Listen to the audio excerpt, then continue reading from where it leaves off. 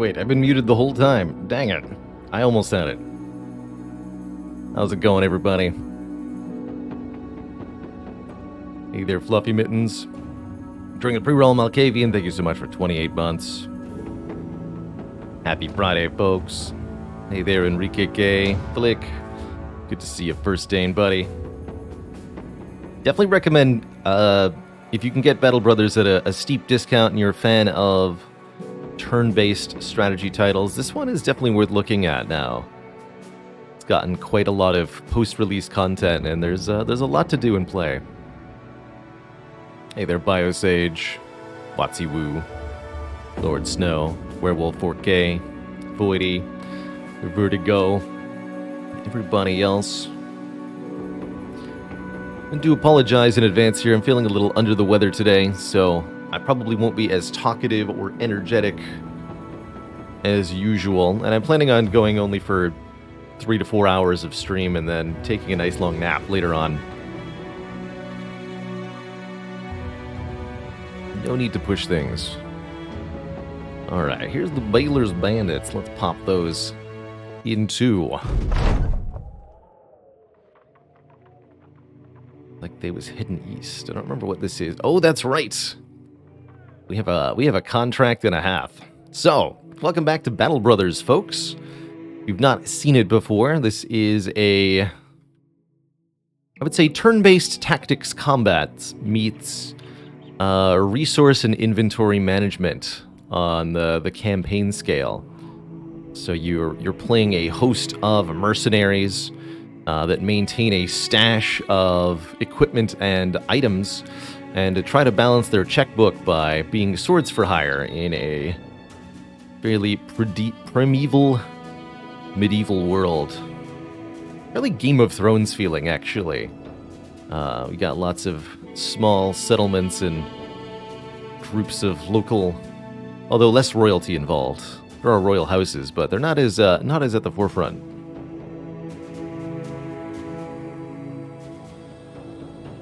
Hey there, Sigma Zippy.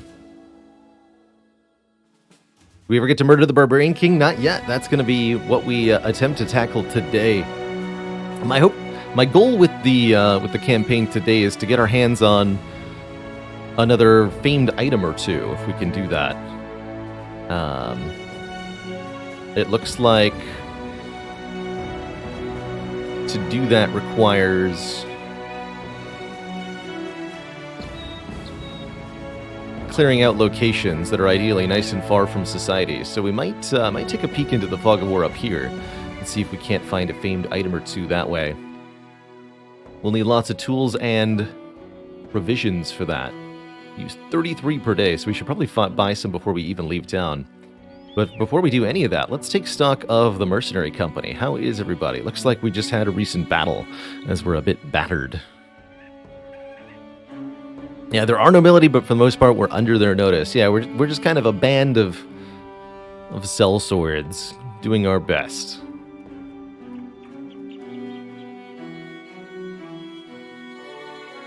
Kazak Pleth Killik, level 4, huh? One of our newest additions. Kazak is, that's right, one of our militia hires.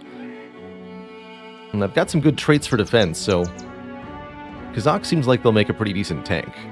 9 lives, student, and gifted is what we've given so far. That makes sense. Hide the Viking, one of our polearm mastery specialists. All about getting in there with that pike and doing big damage. Hide the Viking has done a really good job so far for these brothers.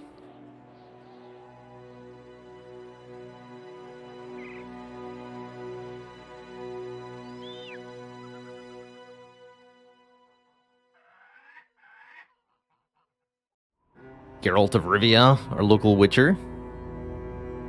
Wielding the Decayed Heater Shield.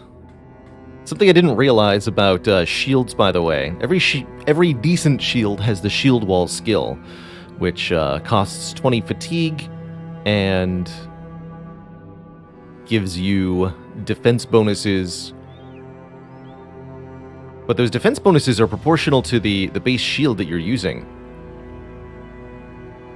Normal small shields, they provide 15 melee and range defense, and therefore so does the shield wall. But if your shield provides other defensive stats, then the shield wall essentially just doubles what your shield is providing. So with a kite shield, or a heater shield, excuse me, this is 20 melee defense, 15 range defense. The shield wall skill also provides 20-15 on this soldier. And if anybody's got shield mastery, shield expert, excuse me, which makes shields more effective, yeah, Ed Stroyer has. So that gets doubled as well. Ed Stroyer has a 18-18 Sipar shield, and that's boosted to 22-22 by the shield expert skill. Therefore, that's what shield wall gives, another plus 22, making him a really good frontline tank when shield walling. I think I also failed to notice, at least initially, shield wall gives an additional 5 defense against all attacks for each adjacent ally also using shield wall. So multiple men in a row using shield wall is more effective than just one. Further, I think emphasizing the formation-centric combat of Battle Brothers, which I've really come to enjoy.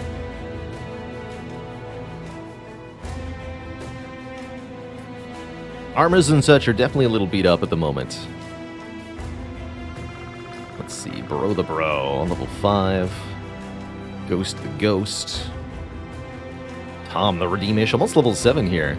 Good. We're getting our frontliners up to be nice and beefy. Oh, that's a sad gambeson to be wearing, sir. Singer the Slinger, so close to that level 7. I'm very excited to see what Singer's going to be able to do for us. Really starting to get decent at that range skill. Or Witch Hunter. Not so much, but you're only level 4. You've got room to improve. Nitwit the Nearsighted, our Quick Hands Hunter. That's right, our hunter that rolled 2 stars in melee attack. So we bait him into a Man-Splitter hunting bow build? That's funny. Animal the Crossbowman is our best ranged attacker, our throwing specialist. Shame we haven't found a better crossbow than a light crossbow, though, for Animal. It'd be nice to get something with a little bit more base damage on it. Anyone died yet? Oh yeah, definitely. The obituary has, well, 7 names on it still, actually, so it's been a little while since we've had a death on the campaign here. We had a couple people get permanently injured, I believe. Where's our roster here? Any permanent injuries on the board? Just the bleeder traits. I've sworn somebody was struck down at some point. It's just a temporary wound. Really? No, nobody's permanently injured, actually. Go figure. Go figure. Well, we've done remarkably well thus far in that case.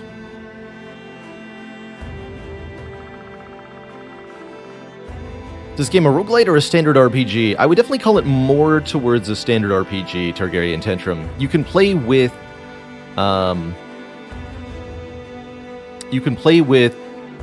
permadeath by using the Iron Man mode, and as well the world and basically most of the things that happen involve a fair bit of random generation, so there is a lot of replayability to be found here in Battle Brothers. But I wouldn't call it a roguelite. That's right, we retired the one person who was permanently injured. We had a beggar or something in the early game.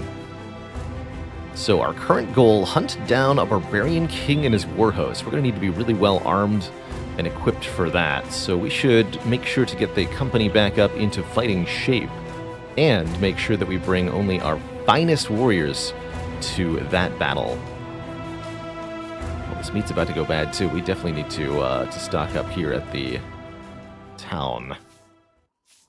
We want to try hiring anybody. I don't think so, unless I want Tostig the Useless to be a useless distraction. To just finish the main quest, well, that's the thing. I wouldn't say that there is really a main quest in Battle Brothers. Battle Brothers is more about completing mercenary contracts, which are themselves randomly generated, exploring the locations of the world, again, randomly generated. There's a few legendary locations that are kind of the same each playthrough, but exactly where they are is going to be different. Then once you reach a certain point of your playthrough, there will be what's called a late-game crisis. We've selected to receive 1 of 4, again, at random. And the particulars of how that's tackled are then, again, random in somewhat. So there'll be perhaps an orc invasion or an undead uprising or a civil war are some of the possibilities. Is Baitlerbot alive? Hello?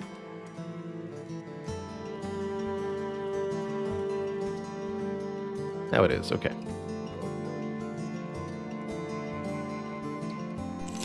Some food, please. Sold some things recently. I sold them the quality wood. Good. Good choice. Give me some roots and berries. Let's make sure we have lots of food, because I do plan on exploring soonish.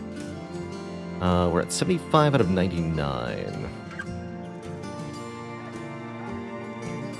Figuring out if I sell a few more things. Let's get rid of some of these malicious spears. I'm not likely to use those.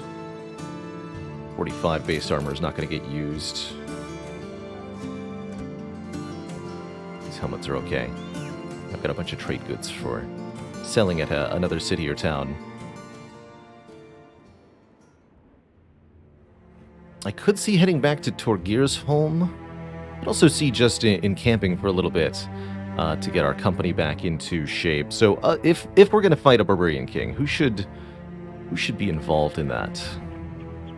My first question. I think we want to bring Samadin for sure. Samadin underdog? Oh, that's right, because he's getting in there with the two-handed sword.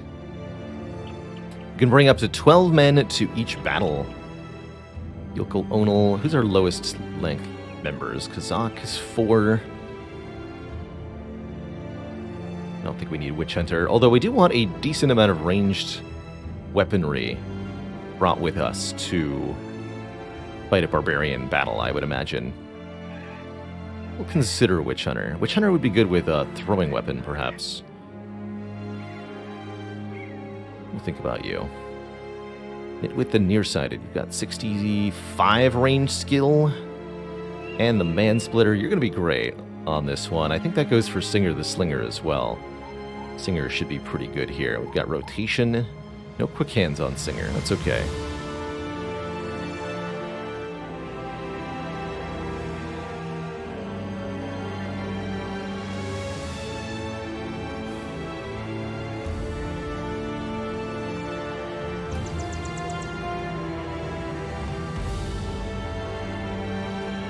K9 Mancer, thanks for 2 months of keeping it cozy. You're so welcome for the YouTube content. Appreciate those well wishes as well, Demon of the Fall. Good to have you dropping by for some Battle Brothers. Alright, let's get Samadin somewhere in the front line. And I want a wall of shields up front, definitely. That's going to involve Ted Destroyer, ideally, although we'll have to wait for... Well, actually, Cut Arm Sinew is not that bad on our tank, right? We just need a fully repaired helmet for you. That seems easy to do.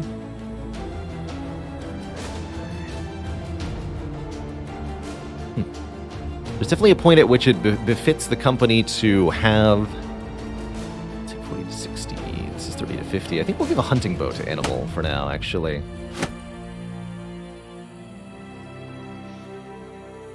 Because it's got better base damage. We can lose the crossbows.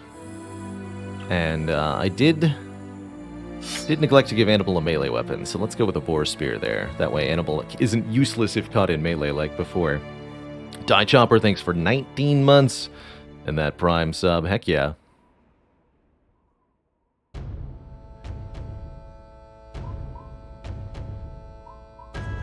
Alright, I'll probably take this good armor off Disposabro then. If Disposabro's not coming to this fight. Let's do this. Put that on Tom. Ghost is a cruel falchion. We should also check to make sure we don't have any better weapons to put on anybody. Warbrand. I decided I was using the longsword over the Warbrand. Is that true?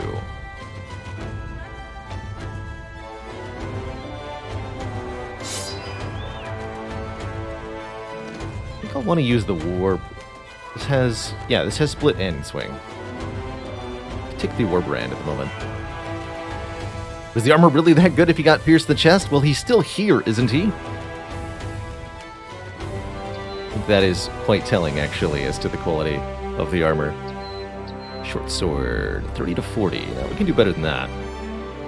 Cruel falchions are better than short swords, I believe, right? Well, does the short sword have better armor damage? 40, 2075, 2070. Not really. Is there any other better one-handed weapons that I have access to at the moment? Could go with a head splitter. That's really good damage, but 18 fatigue to swing this thing. That's even more damage on a hit to the head.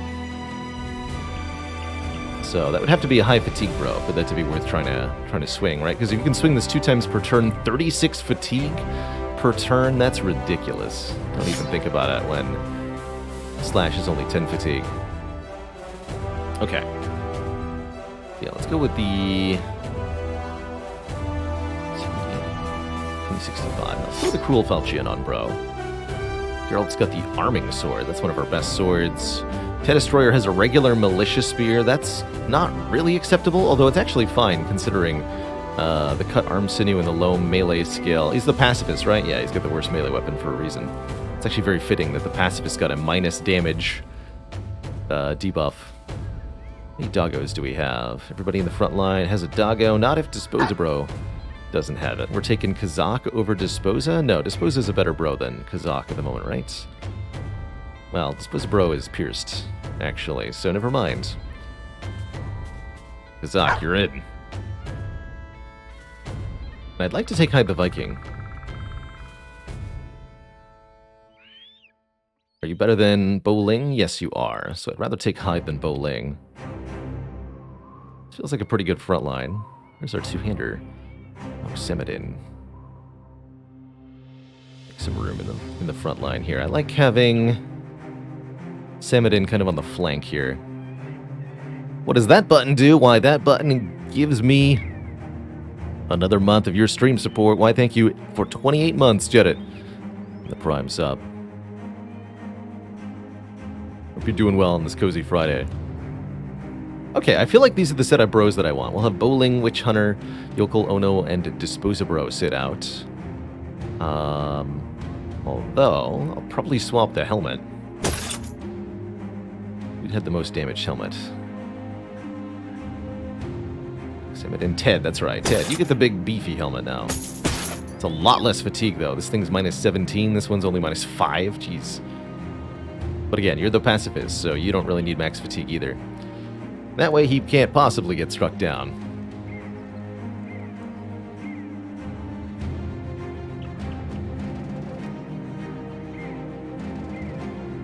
Okay. And then we just need to wait until some of the stuff in the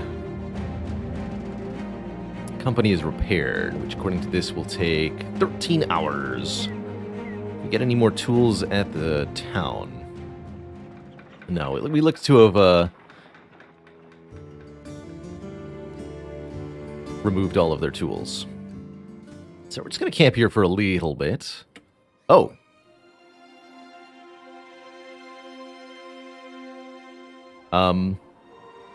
I guess he's coming to us, apparently. Well, that's going to change things a little bit.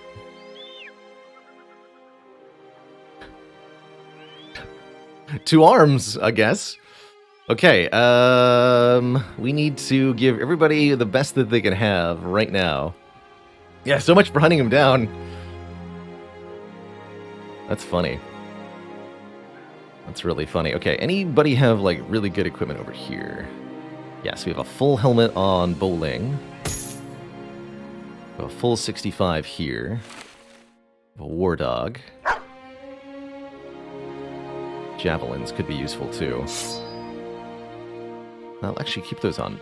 Keep those on Yokel. We have more of those. I don't want to forget that you have that 65 here as well. Kite shield's okay. Another 110 helmet. That's a 70, even better. Okay. Just gonna make available our best fully repaired equipment. And check through everybody here. Make sure... Ted's at 36 health? Might be better to take somebody else. His chest is minus max fatigue. That's not too bad.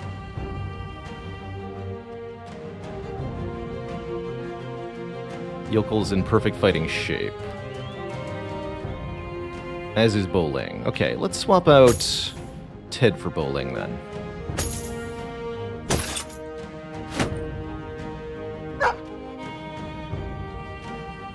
Make sure we're ready to go with what we have here. So this has to be replaced. Swap that out for this. Swap this out here so that Kazak won't die. Geralt is good to go. Bro the Bro, very slightly injured, needs better armor though. Take the 120 here. This helmet's fine. Well, we can do better though. Make sure these are marked to be repaired. The Ghost seems set and ready to go. Anybody with decent range skill here? Not really. Kazak has a 44. Give Kazak a ranged weapon. Take some throwing axes, buddy.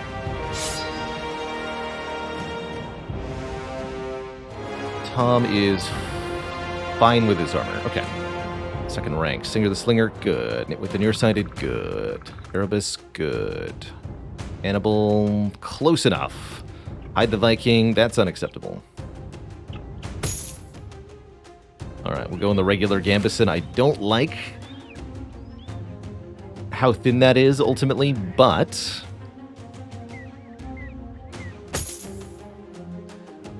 he's a backline piker, so it should be okay.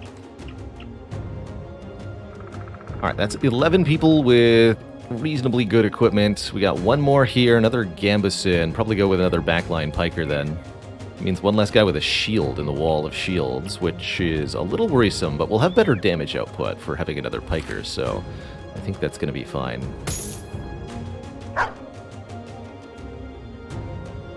Give him a dog, too. Make sure everybody has a dog. As many dogs as possible for this Barbarian King. Please and thank you.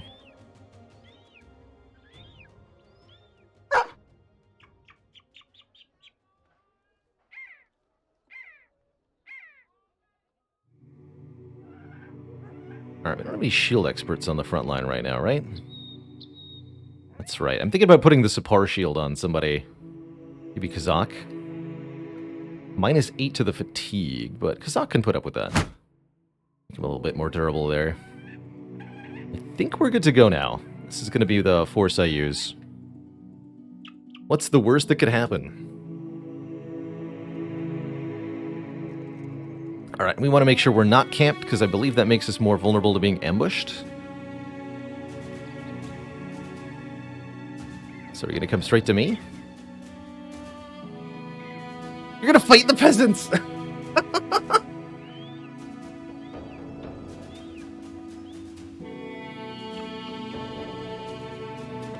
Those poor guys.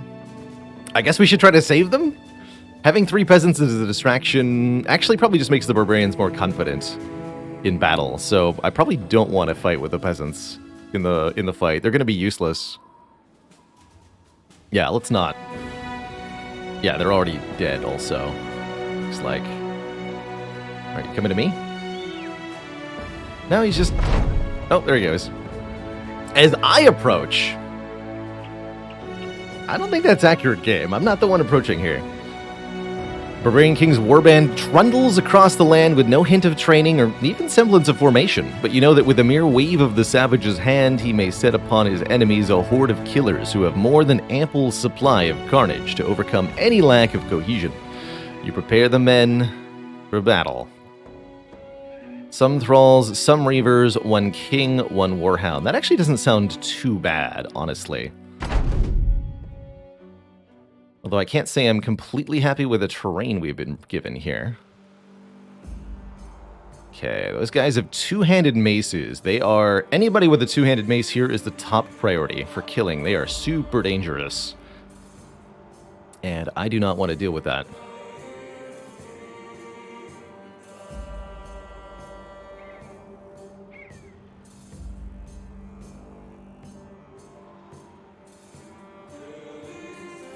So we're not even able to pull back, right? Because the dogs are going to be in melee range before I can do anything. This one's probably even going to take the high ground before I can take an action. Unless I put a dog on that tile, which is a possible move. I don't think it's a good move, though. The king can be a real beast in two-shot any bro. That I believe. We see the king at the moment. No. My only regret is that I didn't bring any nets to this fight at the moment. Alright, we're just going to wait and see what happens here. Yeah, that's what I thought. It didn't take the high ground, though.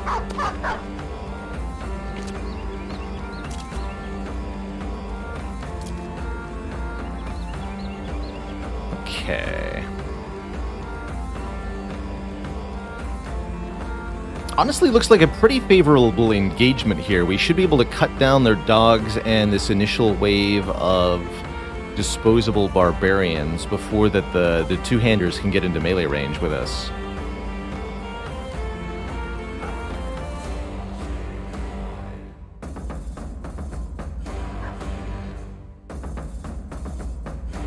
This guy's got no armor. He's literally naked. Naked with war paint. That guy's naked with a headband. This guy's got something on at least. Yes, the two-handed maces ignore like 50% of armor or something, so anybody who gets hit might die just outright if it's a good damage roll, which is very spooky.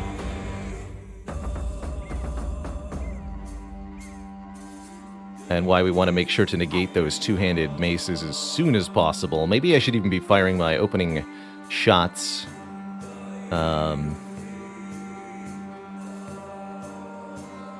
at these guys instead of worrying about the dogs. But I think if we just cut down what we can here, we're going to have a good time. Distance of 3. Shame animal.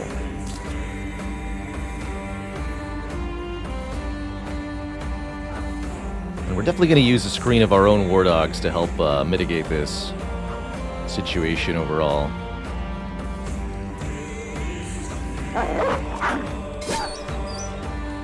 Nice. Even got him 4 AP back. I think this would be a good time to use Adrenaline, because there's going to be a lot of stuff in melee range next turn. Oh, that poor dog. That was not a good idea, Mr. Doggo. Although if you can distract a few things for a turn or two, it's going to let us kill this formation before these guys arrive, so that might work out. That Barbarian King is hella armored. Look at that guy. 250 head armor, 270 body armor, and Battle Forge, so he takes reduced armor damage. Now I do wish that I had brought the crossbow for Animal, because the crossbow does good armor-piercing damage. Killing the Barbarian King with armor-piercing damage would be the best thing we could do, probably, but I don't know that we're going to get the opportunity to do that.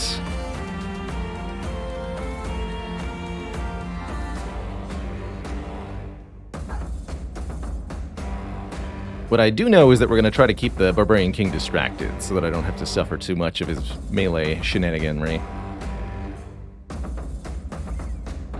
So all these guys have already moved. This guy has not. Although I think he's just waited. He took a partial move.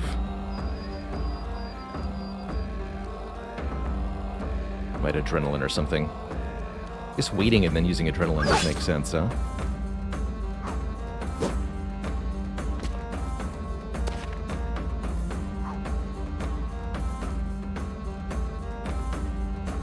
Don't want to get that close to this Reaver.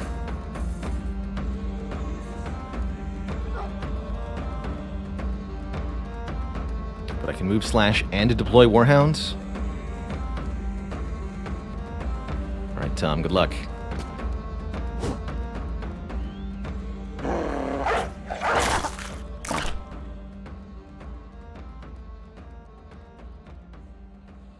Set tight disadvantage. These are pretty mediocre shots, Singer the Slinger. Good work. Can Make 2 moves and stab with Erebus here. So I could even move forward here and stab, although I'm a little worried about that. We definitely want to keep up the pressure, is what I'm thinking. Semidin's up next. Semidin versus the Warhound. Would like to move away from this Spike Mace guy, though. Don't want to let him get an engage on the high ground here. So I think I am going to move Erebus forward like this. Stab at the dog. Almost got it.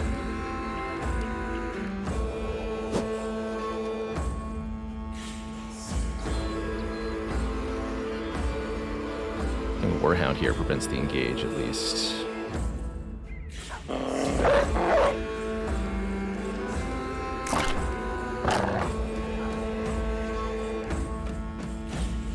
Can't say I'm overly happy with that.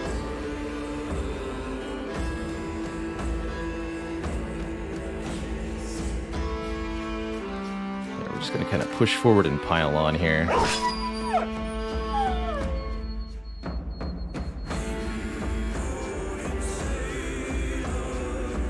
49 on that guy. Okay, that's my best shot with the arrows. Let's get these thralls out of here if possible. Arrows have not been useful so far. It's a little tragic, because I could make a throwing axe attack from back here. We might want him on the front lines. Forward and shield wall. Feels like a reasonable choice here. I'm a little nervous about the move that Barbarian King just decided to make.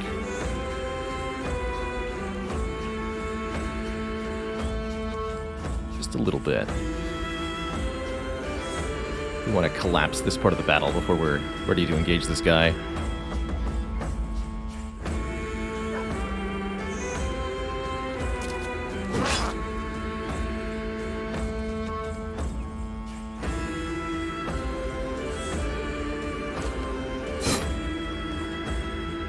In pieces, sir.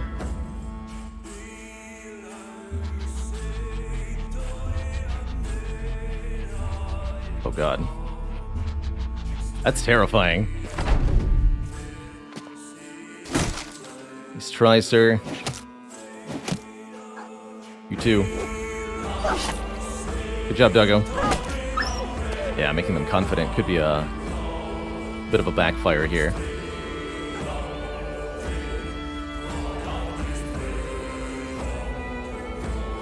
But it's important that the dogs take the attack so that we don't. I don't like that made the Barb King confident. It's bad. It's going to have significantly enhanced chance to hit when confident. Confident is 10% melee skill. So if the Barbarian King has 80 melee skill, he'll go to 88. 8% chance to hit. And if he's got even more than that, well, heck yes. We're going to get hit in the face. But what we can do is abuse action point advantage to make everything really good. Just hit him first. That's right. Or knock him back or stun him. I should have brought somebody with a mace so that I could try to stun him.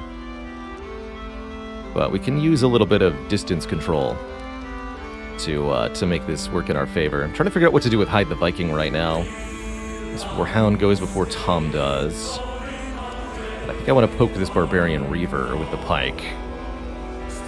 Barbarian will have to attack the Warhound. So that's not currently a problem. This guy can't make an attack with the axe and move in the same turn at the moment. So I think we want to poke this guy and use Adrenaline here. Took out his armor entirely, almost? Cool. Oof.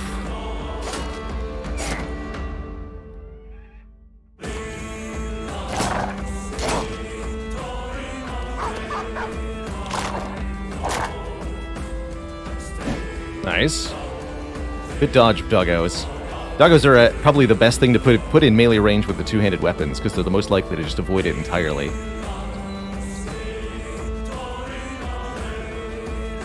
Done. You're done. Really don't want him to stay there.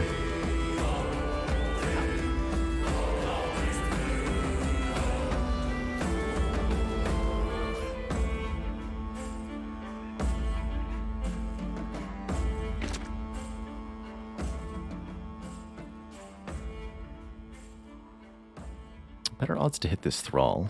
Let's do that.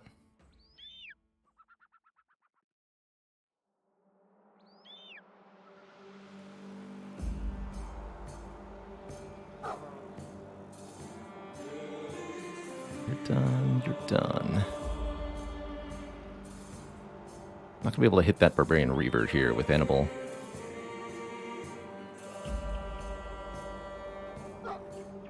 Animal's gonna be a lot of our damage on the Barbarian King, I think. Let's kill this thing.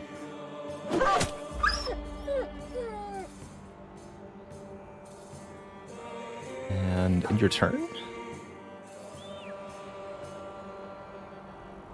2 javelins left. Yeah, end your turn. Get him! Good! Doggo's doing exactly what they're here to do. Dodge those nasty, nasty two-handed melee weapons and just keep our men intact and safe for the time being.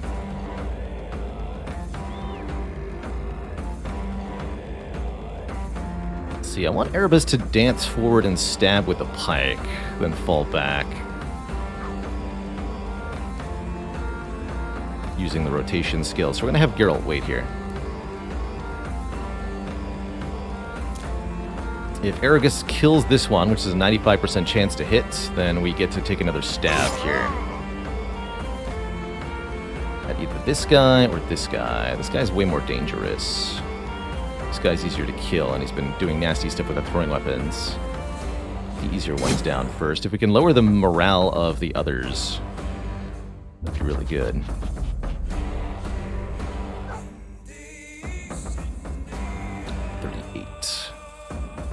Or I can move up and take a better shot on somebody else. Let's do that. Let's move forward 1. Take a careful shot. 58, 50, 57.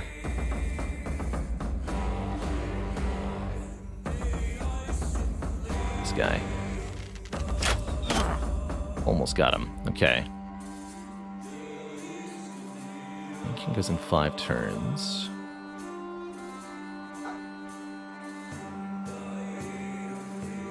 I think I want to fall back for the moment here. Finish off this dog. What's Bro doing? Bro can also swap with Erebus here.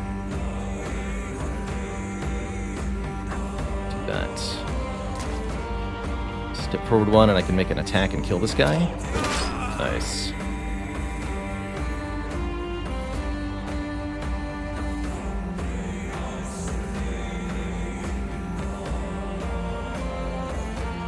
Brave choice to put Semet in there. Let's just say that.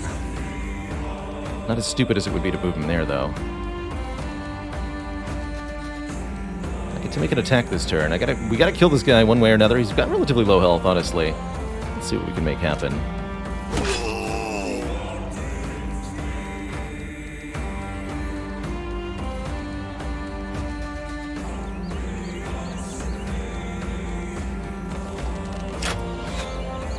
No luck for Nitwit.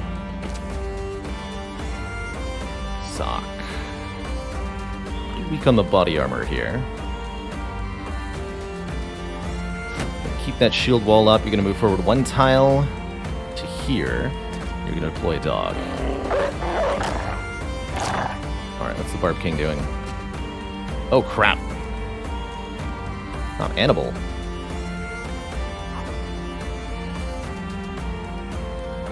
Anyone but Animal. And let me guess, you're going to use Adrenaline at the end of your turn, huh?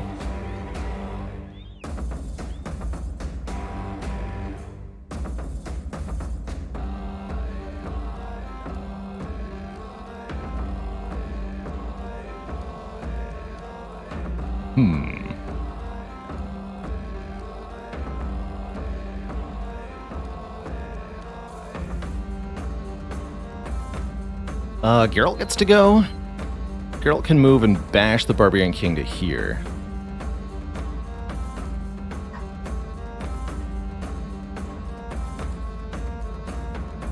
Although then the Barb King might be able to do a step forward and round swing. That's what I'm most worried about. Do not want to let this guy round swing.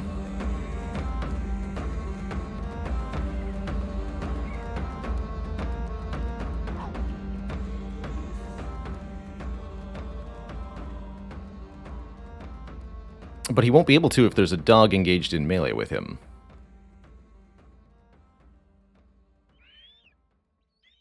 So we have to put the dog. Okay. So that's what we're going to do. We're going to step forward and try to bash him.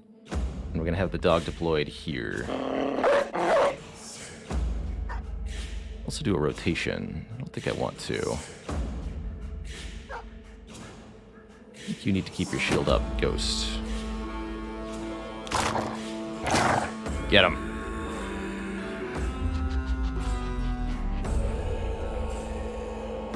Here's the plan. Knock back. There. Yeah, I thought so. Ha! Nice try, nerd.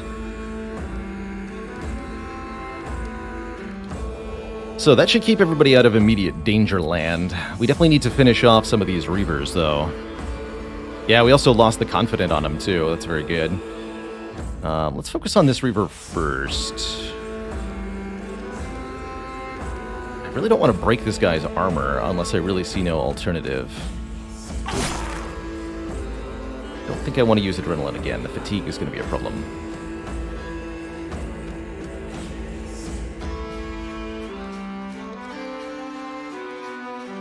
Okay, this guy's fully armored, although if we get a head hit, he could die. Turn, 17, X, and 18. Okay. We need to finish off this guy before he gets to go, and I think that is what Erebus is going to try to do right now.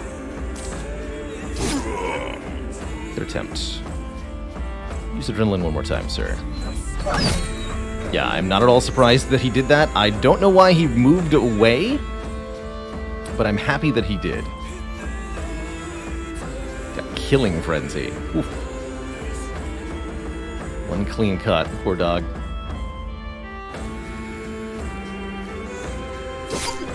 Nice. And you know what happens here.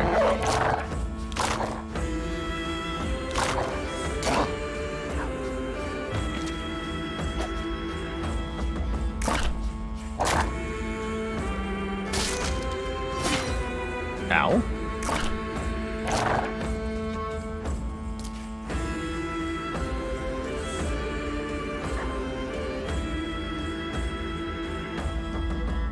We have this Warhound beaten by Tom here, so let's throw javelins at this guy. Maybe I can get him in the noggin.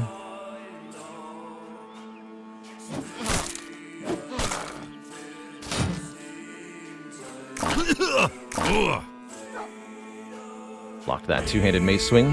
Very good.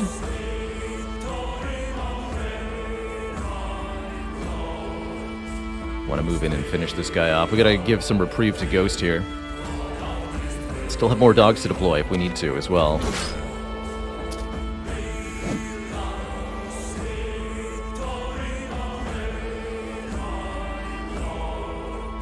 Dog is blocking my range shot now, though.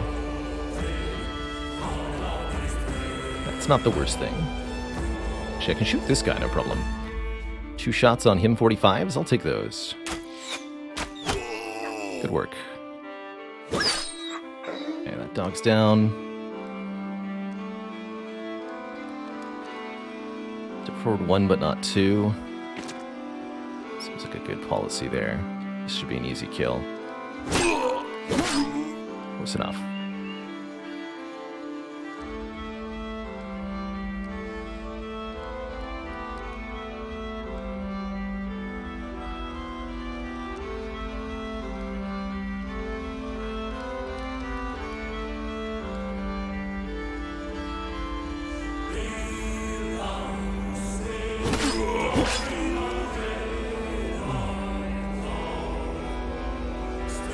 Now Nitwit has no one to melee attack. Might be okay.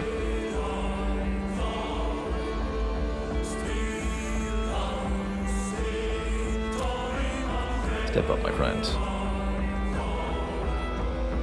This guy acts in 2 turns. You haven't taken your turn yet?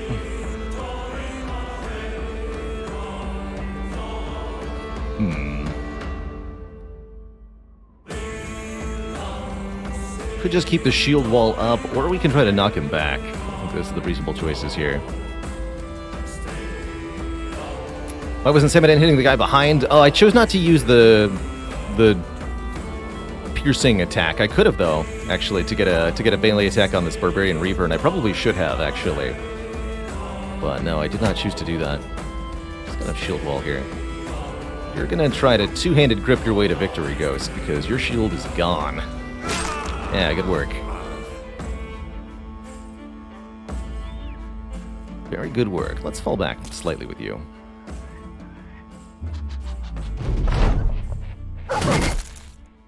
What? That thing is a spin attack? Yikes. Didn't know you could do that with it. Is that a different weapon? What is that? That's not the spiked mace, is it? Either way, he didn't kill anything, so good.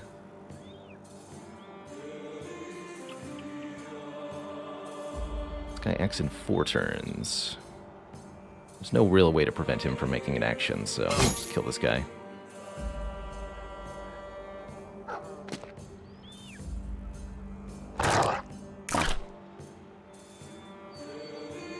The gold skull on a stick trick. Gets him every time. Alright, let's navigate over towards the Barb King here.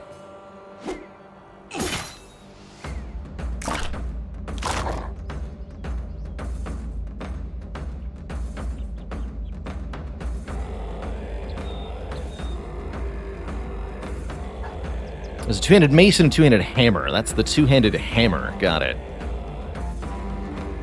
Okay, surely the Barbarian King can't move that far and attack, although I think I'd rather be here.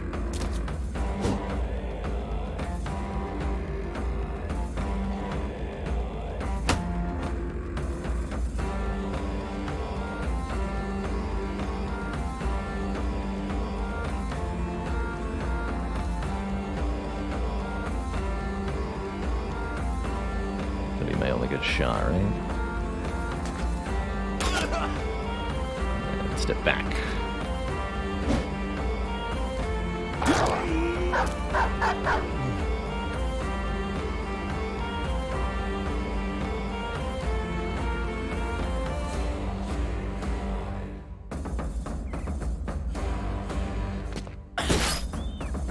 Hit him in the head. Curses.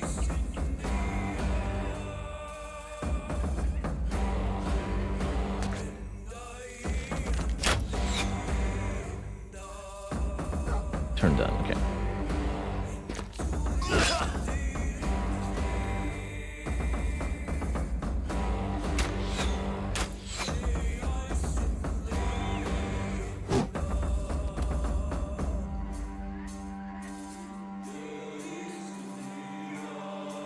Oh, everybody failed to kill him? Oh, man. That's not good. Thought I was going to have this guy before his turn went. He's got 2 health.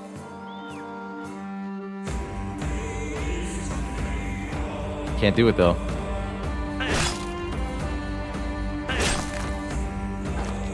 Wait, where's he going? Hey! I'm supposed to kill you, sir. You can't leave.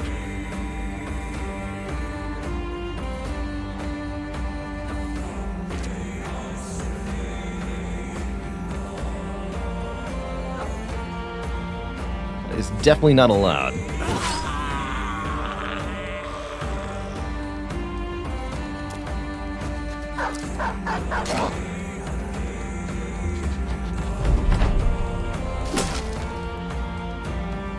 My shield!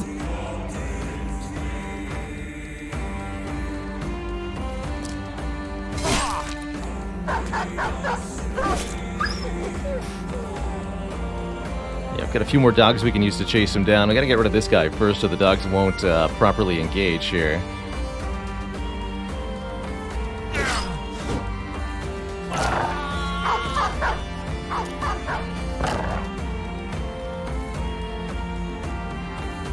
Also going to find that he is highly vulnerable to ranged fire in the attempt to escape here.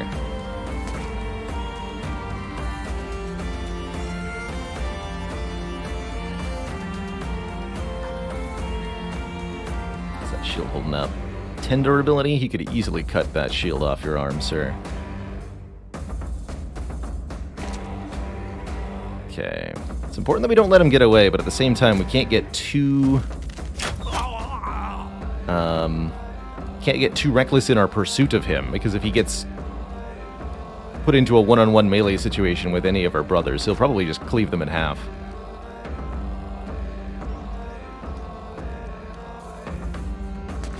Yeah, he's going. Hey, get back here.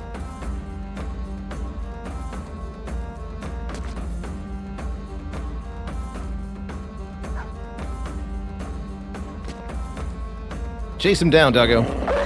Go! Is this what you would call a boss fight? I don't know if I would describe this as a Battle Brothers boss. Certainly the legendary locations count as boss fights. I don't know if this does.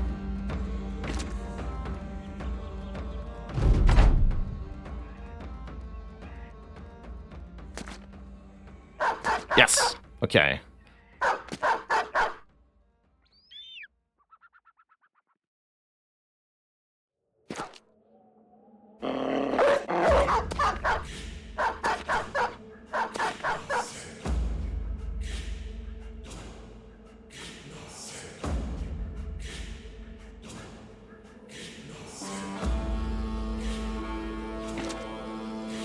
If this is the boss fight, somebody forgot to tell the boss that it is. Yeah. He seems to be thinking that he can just leave.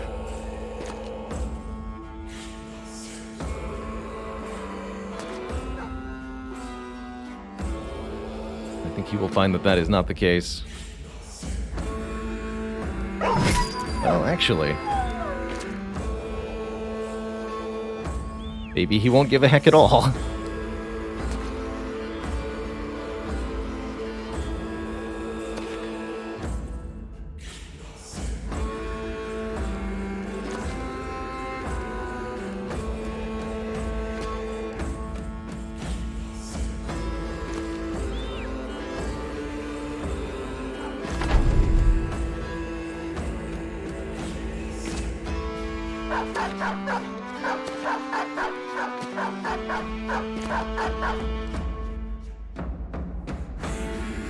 Getting awfully close to the edge of the map there. Funny that he's confident while trying to run away. Wise tactics. A man who knows he's beaten. Better part of valor and all that.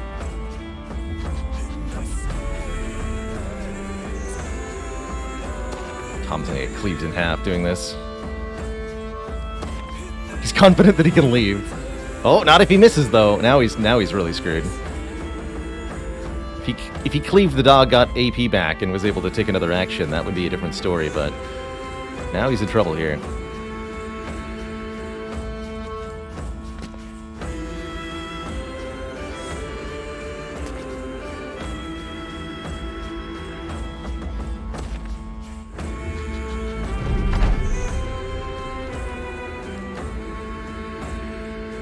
Of course, we're all very fatigued here. Move 2 spaces, make an attack because Tom's in the way? Alright, you'll wait. What's gonna happen here? He kills the dog and gets away. What a jerk. What a jerk. Alright, well, he escaped like a coward, taking the lives of several of our brave doggos with him. We do get a bundle of heavy javelins, though. More damaging javelins. We get 2 beefy Barbarian helmets. Very big max fatigue penalty on these, but 145 armor's nice. We get 2-handed skull hammer. 60% of damage ignores armor. 180% effectiveness against armor. Wow. Now that's a bonk stick. And these are also 60% of damage ignores armor. 50 to 70, 45 to 65. Let's see what the moves on the 2-handed skull hammer are. However, that does count as a win. It seems like he just personally gets to live. He has disappeared. Our objective is return and get paid now.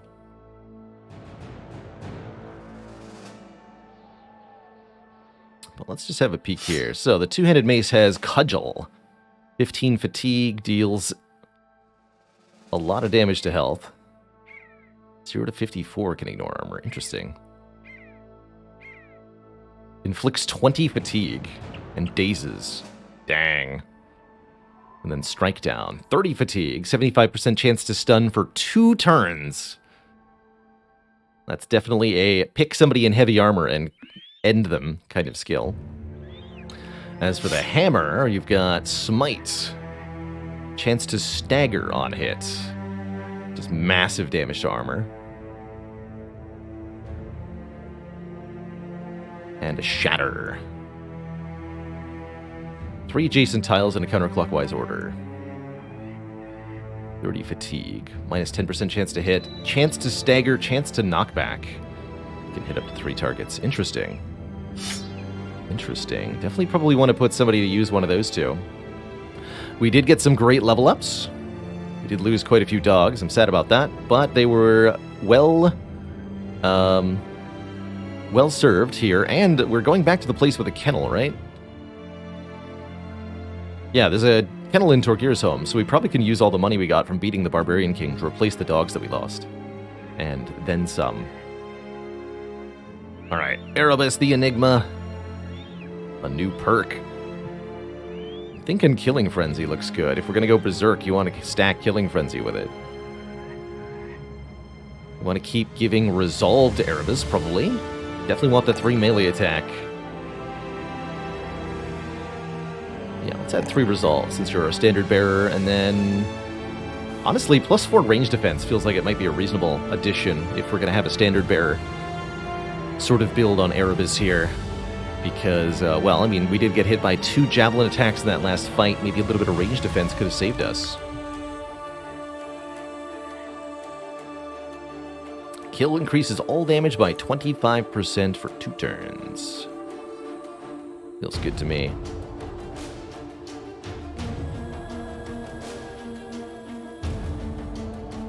Nitwit the Nearside is our switch hitter, rolls +3/+3 on the offenses. That's definitely going to be my chosen upgrades, and I think we just want to keep upping the fatigue here so that our switch hitter can switch weapons to hit with.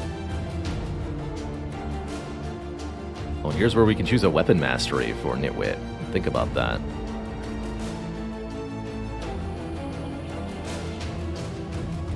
Maybe Nitwit is our Mace Master? That'd be interesting. Although, you really want some melee defense on somebody who's planning on getting up close with a 2-handed melee weapon.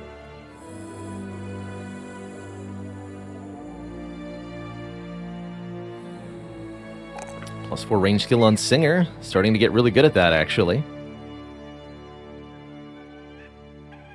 Your fatigue is kind of lackluster, though. We'll take the +4 resolve, and yeah, take the +3 fatigue.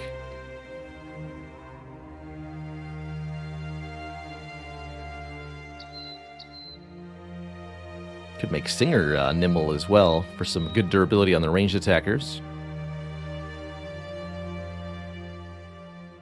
Berserk seems fun if you're actually able to connect with the range shots. Currently, we're not really able to do that.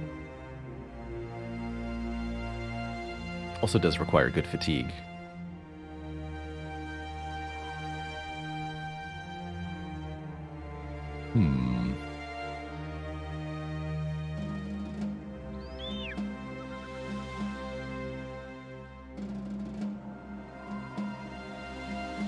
Are you allowed to have 2? Yeah, you are.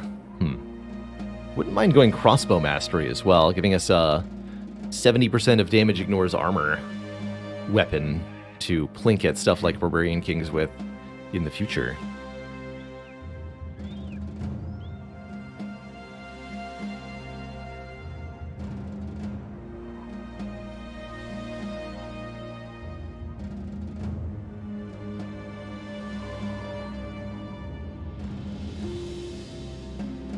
Samadin himself wants to use the 2-handed sword. That I can do for you. We gave you the Warbrand. One notable distinction with the Warbrand here is that it can do a 4 AP, 10 fatigue melee attack, which the 2-handed sword cannot do. This is a 12 fatigue, 6 AP to make the overhead strike. So you can't attack 2 times with this, but it does have a higher base damage and is therefore the better sword for split and swing.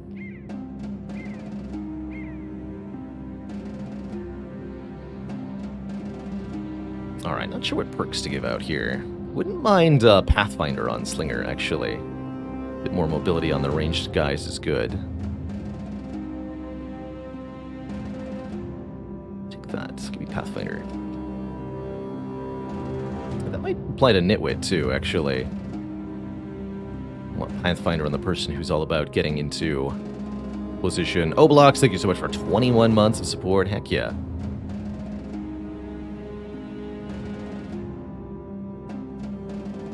100% chance to stun, too. That's tempting. I feel like we're going to get Nitwit killed doing that, though. Are we not going to get him killed doing the Mansplitter thing?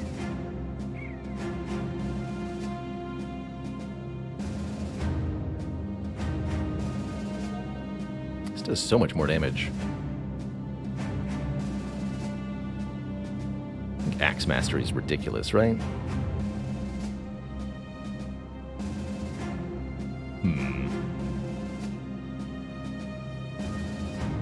How's it going, Yank? Any tips for early game? One of the best things you could do to make your company stronger in the early game is just get a bunch of cheap guys. Farmers, in particular, are very good early game bros because they're cheap but have pretty good stats, high fatigue, high health. Make sure everybody's got at least something for armor and helmet, and try to put your least experienced, least useful bros in the front lines so that those who survive, it's not going to be everybody, get to keep leveling up. All right, I guess we'll head to Torgir's home now. Feel like we've adequately equipped. More barbarians. All right.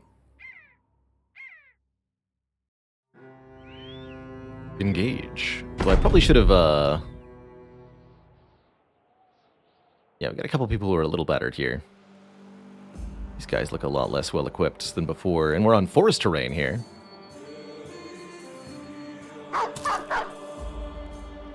Bring it on, Stinkies. I can wait, too. I choose violence!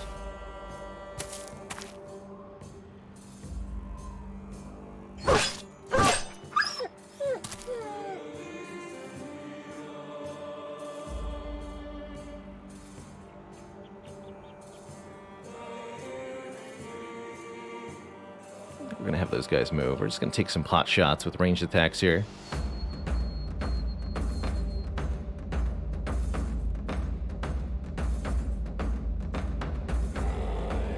This is forest terrain, right? Yeah.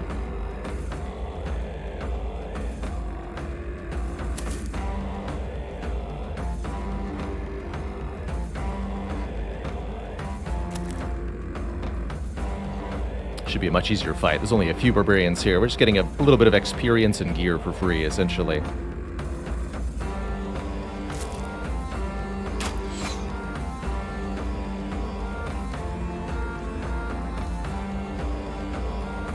Oh, we didn't give Ghost a new shield? That was a mistake. That's okay.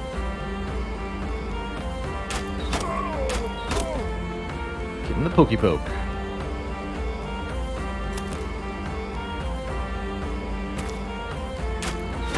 Yeah. Oh, that guy's throwing spears from a bush. I didn't see him there. Ow. Get him, bowling.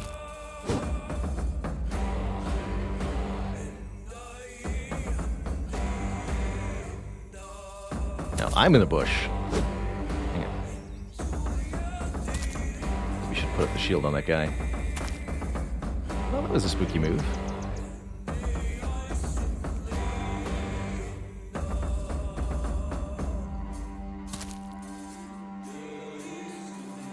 So here, for example, moving 2 tiles and making a melee attack, not something Samadin can do with the 2-handed sword, but could have done with the Warbrand.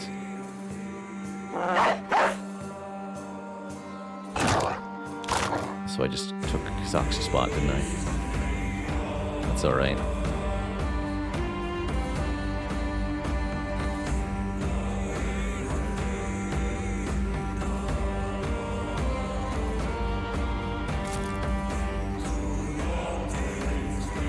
Here. Doesn't seem like it's helpful, though.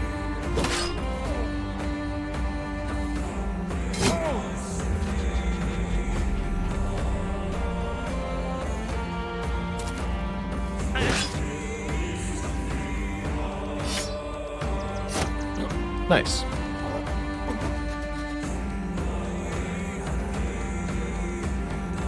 Spear wall now?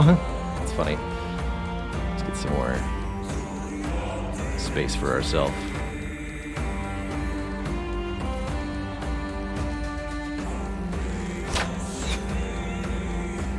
An attempt was made. Twin 48s, sure. And the archers have not been doing a good job today. Trying their best, but their best is not good enough here.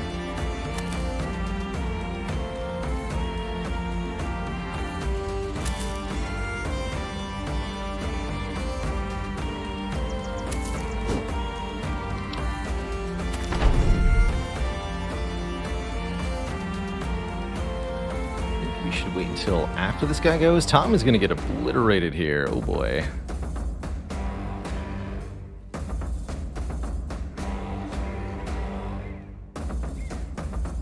It's a little bit worrisome, actually.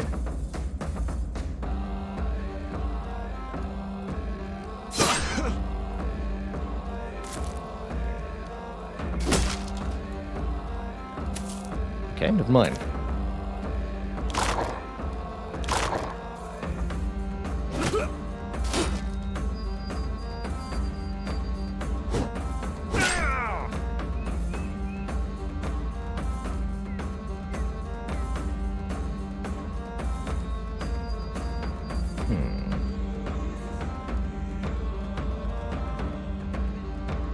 Push him back, I can make better range attacks on him. Let's do that.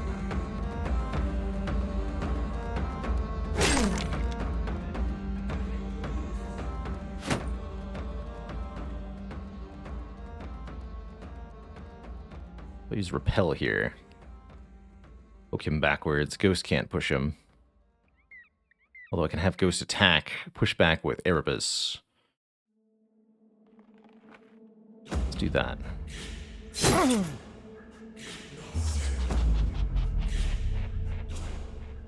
have it strike this guy down. Yeah, good work.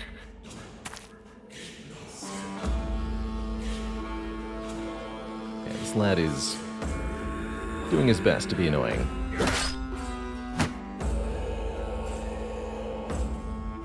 Would describe him as successful. You are also waiting? Yes, we're waiting for the ranged shot to become available. Oh, you can't do a pushback with the... Heck.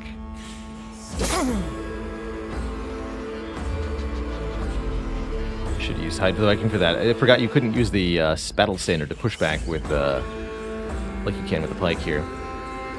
So that's alright, we'll just pull out our... javelins and give him a toss. That's right, 58 damage to the face. How do you like it, sir? I don't think he does. Now, trying to fire with line of sight blocked is not a great choice, unfortunately. I can do rotation and make one shot. Nice. Good work.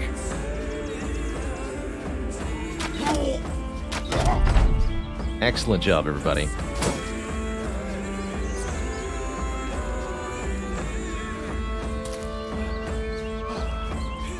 Oh, you're not a Pathfinder.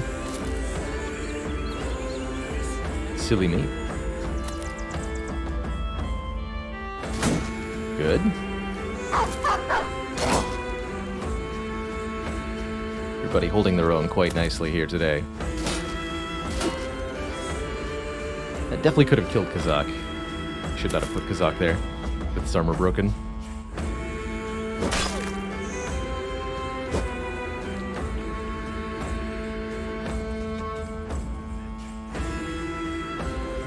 We've got too many guys in formation here for this to be particularly viable.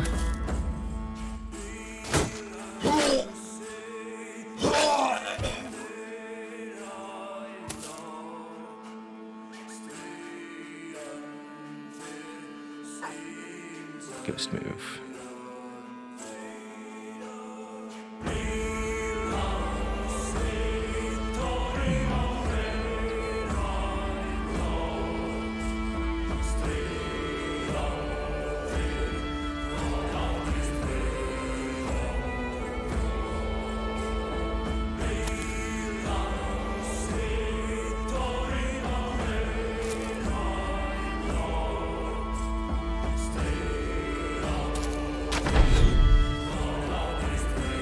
One more turn. Not happy about that, but it is what it is. Fair enough. Let's break my heater shield, actually. That's really sad. If I don't get that back, I don't think I will. Whatever. Easy come, easy go.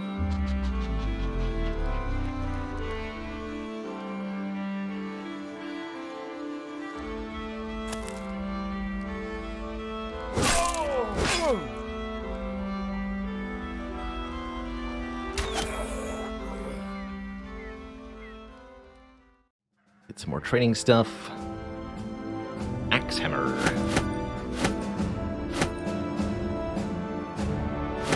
6 rounds of ammunition is pretty good too. Another bundle of heavy javelins. These have a slight accuracy penalty, but they do more damage than the regular javelins. I probably want to give those to Animal. Two-handed spiked maces have really good value. Let's see if we can get rid of some crappy stuff. Make room for the good stuff.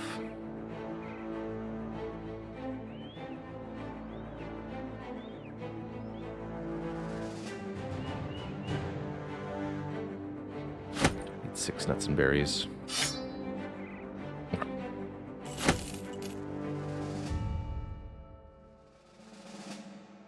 Yes, that kite shield is just permanently gone. Unfortunately. That's okay. There's always more where that came from. We're kind of short on shields at the moment. Oh well. There's an armorer here. We might be able to buy a new one of those as well.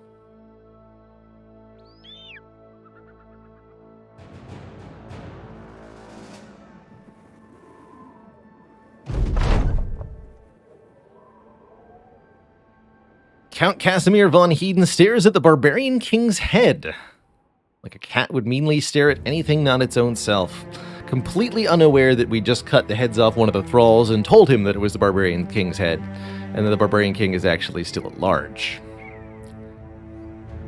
Well, thanks for the reward, sir. 2,500 crowns. Yeah, they can't tell the difference. Those stupid nobles have no clue. Alright, we need to sell some things to make room in our inventory. How's the marketplace looking?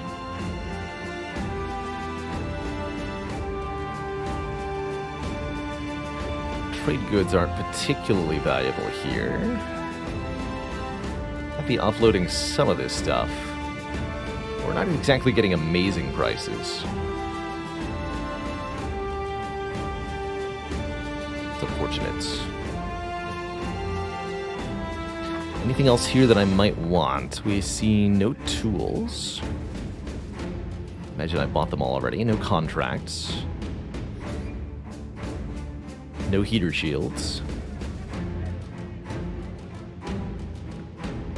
But there are dogs.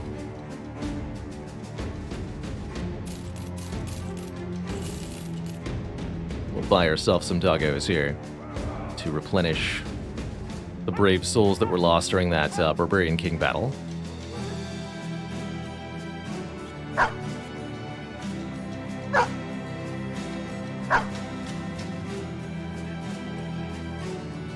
Cool, you deserve a dog too.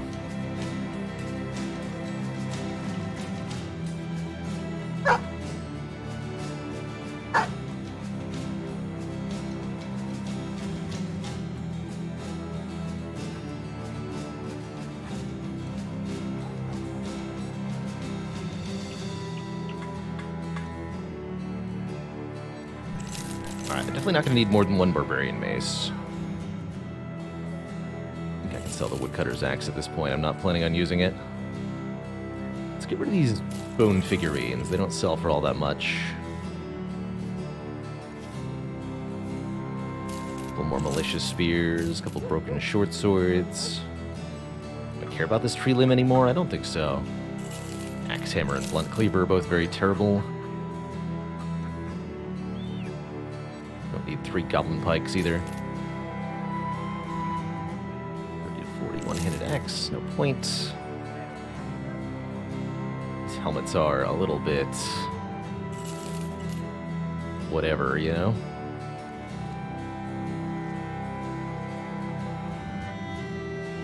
Sell 1 bundle of javelins. Okay, that made 20 spots in the inventory. That's enough for now, until we get to something a little bit better.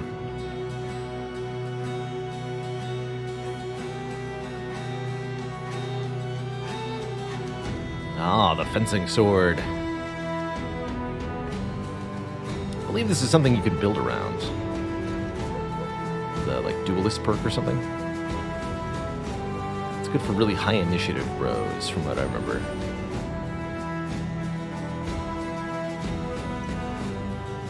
Okay, so I think from here we actually want to push into the wilderness a little bit, try to take on some of the challenges that are out there, even without a contract. However, we're a little short on tools to make that particularly appealing.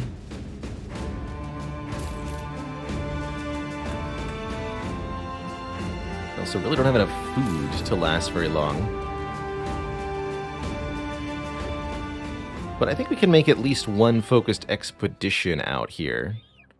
Try to tackle this collapsed fortress, perhaps, or discover another location or two up to the north here. The company's in pretty good shape for that as well.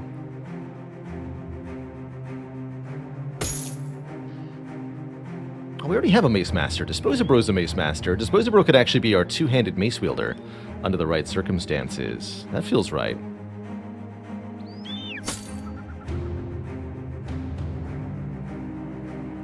Hey there, Chrono.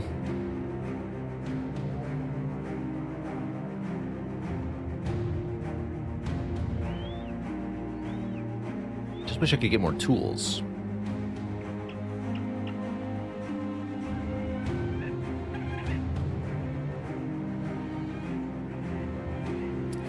Ammo. Ammo's relatively expensive here. Alright. Let's do just a couple of 2 things here. 1, save the campaign. 2, wait, these aren't a tavern. No, none of these are taverns. Okay. 2, push out into the wilderness, I guess. See what's out here.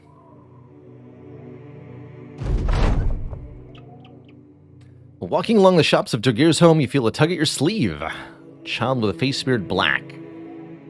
He asks if you know anything about swords. I work for a blacksmith yonder, but he's away fetching iron ingots. He told me to keep watch of this special sword he was making, but it fell and broke. Will you help me put it back together? Somebody help this kid out. You got a sword? I'm interested. Tom the Redeemish is fetched to go help the kid. He helps place the sword's handle and steel together, and the kid works his magic on his own, easily mending the sword back into one piece. The boy offers to fix some of the weapons for the Baylor's bandits, which you happily accept. Got a little bit of free durability repair there. That's nice.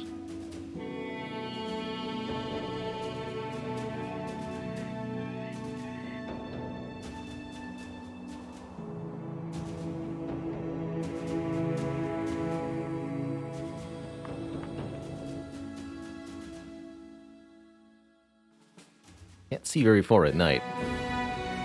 Once day strikes. Goblin Wolf Riders. Looks like we're going to have a fight on our hands. Let's take Bowling the Striker out of the front line here. Witch Hunter, you're in. With no minus visibility. Perfect. They're running from us. That's a good sign. Maybe they could even lead us to a location or something. I saw something else over there. Hey, come back. Let's say you could get away.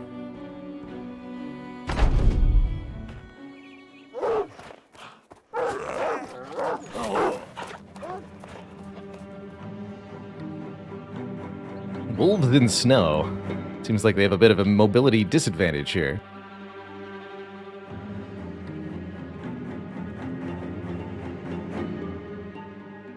Yeah, they're already kind of trying to run, and if they want to do that, there's not much I can do to stop them. You can unleash Warhounds. We do have a couple Pathfinders, actually, that might be able to keep up with them. Been really liking that perk more and more. Negates additional movement speed, AP cost penalties, and fatigue penalties for moving through difficult terrain. Can be really nice on all sorts of variety of situations. Example, Slinger is a Pathfinder here, although I think we just want to take a carefully aimed shot that goes nowhere. Many of our pike wielders are also Pathfinders.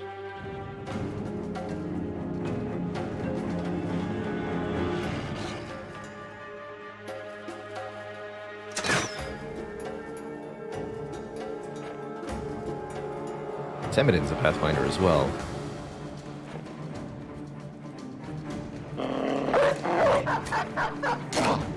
That's definitely not where I thought the dog was going to move. But okay.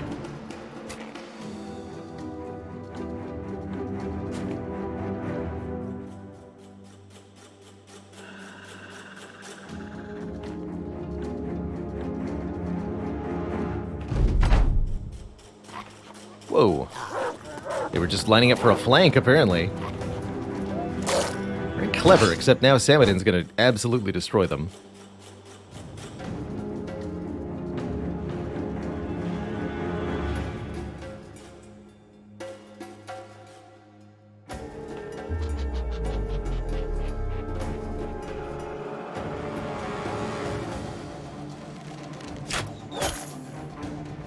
Good shot.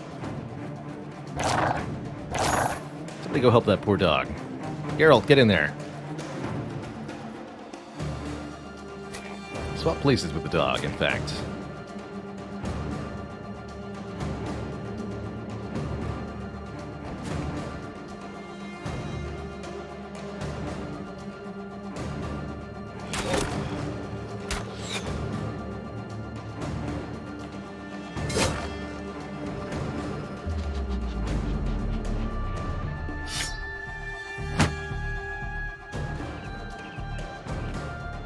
You hew. Ah! Come on. Can't be like that.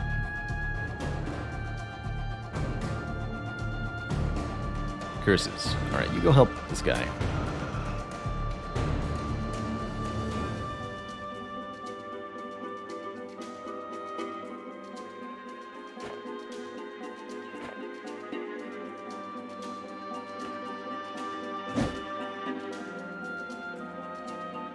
Shame.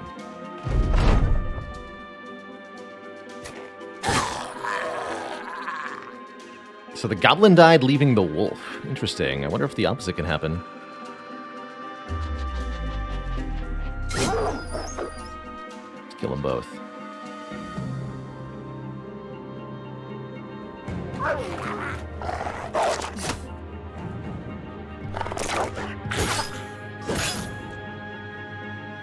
A lot of AP. Don't want to lose our ranged attackers here. They're very valuable to me. I'm really not in a position to do anything, animal. Over here.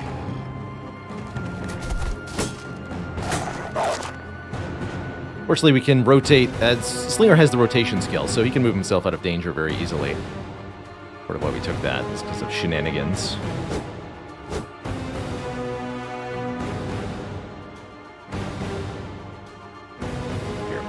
Please provide a distraction. Although I prefer if you actually landed a hit. Tom can also rotate Slinger out of danger here.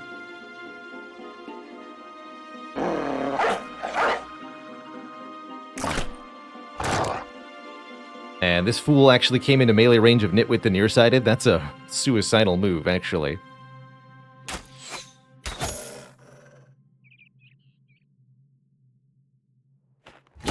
What were you thinking? Disposable is still around. He sure is. He's right here. Wielding the Morning Star. Disposable became our mace specialist. Time to split man.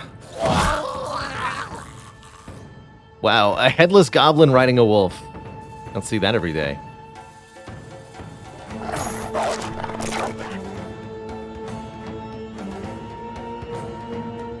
Yeah, no longer so disposable. Actually, one of our higher level bros survived for quite a while. Oh yeah, you can kill the wolf without killing the goblin. Cool. I like that those are both possible outcomes, depending on your hit location rolls. Oh, I could have rotated and made an attack there. What if?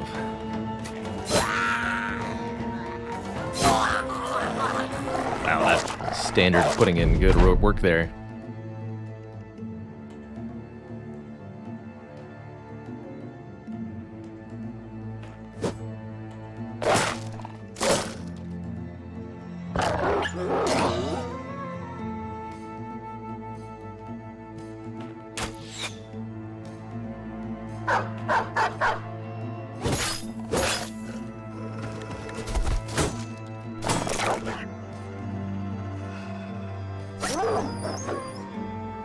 Just the one left? Just the one left. Let's rotate and make an attack. Nice. A little bit of XP for everybody. Not a whole lot of loot. We got a Goblin Skewer. We've seen these before. Gefalchen. Take the food. Alright, that means Singer the Slinger is beat up. You're off the front lines for today, buddy. Yoko Ono, you're in. Do not let us down.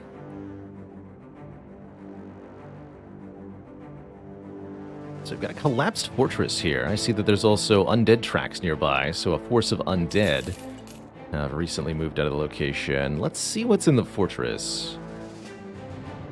Oh, how capable am I feeling at beating a fortress fight? Don't really know what to expect here.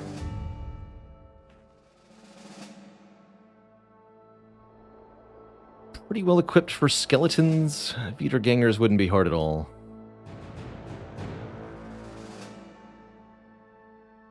We got lots of dogs. I feel confident in whatever this is.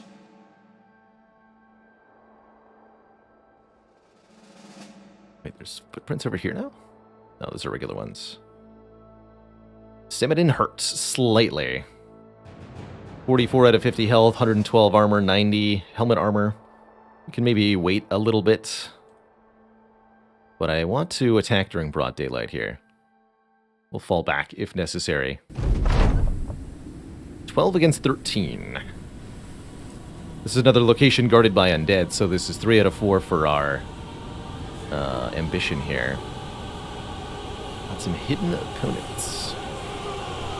Let's wait a little bit. I think I'm pretty happy to let the dead come to me.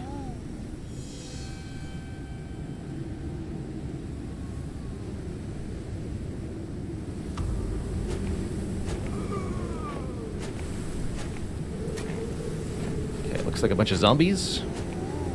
There might be something nastier paired with them, but I'm relatively confident in handling whatever that thing is.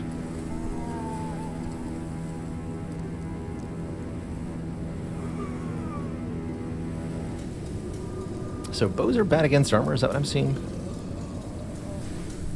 55% effectiveness against armor. Yeah, bows are very bad against armor. Understood.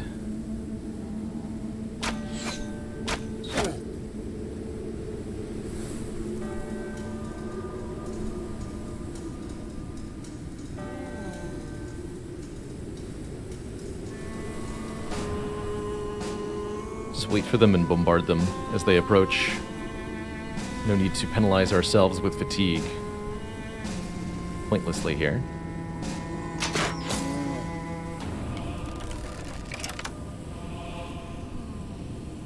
Tis but a scratch. Semadin slips slightly forward here, beyond the flank.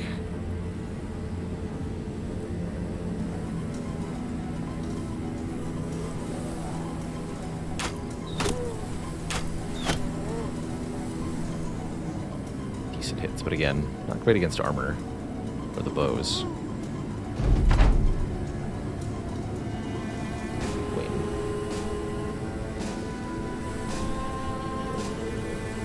There's a number of things that those three shadowy silhouettes that are operating at a higher initiative than the zombies. There's a number of things those could be. I'm not sure what they are at the moment.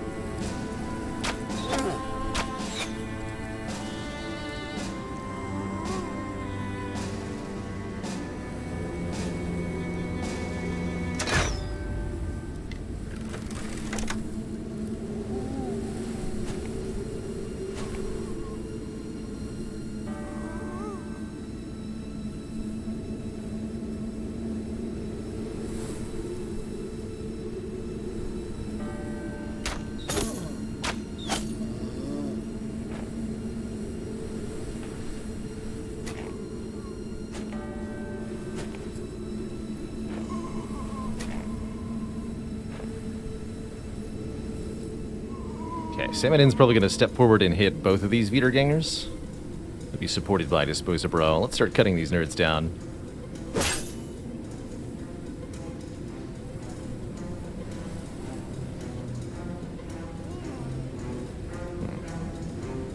Oh, this will be a good spot for Hyde. Nice. Okay, so fall back slightly. Ah, we got Geists. Geists are spooky. They try to spook you out by yelling spooky things at you. They have only one hit point. 1 and 1 health, but they're very hard to hit, so it's... You have to keep rolling, like, 20 to 30% attacks until you hit them. That's the recommended strategy. Good luck. Dogs can really help against Geists.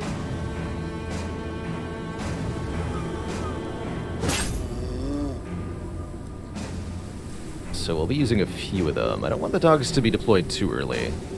Let's hold off for now.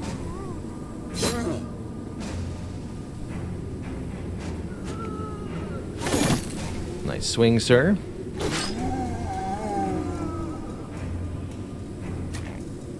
Push forward as we fell them.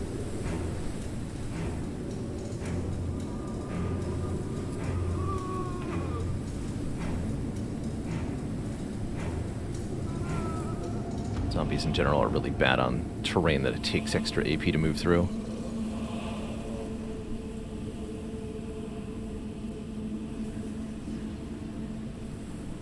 Move here, put up the shield wall. Move here, put up the shield wall.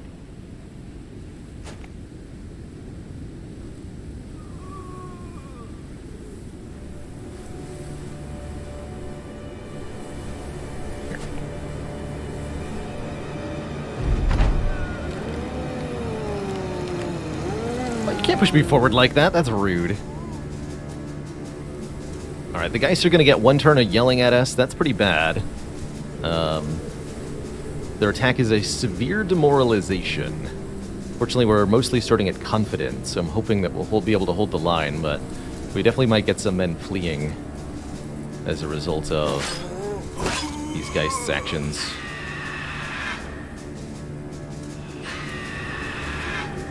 Okay, breaking but not fleeing. Good. Good.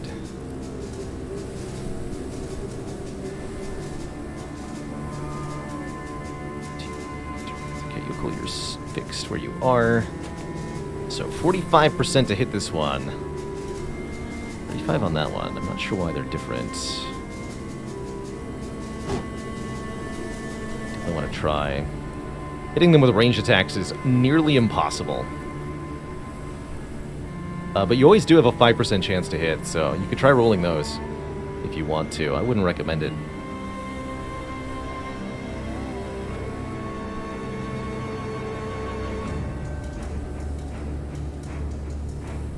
Yeah, even with our fast adaptation boost and a aim shot here, we have a 95% chance to hit the Wiedergänger and a 5% chance to hit the Geist. That's pretty telling.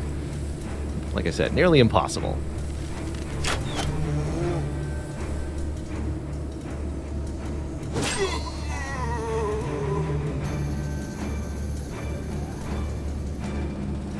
Alright, so we get some dogs in here. Dogs are for attacking geists.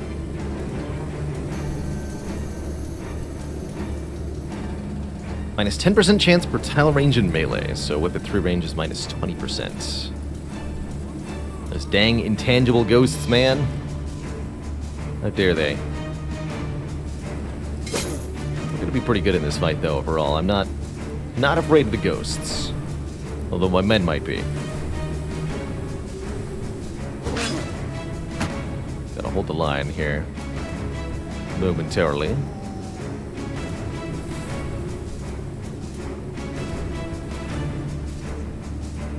Never have any clear shots, or do I? Dang it! It's your time to shine, Witch Hunter. Alright, Samadin gets to act, so you're gonna wait your turn. The double kill.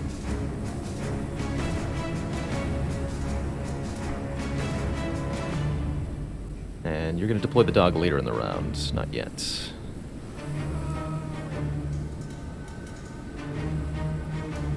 Ghost is going to step here. So you want to step here, maybe. Into the middle of everything? That seems like a bad idea.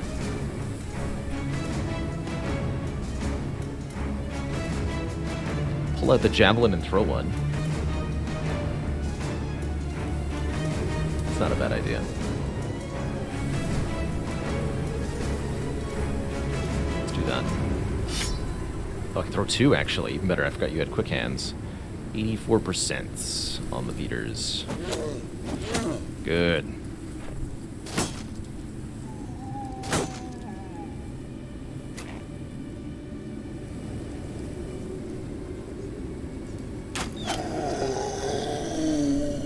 Good job, nitwit.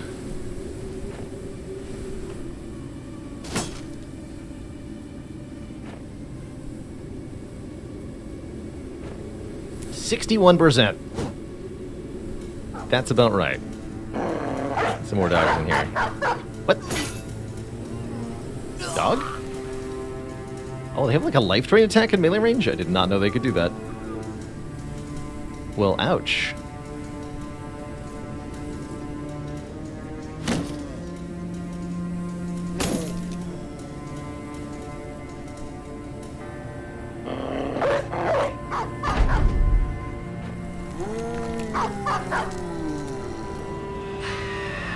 Yeah, spook the dogs! Yes! Anything but my med. Distraction dogs. Get him. Good try. It was a good try.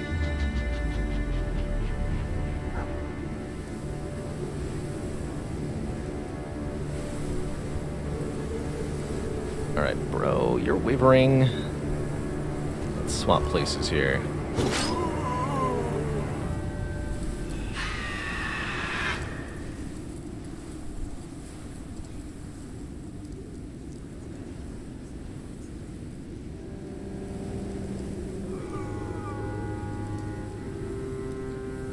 Might get Erebus hit a bit.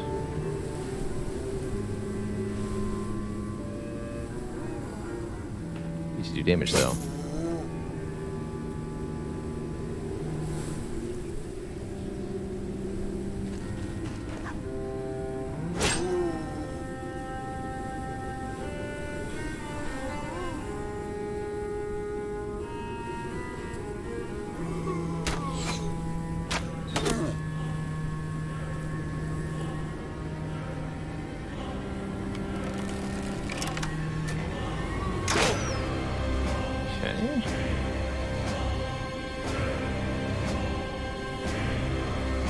Get back in here, I guess. Do that.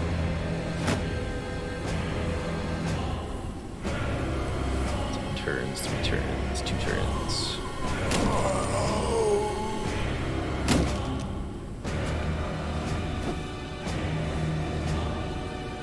far, so good. Looks in one turn. This one's more injured. Yeah, I figured he would take at least one solid hit for moving into that position. That's okay. Sort it out. 95 just whiffed. That is a sad time.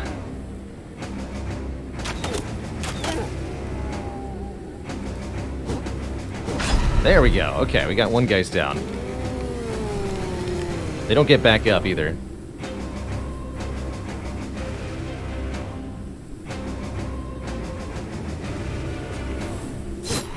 Two guys down.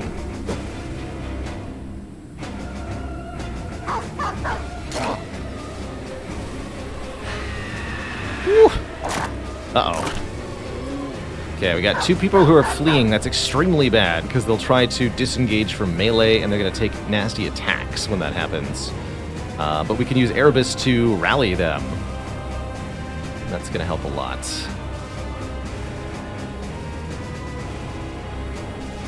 We can also use rotation to get them out of the most dangerous situations here. Try to kill this one.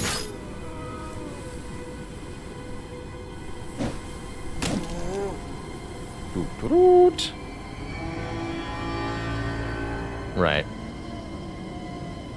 Well, that did literally nothing, which has been my experience with the rally ability so far.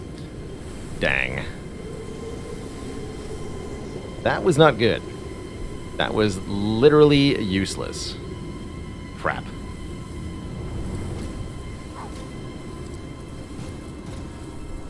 Call that deeply concerning on a few levels here.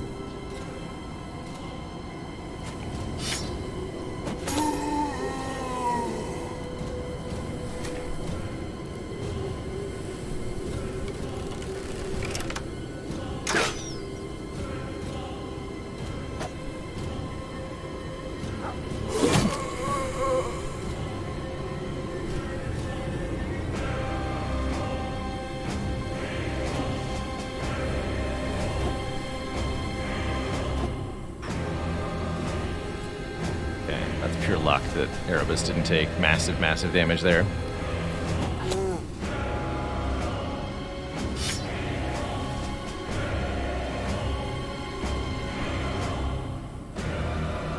Tom's acting in 2 turns. Okay, we need to kill this before Tom tries to act. Dang it. You can do it. Actually, you can just rotate with Tom. There. Then Tom can flee if he wants to. Right, well, that's what happens when you try to run away. And now Geralt is also trying to flee, as our morale gets further degraded by this one remaining ghost. We have to put an end to it quickly, or else.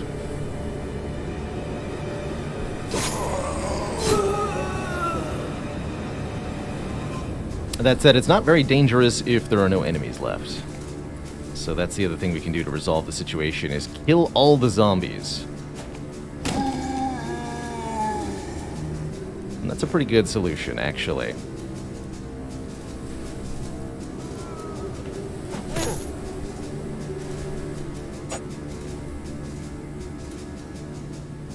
Act in 2 turns.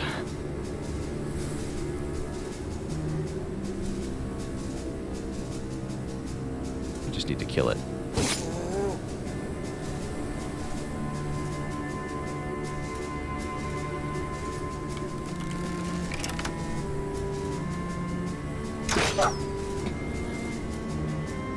Why you don't take the 5%ers? At least he missed.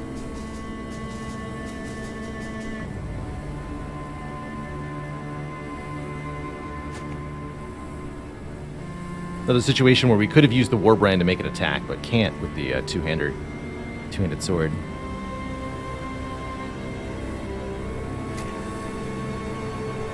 Too much fatigue. Got it.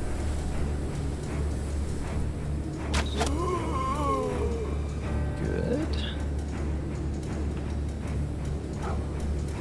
Despite everything, this is going fine.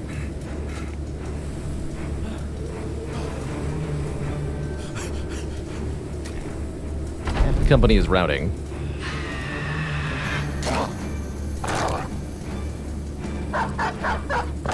Finally. There we go. Okay, that wasn't too bad, all things considered. And hey, we found ourselves a famed item, Sir Lancel's Carapace. A famed kite shield.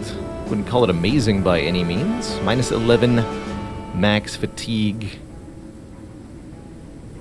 And better durability, but not especially noteworthy in any other way. Still, it's pretty cool.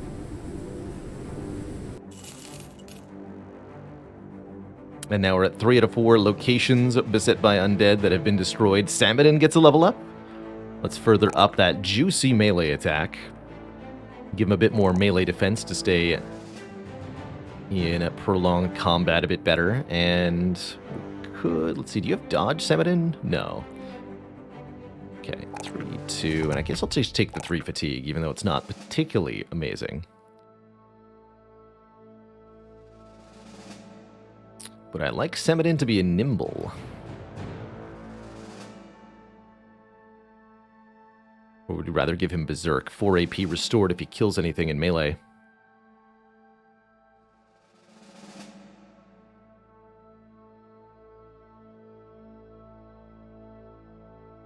Nimble means that Samadin will be able to perform quite well. Doesn't have a high health value, though, and that's really where Nimble gets a lot of its value, is good base health on a bro.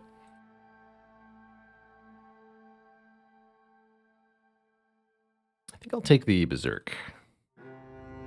Or AP restored if Samadin gets a kill. Disposabro gets a level up. 3 in the melee attack, 3 in the melee defense. That's a great roll right there. And then, excellent overall. Do you have dodge, sir? You do. So I might take the 5 initiative, but probably better off with 3 health or 3 fatigue.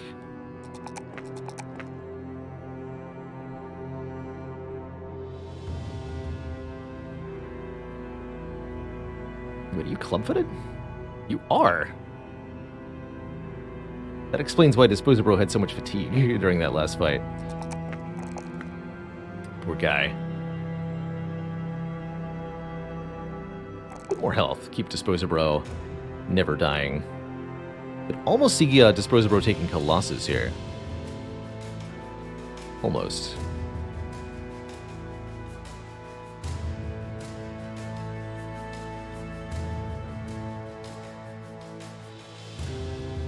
Underdog's pretty good. That way he doesn't get surrounded.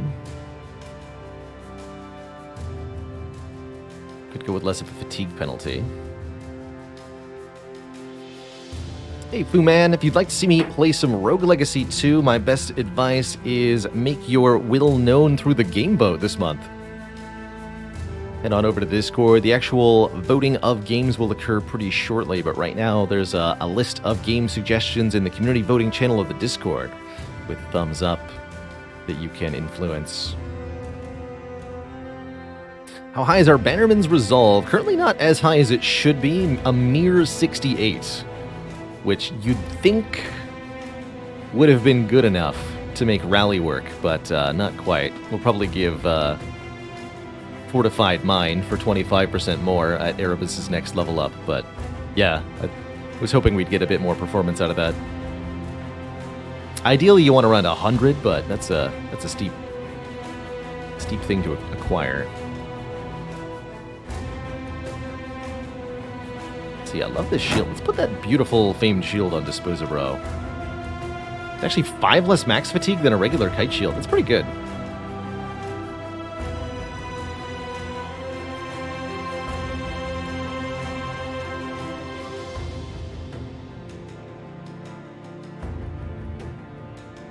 Brixmeyer, thanks for 10 months. Why did the streamer look under his chair? Because I sub-tend you. Oof. Oof. On a scale from 1 to 10, I rate that joke sub-10. And Yagi82, thank you so much for 13 months of support. Maybe we'll just give Gifted to Disposabro. I really don't like this tier of perks that much. Get some more stats. Another +3/+3. And 4 fatigue, please. Make up for that clubfoot.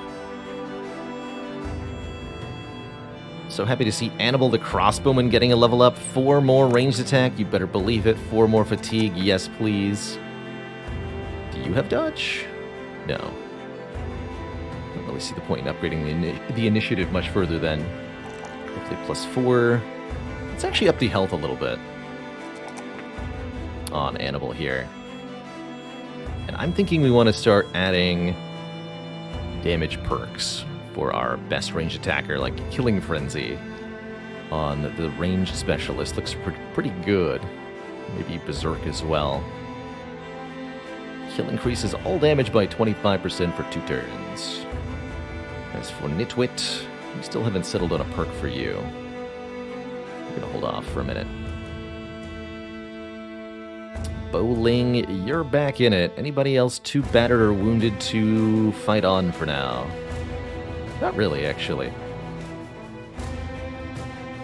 However, we are out of tools, so fixing our armor is not going to be possible.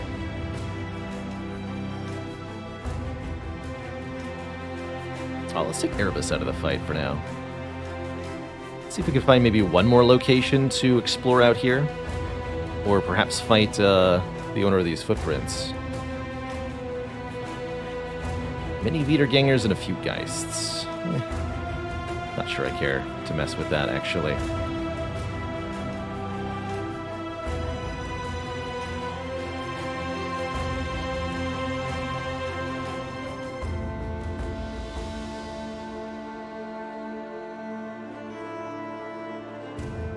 Look at that sight bonus. Let's just head to Brookland from here. Through the forest.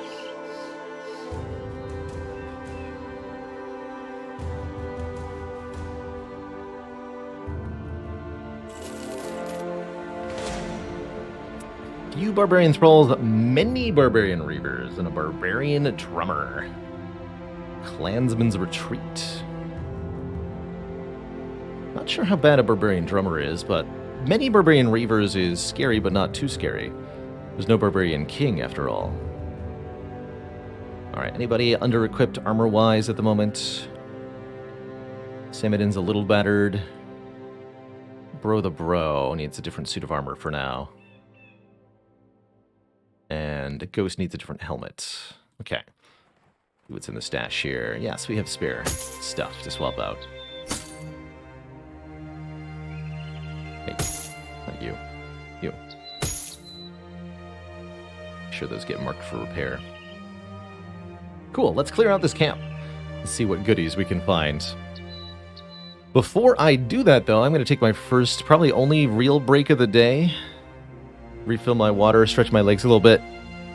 When I return, I'm going to be facing down the Barbarians at their summer retreat.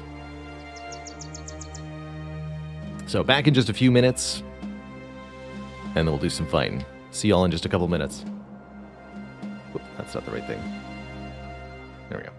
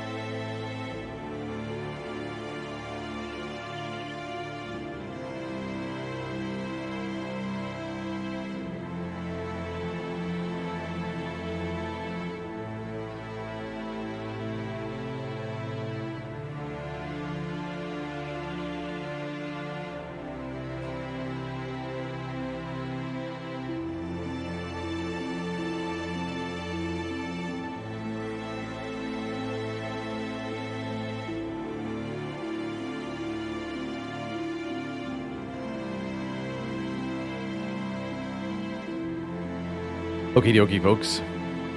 We have returned, and it's drumming time. Time to see what fearsome... Oh, man, that's a lot of two-handed maces. 1, 2, 3, 4, 5, 6 big skull weapons here. Reaver, Reaver, Reaver, Reaver. 2 thralls. Reaver, Reaver, Reaver, Reaver. Spooky. Spooky stuff. 1, 2, 3, 4. So they could move up into melee range this turn. The entire company is at confident morale, practically. That's a pretty good way to start. But I'm a little worried that those two-handed maces could put somebody in the dirt for good here.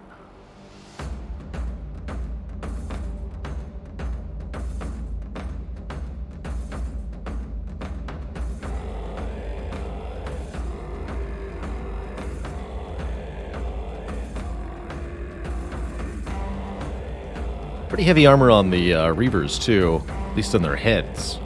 Body armor is less important. 75. That guy's got a 95. That's pretty good.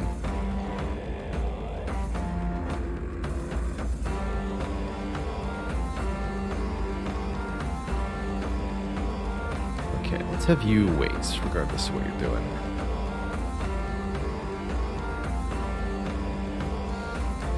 Could take a nice long-range shot from here. I think we'll wait and let them get closer and use the throwing mastery. See what they choose to do. I'm contemplating having the company fall back just a little bit here. Make it so that they have to cross a little bit more terrain to get to us.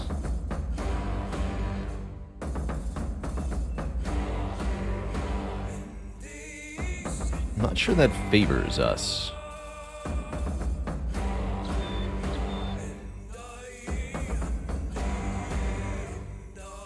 Yeah, I'm gonna fall back 2 tiles.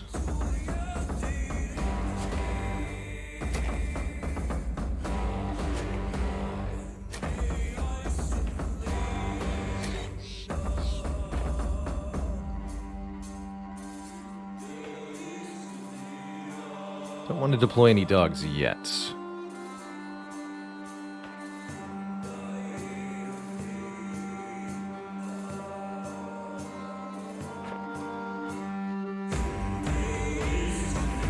That guy pulled out a ranged weapon. I might actually close in and hit him.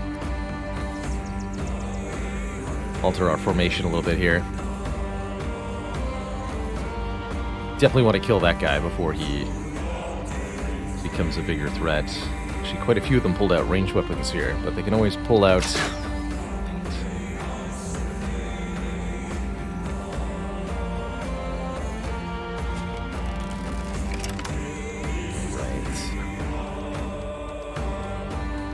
Be the first guy we deploy a dog against then. Although Semidin goes next turn. There's no spot to put the dog. Put it here, perhaps.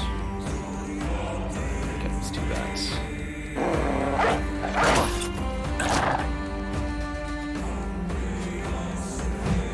Gotta be kidding me. 83% we just whiffed. Curses. Done. You haven't gone yet. You're gonna wait. Oh, sorry, they're new from K. Let me come up with one for you in a second here. Brain is not operating at full capacity today.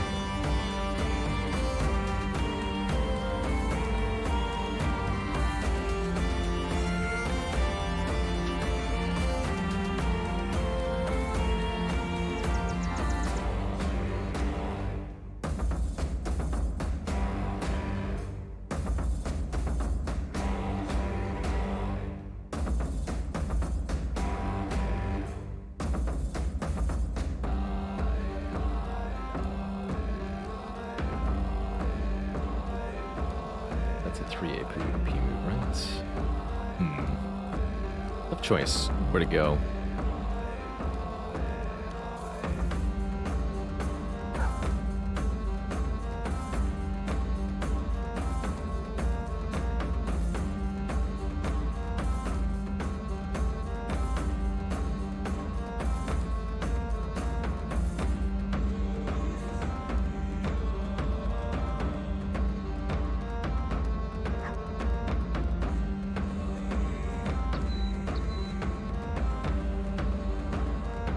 Alright, here's a dad joke for the crowd, courtesy of Noob from K.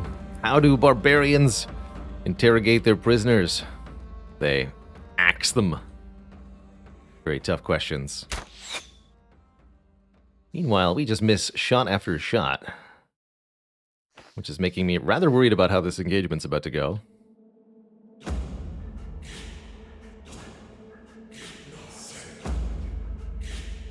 Keep falling back up here.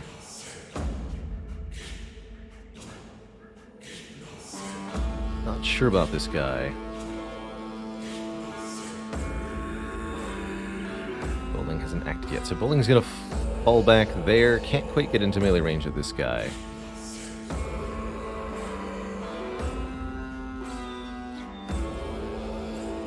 I'm worried they're gonna step up to Samadin here. Go here. Ghost, rather.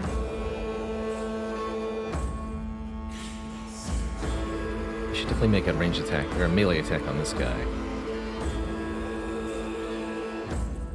Let's do this. Good.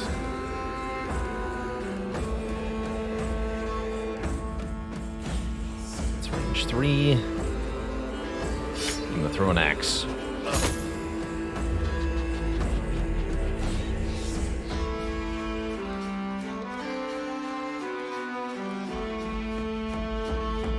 Step forward and swing at him. That'll put the bro in frontline danger next turn, though, as the two-handers step up.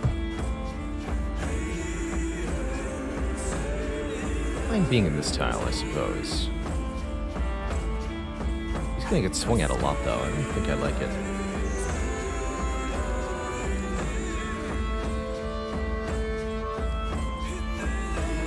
Meanwhile, if that guy gets a turn normally, he's gonna...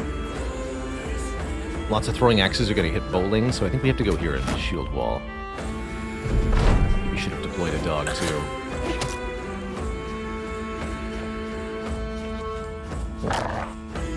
Good place for that troll to move. Now we have to kill him in order to let Annibal make any ranged attacks.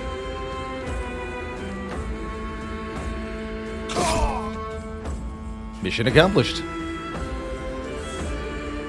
Almost step forward and make another attack. Actually, he might be able to make another attack later in the round, depending on what the others do.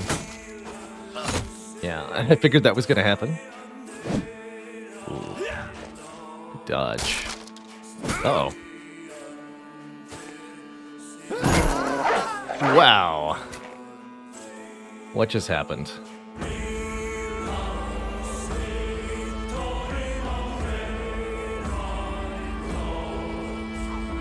Chance 38 rolled a 1, so that attack would have hit no matter what. Hit Samadin in the head and instantly killed him. Yikes.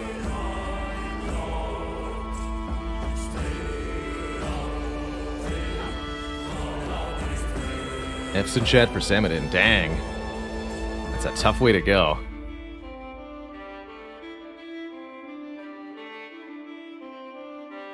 $151 damage to the noggin. That is the risk of those two-handed maces.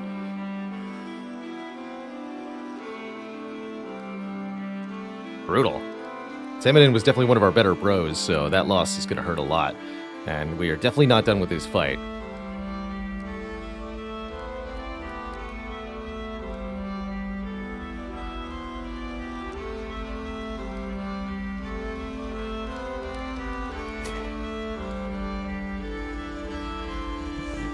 Okay.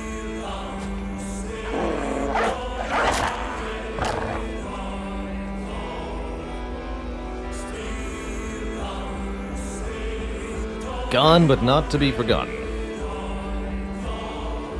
Can he be recovered if he's win? No, he's dead.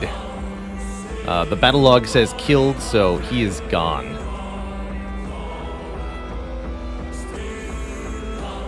It'll say struck down if they have a chance to survive.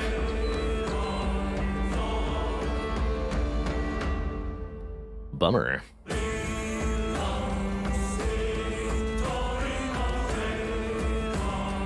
Who's this?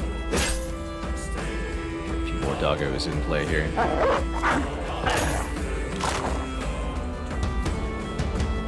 The drums of war. Who's the drummer?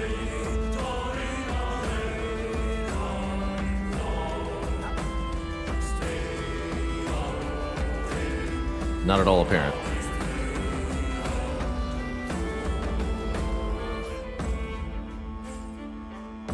We want to deal with this guy. Mr. Confident Man. That's tough.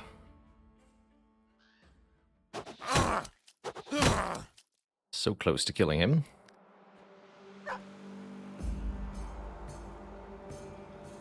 Might want to have Yokel throw javelins at this guy. Let's do that.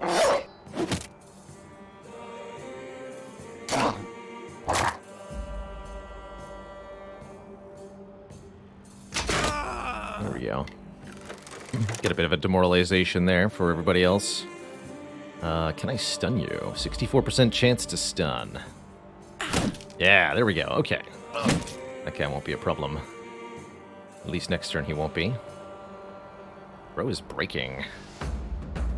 It's not a good sign.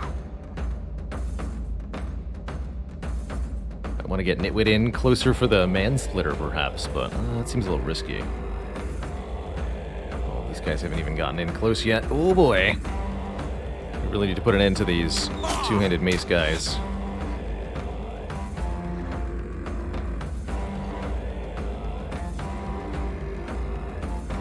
Swing and then rotate, probably? Or deploy a dog and then rotate? No. Just swing. Swap. No people with lousy morale in the front line when they have no shield. That is verboten.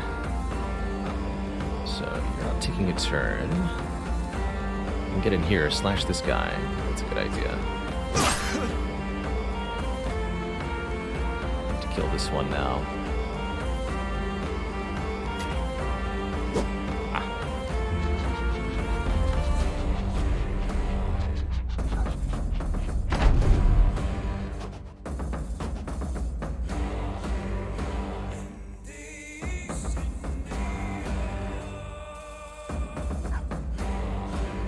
Pushing him back. The dog would just move into melee range with him then, though. Not much point. Oh, there's the drummer.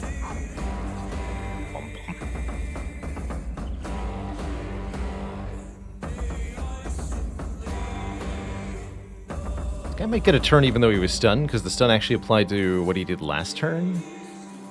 I wonder if there's a way to, like, cheese stun by waiting.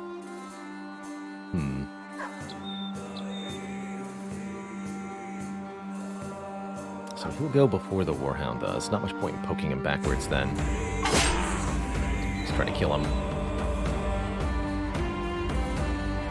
I need to move out of the way so that somebody else can try to make a good shot there. Annibal the crossbowman goes right before he does. That's the move then. Annibal moves 1, 2, throws an axe at this guy or whatever. You can move here. That or the dog kills him. Oh, the dog actually goes after he does. Ow! Oh, that dog does, though. Good. He's almost dead. Terrifying. Okay.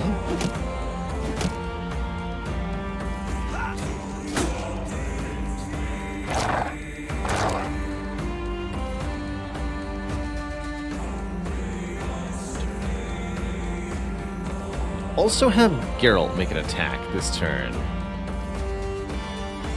Oh no, that, because I have to disengage from this guy to do that? That's not a good idea. Okay, just swing at this guy twice.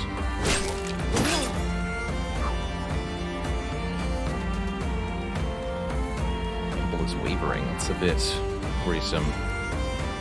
Alright. 66% chance. You got this, Annibal. Dang it. Alright, well, he hit the war dog, which didn't die, and then he bled out. So, I'll take it. I'll take it. But we were trying to avoid that.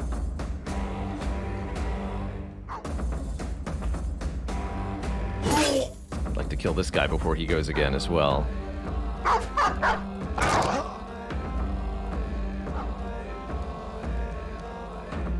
Alright, well the good news is we appear to be winning.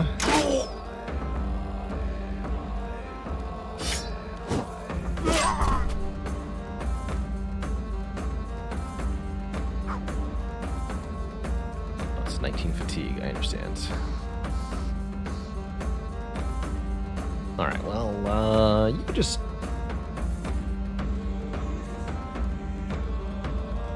You can just wait a turn, buddy. Get some fatigue back.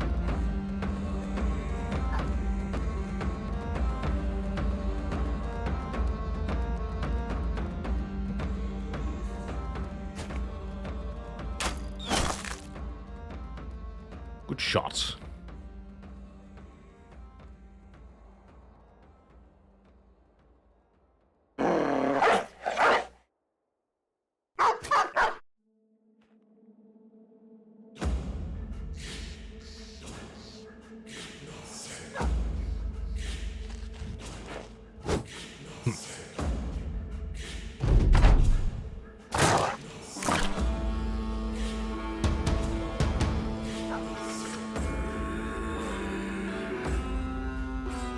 Step forward. No, I can't poke him from there. You wait until he gets closer.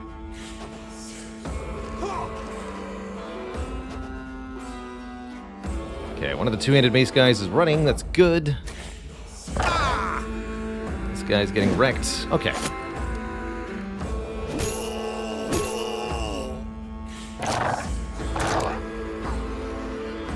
Geralt is barely hanging in there.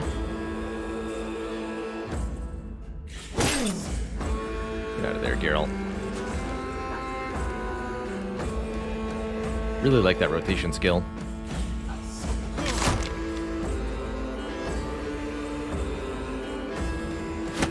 Bow.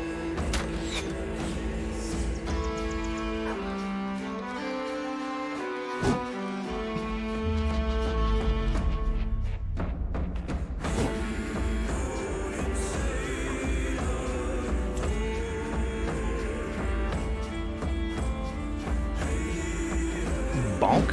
Dang it. Some of you guys have to hit something here. This is unacceptable.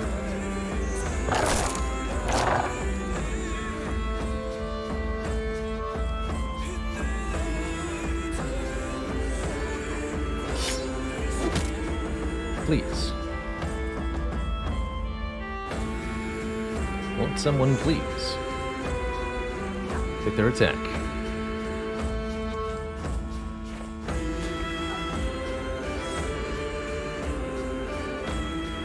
All right, Nate, wait, do we split him? I think we split him.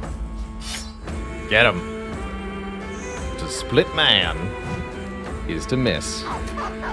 Not sure what else I thought would possibly happen, but yeah, go figure.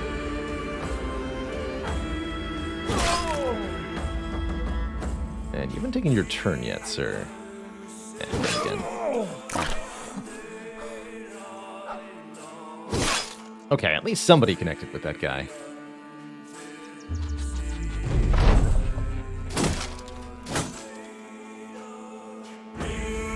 I mean, really. This guy's going pretty soon. Just kill him. Your best, anyway.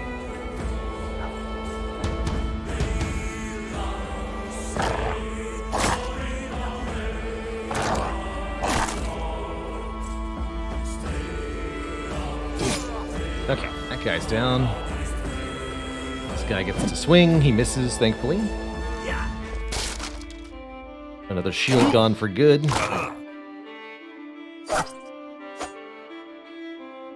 Well, somebody dodged yet, though, I don't think.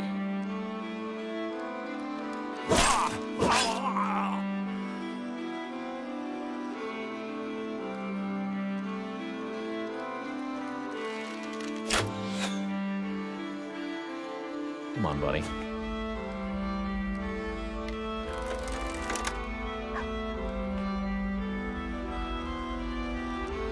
Geralt, you stay out of this. You're almost dead.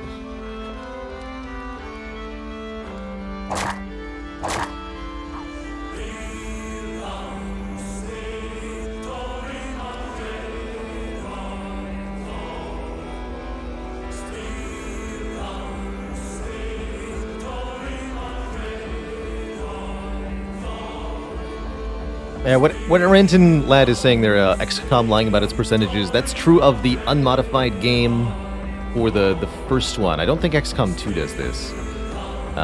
Only on the easy and normal difficulties. It's also a mechanic present in a lot of other games where the game lies to you, quote-unquote, about its percentages, and you're more likely to hit than it says. Another good example was Darkest Dungeon. I don't know if this is still true for that game. But it turns out that when you tell people exactly what their odds are, they don't feel like it's real because the human mind is not very good at getting an intuitive understanding of probability, and we tend to weight events based on their impact. We tend to feel like if something has a huge significance in its result, you know, if the two-handed sword attack does the most damage, therefore it's more significant when it hits or misses, and that's where we really start to feel like things are off, even though they're not at all. Because you really don't want to miss that really important swing, but the completely arbitrary and random dice are actually very unsatisfying in their outcome, usually. Because you want to never miss the 95, but that's not how it's supposed to work. You're supposed to miss the 95 1 out of 20 times. But you want to never miss it. You emotionally want it to actually be 100%. It's not. Alright, we got 5 barbs left. 1, 2, 3, 4, 5. Okay. Get in there, yokel. Though I probably should have had you pull out the melee weapon first. I can't believe we whiffed with the Mansplitter. Our one good chance at getting a hit with that thing. No dice. But that's what I'm talking about, right? Like, it was the most damaging swing that we could have taken, and that's the one that misses. Of course it is.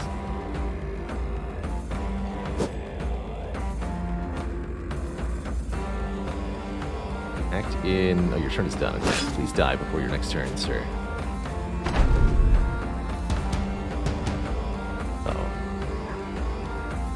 Oh, I made a terrible mistake.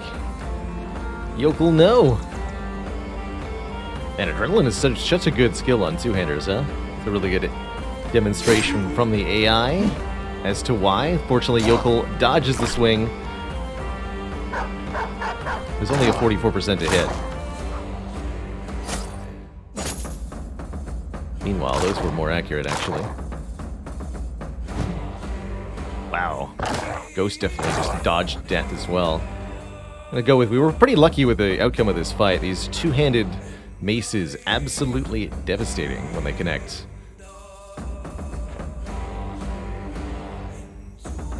Really hurts to lose Samadin, but all things considered, I think we came away with relatively minor losses compared to what could have been, with slightly different roles on the Barbarian's half of the fight.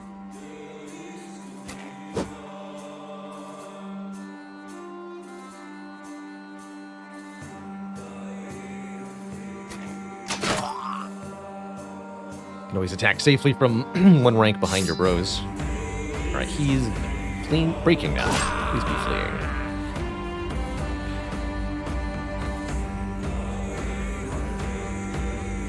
Get that clubfoot to work, dispose of bro.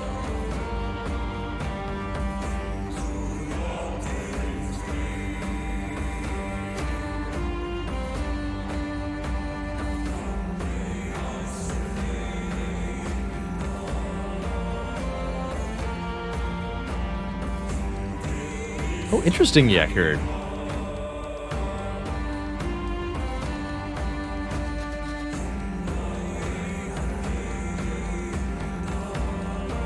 Higher low streaks were more likely. Interesting.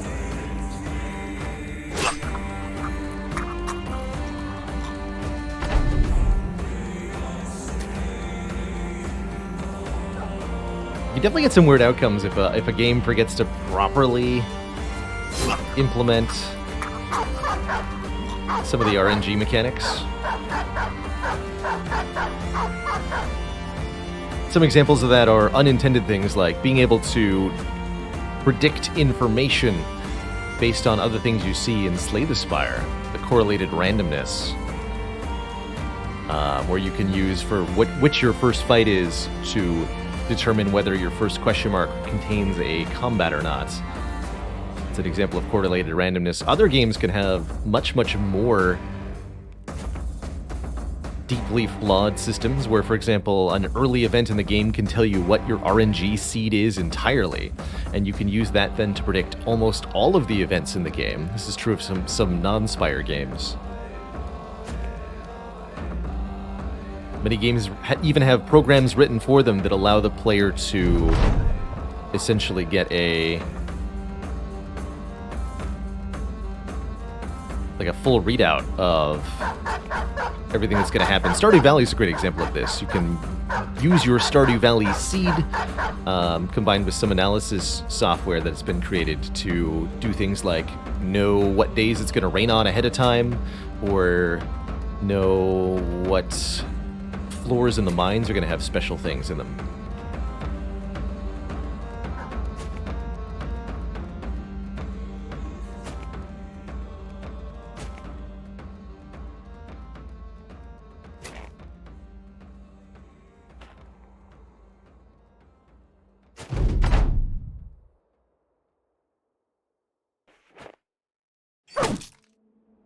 Don't you dare. I paid good money for those doggos.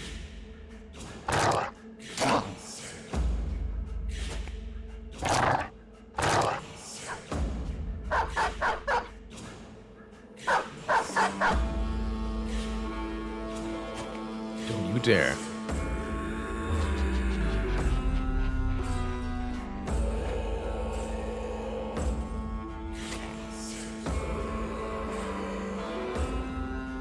Else can just end their turn, right? Except for the full-arm guys.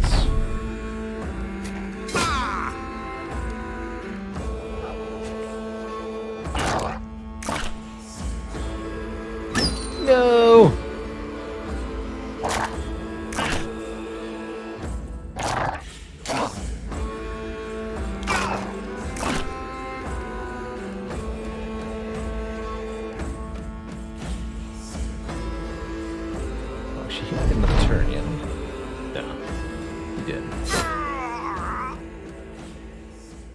Poor Samadin. Oh, his head was caved in, too. He's just a bloody mess now. Killed by a fatality. At least we got his armor back. Well, I think his helmet is gone for good. And the longsword, of course. Also Samadin's. Tough stuff, man. Get some amber shards, 300 coins. Faust the Warhound rejoins the team. 26 tools is good. 88. 3. Anything else I can get rid of here?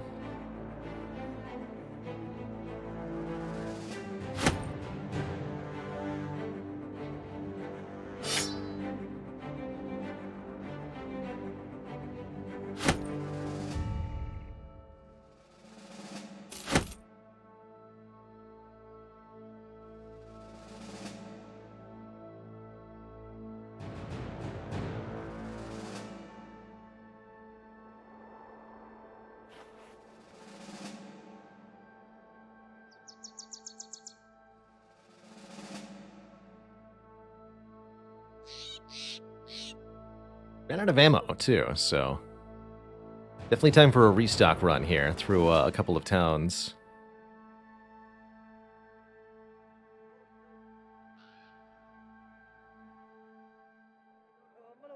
Although I can't say this place exactly is a thriving marketplace, they do have tools and ammo. That's good.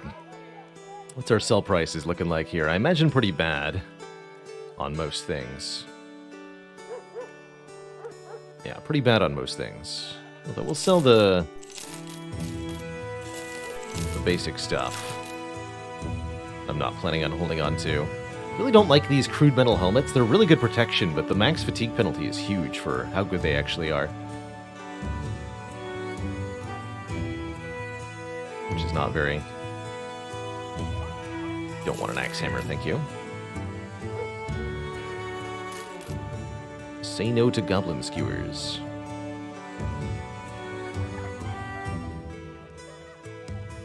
We paid $331 for these furs? Why did I do that? Must have thought I could turn a profit on them. Imagine that goes without saying.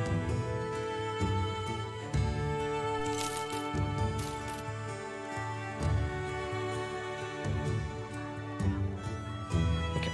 Take tools, take some ammo. It's overpriced ammo, but I'll happily overpay for it. That's something that we desperately need.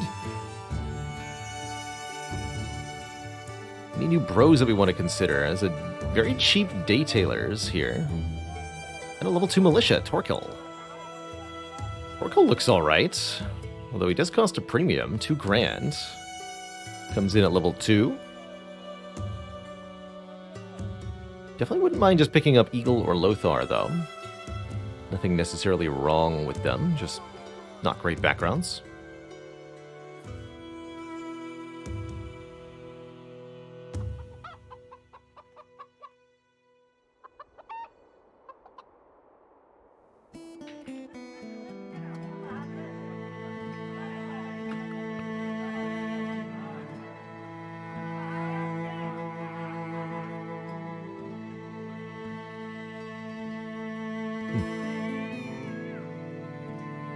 We got a lot of level ups, though, of the survivors from that.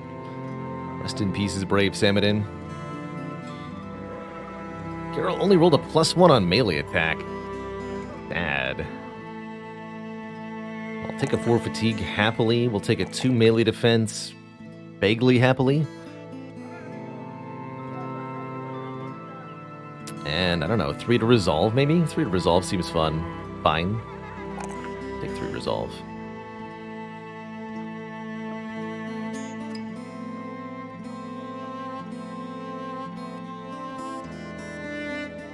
Might be time to make somebody battle-forged.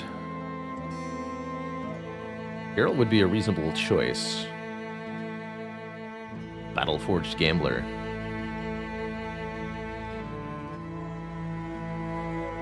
We'll think about that.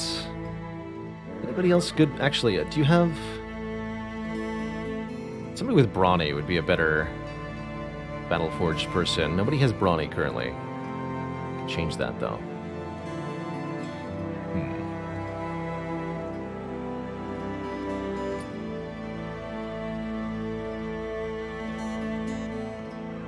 Don't want to give Battleforge to somebody with dodge, though.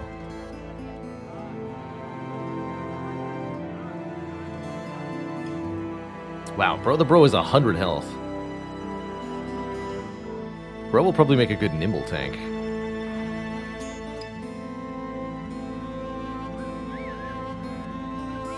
Tom also has good health. And dodge. Tom would also make a good nimble tank. So I think that's what I'm going to give, is nimble to Tom. By deflecting or dodging blows, convert any hits to glancing hits. Take 60% reduced hit point damage. Lowered exponentially by the total penalty to max fatigue. And we can even level up with Colossus later, perhaps, to further improve that base health on Tom. Cool, so that means Tom wants a total of minus 15 on his armor, which is actually perfect. That's what he's got equipped right now. Only a 90 patched mail shirt. I'd be able to do a little bit better than that, actually. But we'll also take, I guess, 2 on melee attack, yes to 4 on health. And either the 3 fatigue or some more resolve. Let's further up that resolve a little bit. Having too low a resolve is a really bad thing in Battle Brothers. So that'll make Tom a nice durable frontliner. Yokel Onal rolled +3/+3 meanwhile. Pretty good. Also got a really good ranged up here. Maybe make Yokel... yeah, we did give Yokel quick hands and they have javelins equipped, so I actually don't mind further. We just go 3-4-3 here. A lot of good rolls.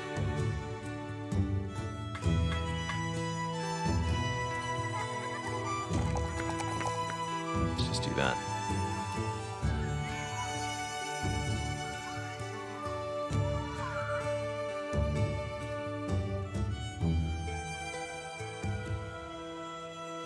Not sure what perk to give.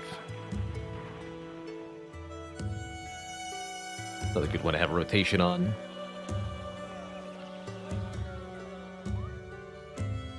Really like having broad access to rotation. This has definitely helped save a lot of bros' lives. Keep getting that on people.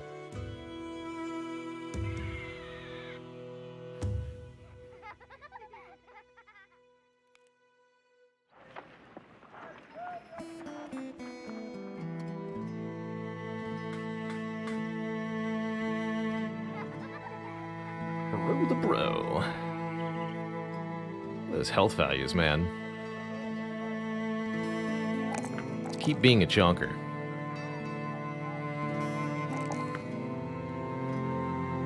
Got it.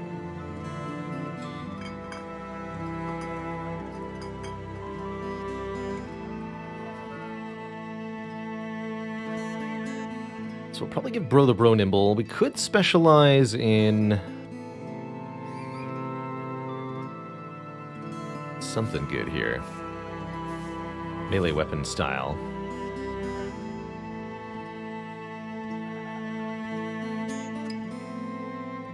Wouldn't terribly mind just sword mastery, but it's not a huge benefit for one-handers to have the mastery perk.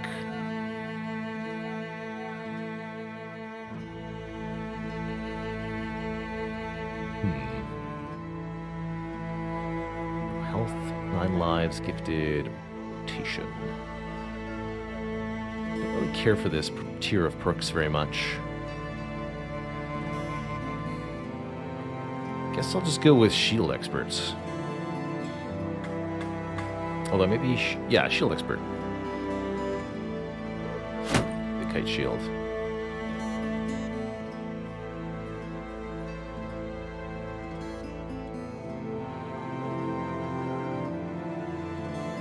So did I settle on giving Battle Forged to Geralt?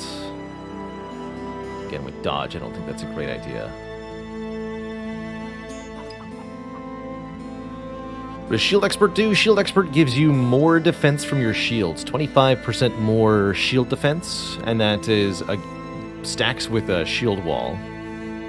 So it takes a plus 15 shield to be 18 melee defense, and then another 18 when you use shield wall. So 6% less chance to be hit while shield walling. And that is further multiplicative with better shield types. So if we give Bro the Bro now, actually, we'll give him the Decayed Heater Shield, because he'll get further multiplication on that additional melee defense that it provides.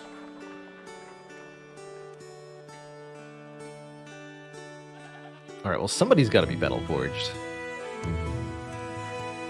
It'll be Kazak. Kazak looks like a really good candidate, actually. Figure that out. Don't have any really heavy body armor yet.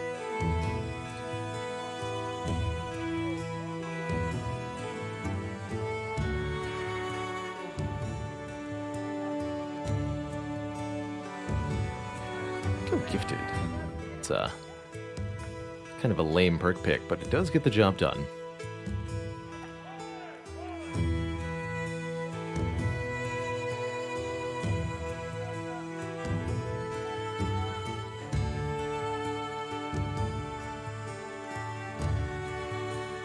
Leave these perks unassigned for now. I think I want to buy Torkel for 2k.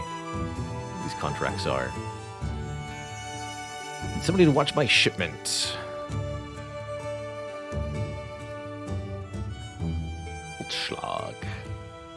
What's the noble contracts?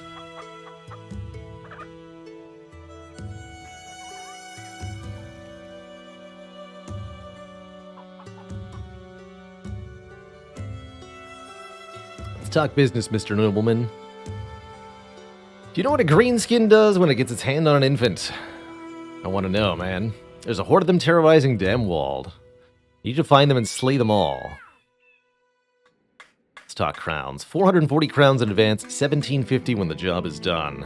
And we're hunting greenskins. We can do a little bit better than that. 1830 when the job is done. Deal. Kill marauding greenskins. Orcs. Nasty stuff. Do not want to tangle with orcs unnecessarily.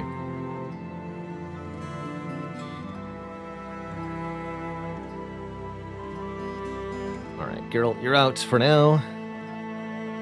Kazak, you're stepping up to the plate. Have the fearsome male shirt that used to be belonging to our two-hander until he was having his head caved in. I guess I should have given him the kettle hat. So much minus fatigue, man. Tough stuff. Actually, for greenskins, I would like to have my ranged attackers back in. Oh, and Erebus is ready again. Good, good. Witch Hunter, you're out. Erebus, you're in.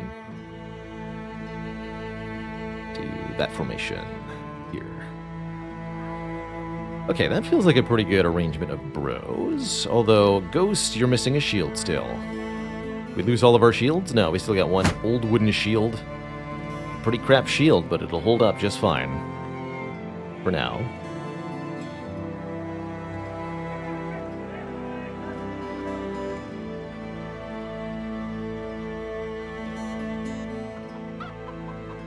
Think about hiring Eagle if maybe we lose somebody. Around Damwald. That's not where we are right now. Oh, jeez. I should have looked closer at that contract.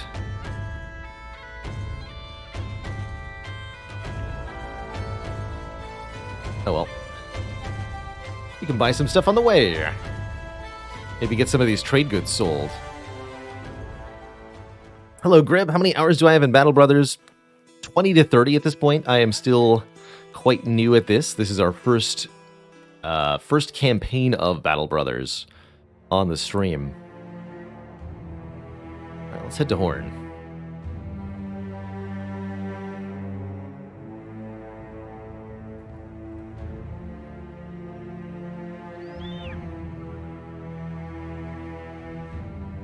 Maybe we'll even find a location or something along the way.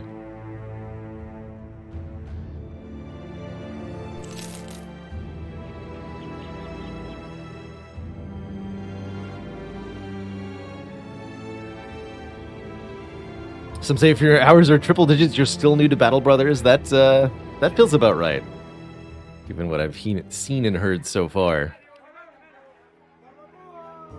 Baller. Killer on the run.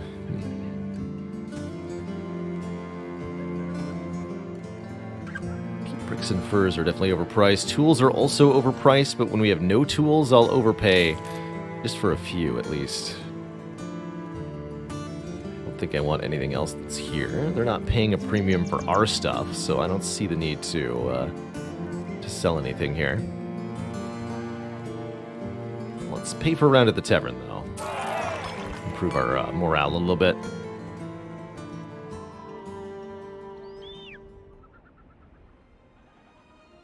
Okay, we can head right to Damwald from there. And Damwald is a established village. Or anything that is a city? Let's head back down to the south now. With our Merc company.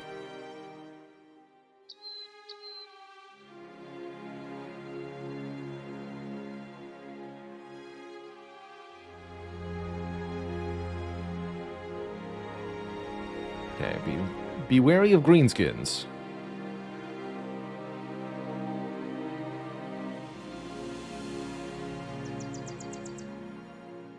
Unhold attacks, and marauding greenskins, and abducted children.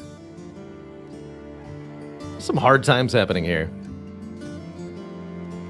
They have not much to offer us in terms of money. Much to demand from us in terms of price. That's tough. That's tough. Alright, well... Heck.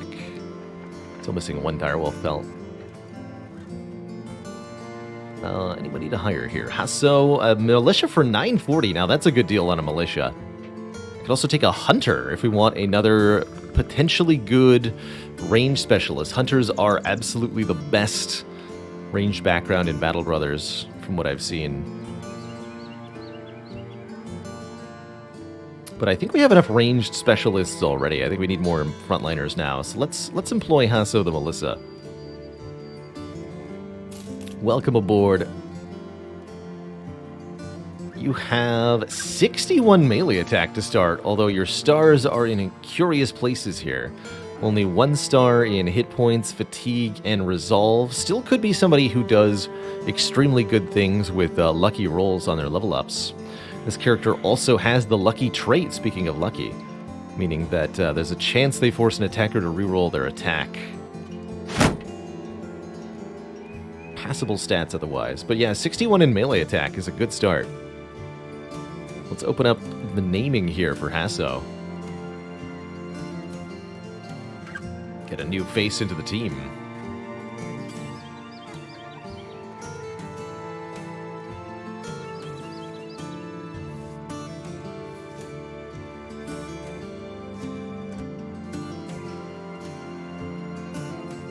Sign up now through the channel points interface if you would like. Rolled a +1 on melee attack on his first level up. It's not a good sign, but take some fatigue. Actually, this looks like a pretty promising tanky bro. Although we want to level up that melee defense. Possibly the unsure. Nobody knows, really. Let's go with these 3 stats.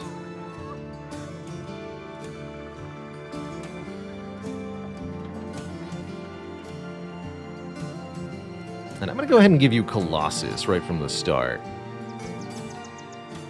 You got that chunky 70 base health, making you fairly injury resilient. I don't have a real shield for you, I'm realizing. But with your 61 melee attack, why don't we give you a Warfork for now? Get a few level ups under your belt before you, try to do anything overly fancy here.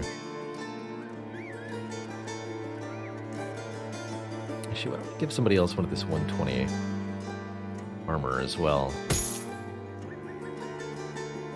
Is it Yokel or Tom? Actually, no, Disposa Bro. You deserve this worn mail shirt. You deserve to be less Disposa and more Bro. Cool. We'll leave the hunter to their own devices for now. See if we can find ourselves some orcs. This looks promising. Don't really want to fight them in the woods, though.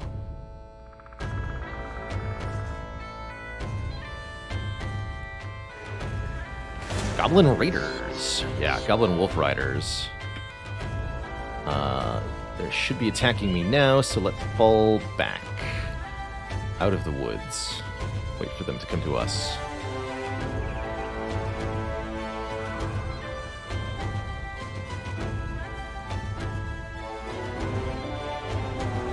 To arms!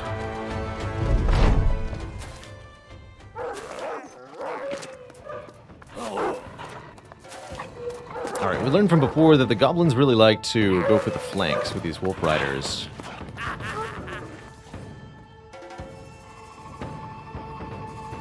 That definitely creates some awkward interactions.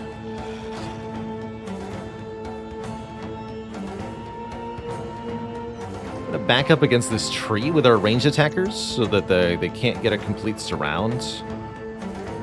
Put some of our valuable guys on the higher terrain here. The intent is to use the natural shape of the land here to our advantage.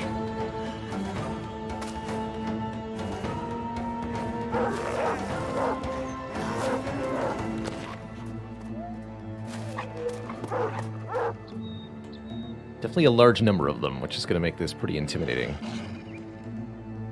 Staying out of range at the moment.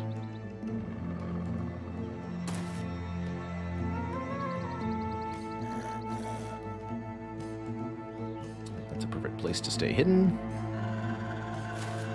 Hide, fall back over here. Tom, you get the high ground. Secure that flank. Ranged attackers group up. Here, where we can surround you and make you unflankable. Oh, and there's a reduced trees. Okay, I like that quite a bit, actually. That makes it a lot easier to see what's going on for this particular engagement. That's pretty good. Bro takes this tile. It takes this one. So this tile is available currently.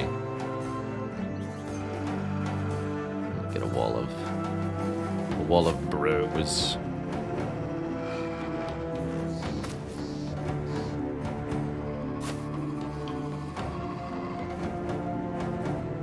I guess the front left open to invite attacks this way, but I don't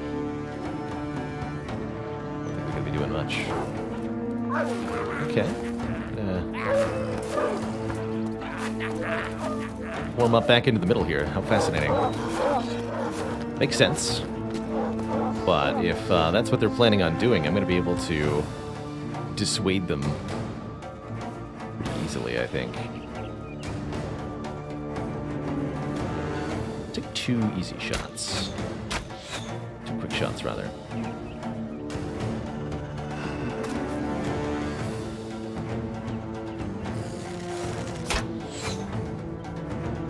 Alright, somebody has to land a hit eventually.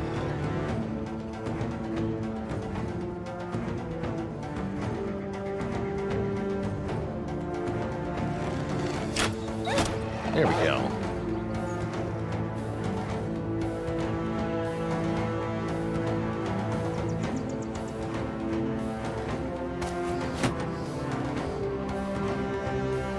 Lure them forward towards Nitwit.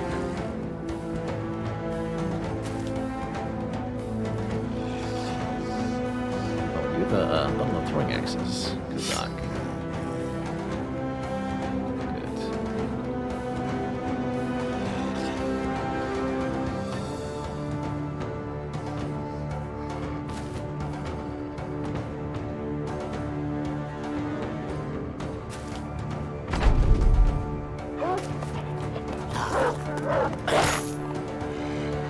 I figured they might do that. Joke's on them, now the axe is in range.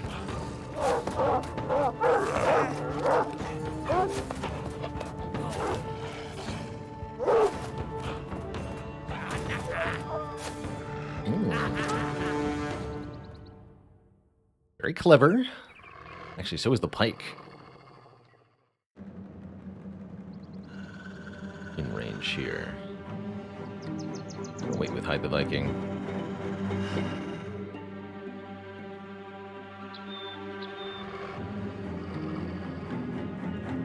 I see why they rushed in to get melee adjacency with these 3 ranged attackers, but it's a trap. The dirty trap. Anything that rushes in gets killed. This will hit the closer one, actually.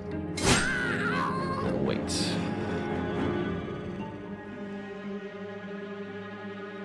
Must bring to me a shrubbery.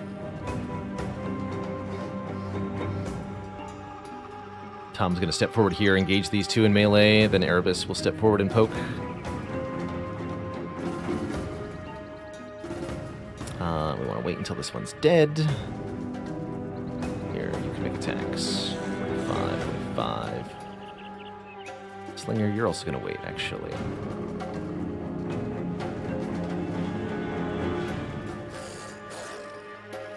You move here, you can attack. Likewise, Dispose of Rogue does the same thing. That's a good hit in.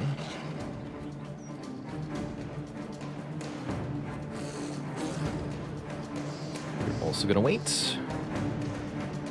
Almost Nitwit's turn.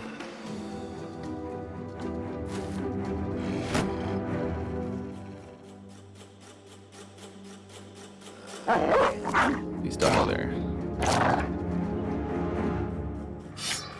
To split man. Yeah, there we go. Good work, Nitwit. Put that orc axe to good use. You'd love to see it. Oh, the dog gets another turn now, though? Rude. Definitely not how I thought that was going to work. How dare you.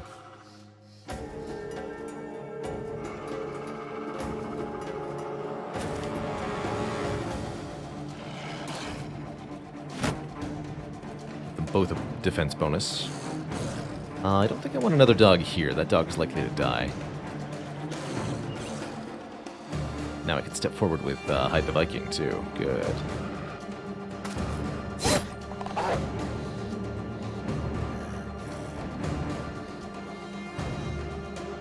You are breaking but not fleeing, so you should just end your turn. Erebus steps forward and does a poke. And misses.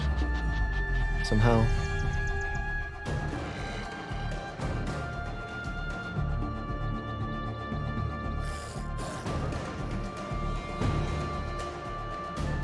This is the only clean shot.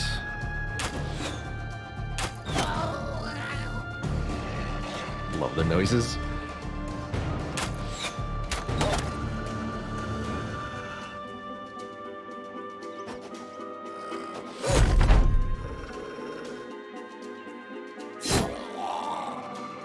Alright.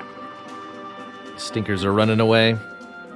This is Iron Man. We're not playing on the Iron Man mode, but we're playing essentially Honest Man with no reloads performed.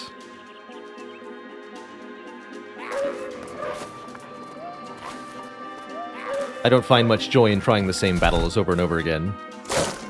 So I like to live or die with my results.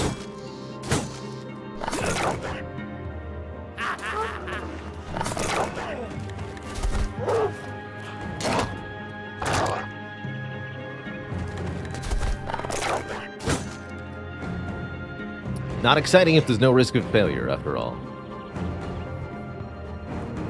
Okay, so we're getting surrounded in a weird way. This is a little problematic going on here. We just need to put a... yeah, got some problematic things happening. But at the same time, we're kind of luring them in to attack our most theoretically vulnerable, but actually very well protected people.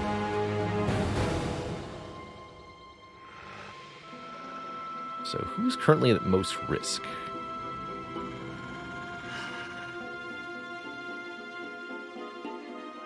Hannibal's fine.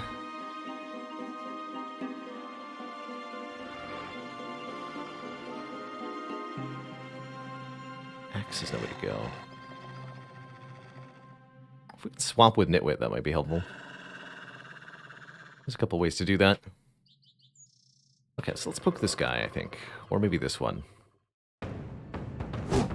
Doesn't matter.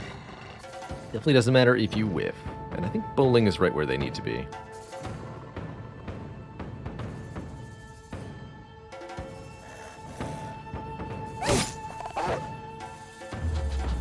Let's go first next turn.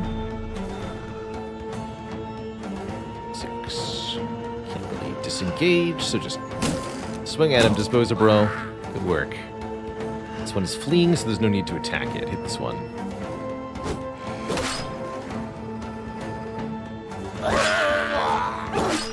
Nice. Yeah, so here's what I'm going to do. Slinger is going to rotate with Hannibal here. And then rotate again with Nitwit to bring Nitwit into axe range of this Goblin Man.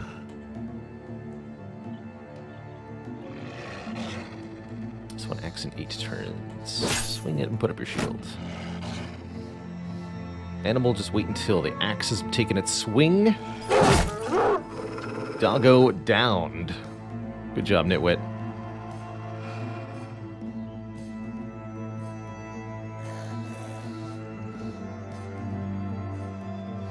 I can knock back and then throw an axe. That's kind of funny. Do that. Yeah! Pile it on this guy if we want to. Running, running. Cowardly goblins are starting to flee. I think we have this before it can do anything nasty.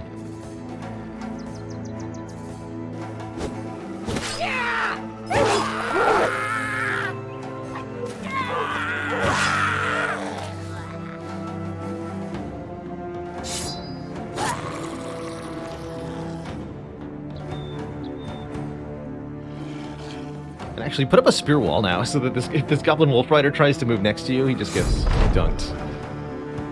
Sir. I love their death noises.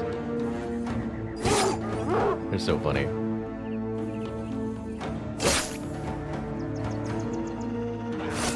Yeah, get spearwalled, you nerds. That's right. Aw, dang it. You move next to the Doomax, that's your doom.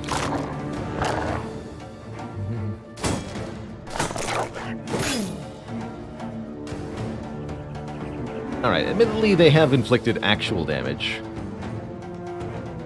I believe they've all taken their turn now, though, so it's time to kill them back.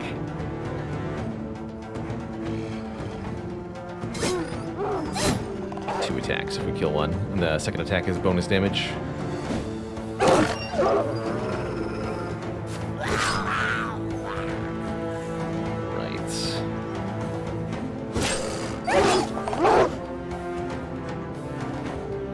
Split man.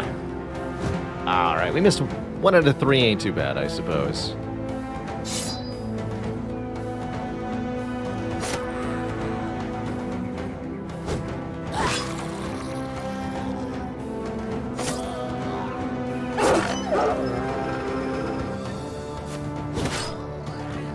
Absolutely gutting these nerds now.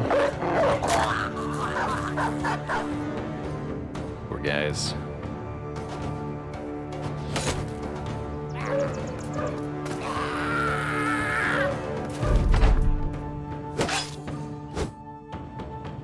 Dare kill Erebus.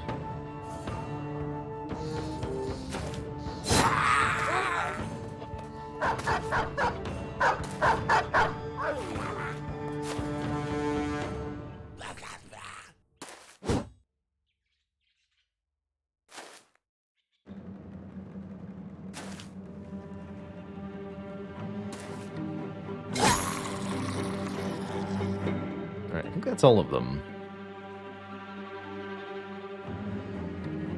Say they're running now. Oh, there's a fleeing wolf there that I missed. It's over. Alright, the orcs have been bested. Well, goblins have been bested anyway. Yeah, not a whole lot of loot. Oh no, don't tell me you have to... Back to Berkland? No! I understand. We've made a terrible mistake.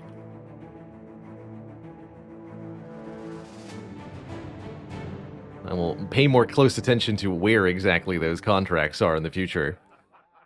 Heck. Heck. Well, let's at least stop by Holzschlag. Maybe we get some decent tools there or something. But yeah, that's a steep price we have to pay then in provisions and time and money to get back to Berkland. Oops.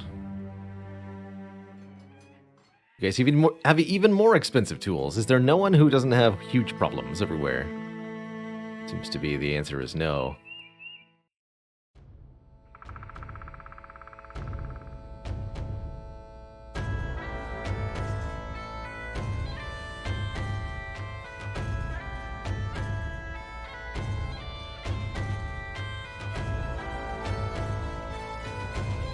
It's a defended barbarian camp here.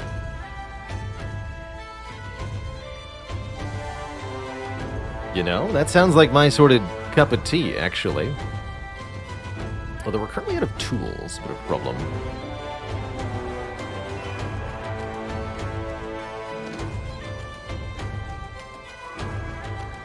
Kazak gets +3 on the melee defense, you better believe it. +4 on the fatigue, that's good. +2 melee attack, acceptable. All within acceptable parameters. I think Kazak is going to be our battle-forged individual. So let's get Kazak Barani then. Reduced penalty for heavy armor.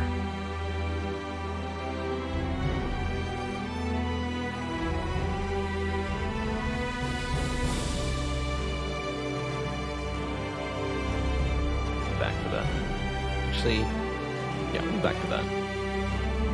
End in our contract. Sounds like the double shafted us with a bad contract, huh? Yeah, kinda. Would have been fine if we just accepted it closer to Demwald.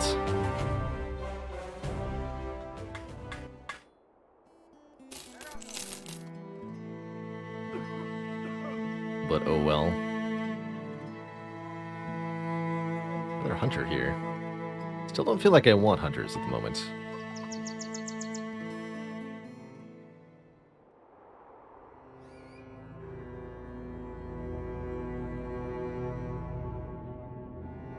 I'd really like to make my way down to a city so that we can sell off some of these trade goods.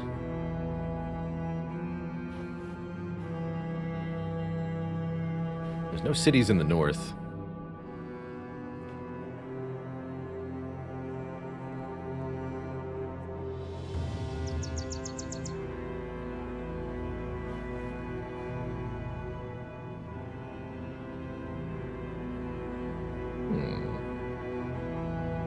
There's a lot of locations over here, actually. Why don't we make our way over to Alciv and then Tanberg and then try to pass through, hit some of these locations. Toppled Watchtower. I know what the Witch Hut is. I'm not going to mess with that. Tomb of the Great Seer. Collapsed Ruins. Am I going to play another game after Battle Brothers today? No, I'm going to be ending the stream in about an hour. And taking a nap. I am out of it today.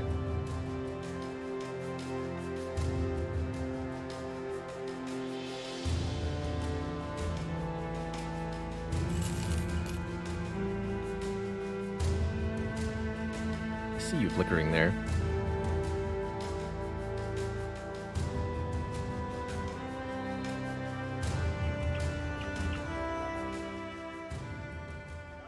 Rebuilding efforts. Ooh, and it's been raided, so... don't have any wood to sell, do we? Don't.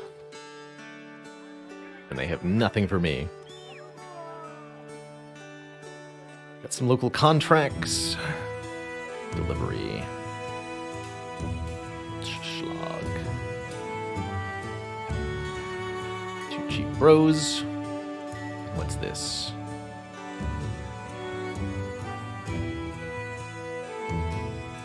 Raid the caravan going from Blankenstadt to Wolfswall, and then return to Alciv.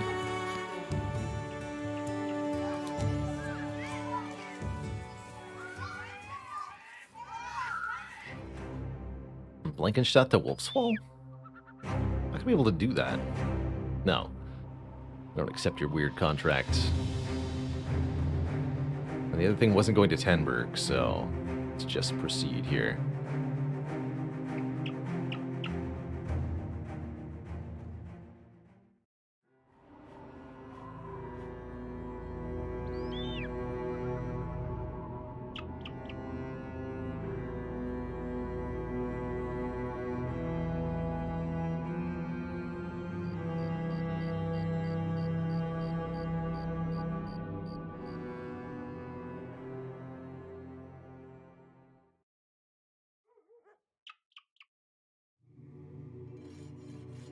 No contracts available here. Do get some tools, though. We're going to buy some decent rations to go venturing forth with as well. We've at least got some half-decent sell prices on some of these goods. I mean, technically, I can sell these peat bricks for a profit. The furs are really valuable. We're 300 selling for 390. We paid 331 a piece, so that's a good profit. Keep holding on to these peat bricks for now, but we'll sell the furs. And I'm going to sell these bead necklaces too. Yeah. Give us some more liquid assets at the moment. Make up some room in the inventory. Likewise, I'm going to sell some of these crappy goblin swords. 1 barb hammer.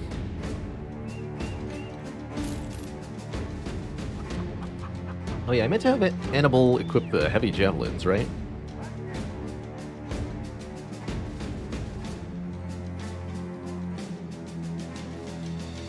So 30 to 45, these are 35 to 50. 5 more damage.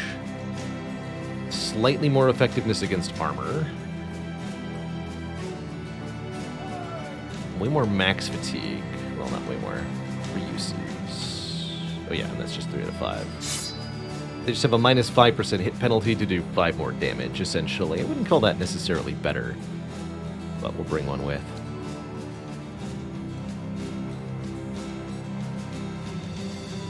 Everybody else seems to be in a reasonable shape here. Keep the fox rug, the valuable furs. That's not selling for as much of a premium. Or hunters. Sigbold the Kennel Master. Or the Retired Soldier. That's a pretty good background. Another militia for relatively cheap. Some pretty good guys here. Wildmen can be good as well, although they tend to have bad defense values. Erwin's a Disowned Noble. Usually pretty bad resolve on them. Notably, hunters are very expensive on a per diem basis. Apparently we've got a really good roster of bros. I don't feel the need to add to the roster at the moment. I think we need to lose a couple men for that to be particularly worthwhile. Okay, so let us... Let's at the Fletcher. Maybe I'll buy a better crossbow. Old crossbow, 40 to 60. There's the heavy crossbow, 50 to 70. Very expensive, that thing. I would consider maybe buying a crossbow here. Antwalk, thank you so much for the Prime sub. It's so expensive, though. Cheap ammo, we should definitely pick that up. This is an ammo-hungry company. Let's also get some cured rations with which to... just get a lot of food, so that we can venture forth into the wilderness south of us. Here. Fiend, the Murderous Blade Flurry. One-handed spear. Interesting. Nothing here that I particularly think is amazing. Long axe is not bad. That's got a nice 2-tile attack.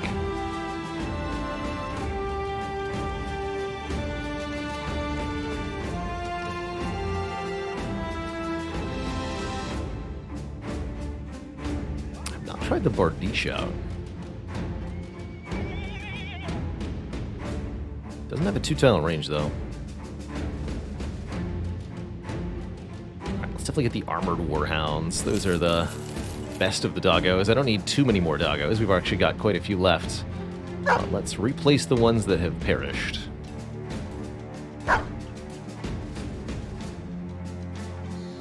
Cool. Antwalk says, in 8 years of Twitch talking, this is my first subscription because you love the Spire content. That's what I like to hear. You keep watching, I'll keep streaming. Okay, we have 78 out of 99. Is there not a way to make a little bit more room here? Guess I don't need 2 militia spears. 3 bundles of javelins. Some of that.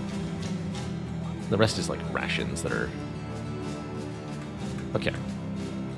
So, we're going to push into the Fog of War south of this town.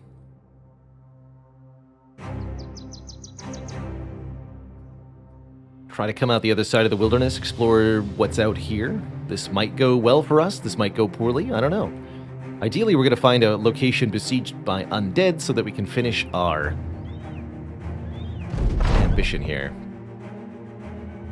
Series of barks followed by muted growling interrupts your work. You leave your tent to see that 2 war dogs, Grond and Faust, are fighting. Lock their jaws onto the nape of one another's necks.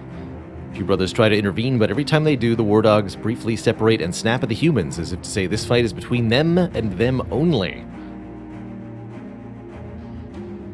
Either let them fight it out, or have somebody separate them, although that sounds like it might agitate them further, based on the description of this event.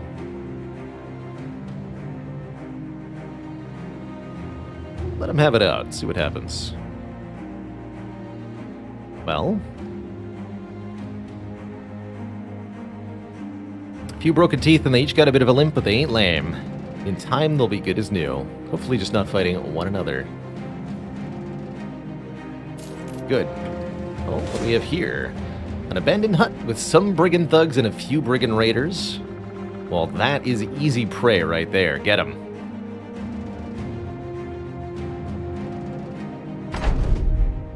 We'll clear them out and take their loot.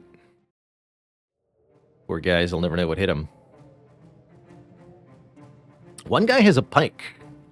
Actually, there's a couple decent pieces of equipment here that might be worth taking. This guy's helmet and armor are decent. Not amazing, but decent.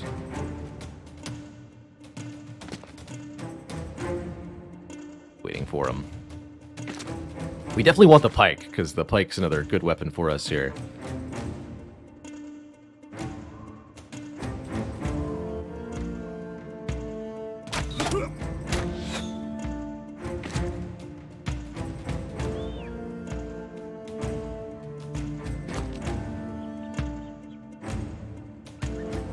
Give him the old boop, dispose of bro. Valiant effort.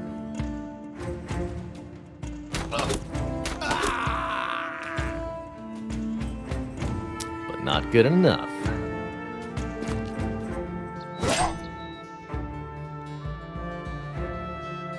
Should be pretty easy overall. Come over here.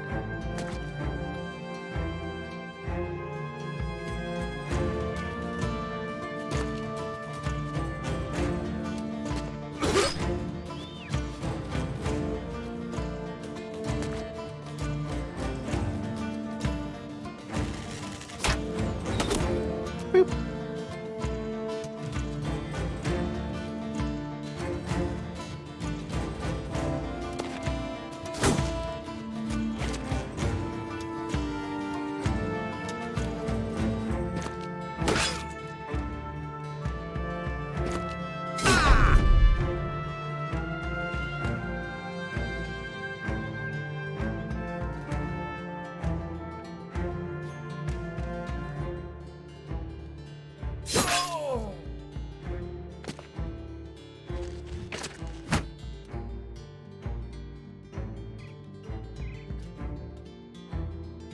Blocked by a fireplace. Oh well. Worth a shot anyway, I figure.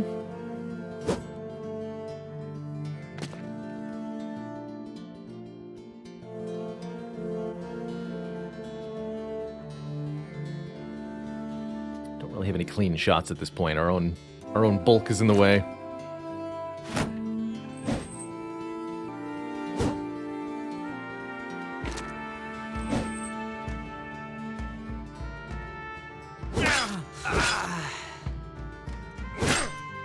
Probably bonk him so that his shield wall goes down, especially two guys next to each other. The double shield wall bonuses are pretty substantial.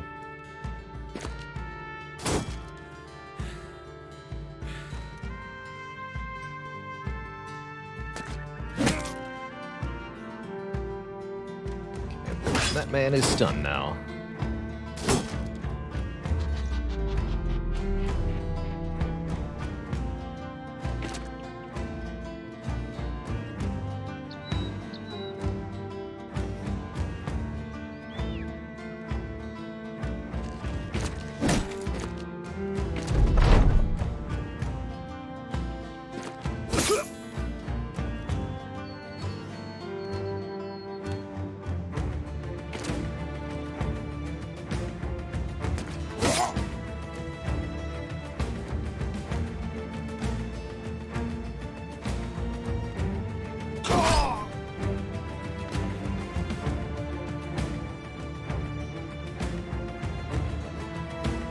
Stun wearing off.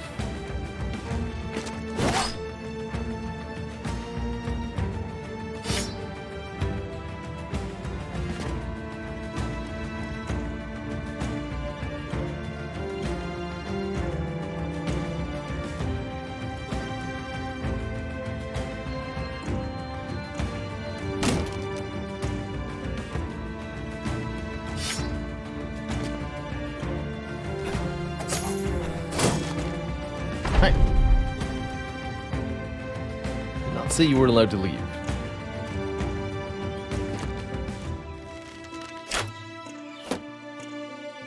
Good block, though.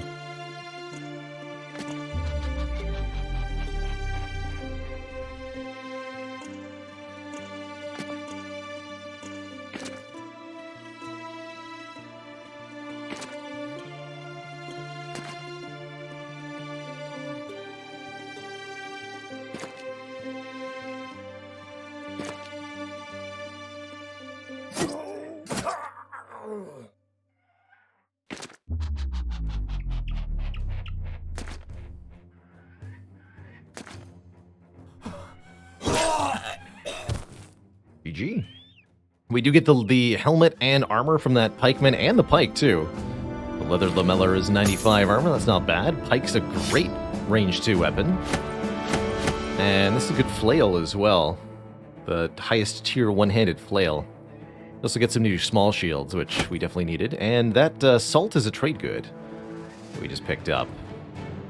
Value of 340 crowns. So overall, excellent find. Do we want to give the pike to Bowling the Striker, actually? This is a 50 to 70, inflicts bleed damage. Whereas the pike is 60 to 80. Doesn't do bleed.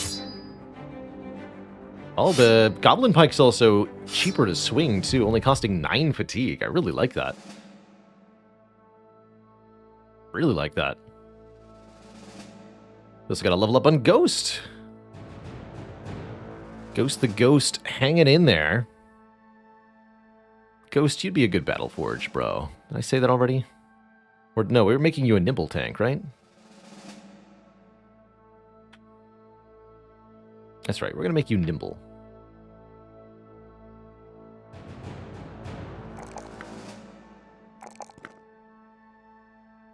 I almost want to take a little bit more health, actually. Yeah, let's do that on Ghost. Take the 3 health rather than the 2 melee attack.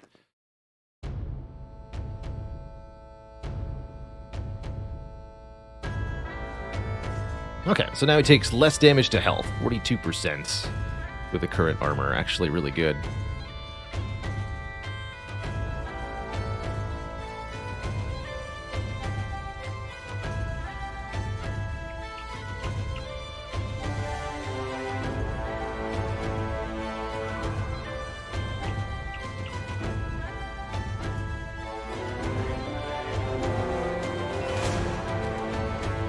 Many armored Wiedergängers.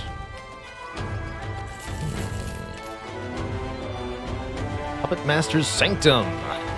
A Necromancer has made his lair here. A Necromancer and Wiedergängers. That's a pretty easy set of encounters. Although, do we have any cleavers? That's my question.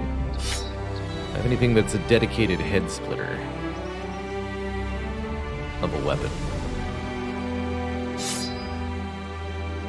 Something with a high decapitate chance, or better yet, a guaranteed decapitate ability. I don't think we have any actual cleaver weapons.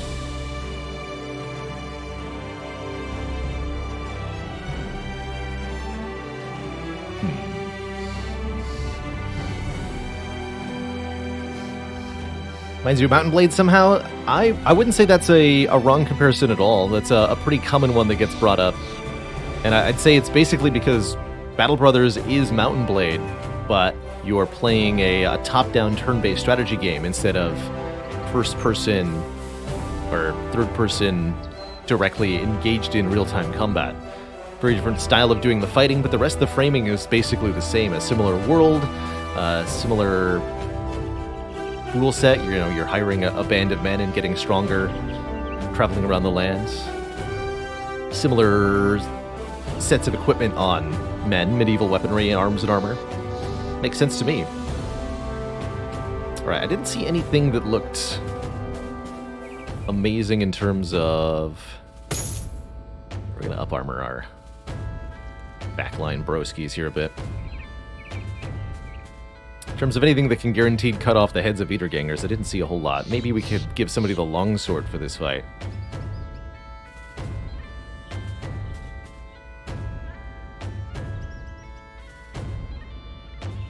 Possibly the unsure. How do you feel about trial by fire here with zombies? Oh, the Barbarian two-handed hammer has a fatality.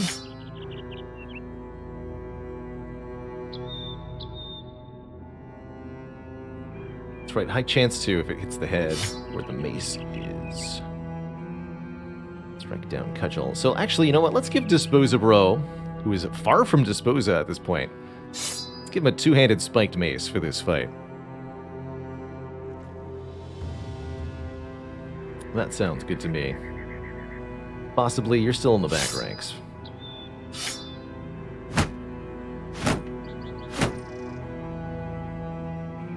Do the basic stuff. Alright, let's fight ourselves a Necromancer. Necromancers aren't too bad. They're able to repeatedly revive zombies.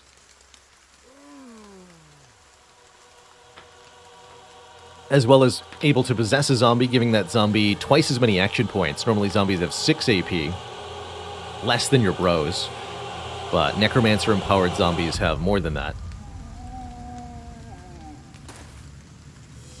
Nobody's got 1, 2, 3, 4, 5, 6. Maybe if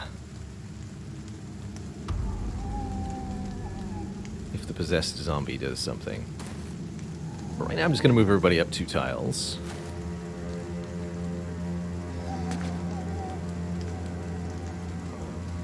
Okay, there's the one that's possessed.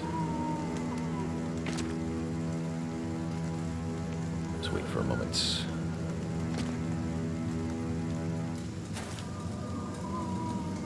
So our goal is to get down to that Necromancer.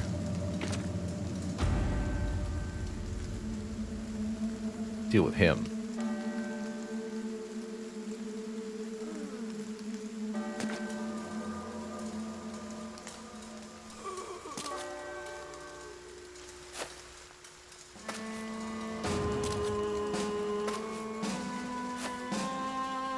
This is just a pretty weak zombie horde, though, so I'm not foreseeing a lot of problems here.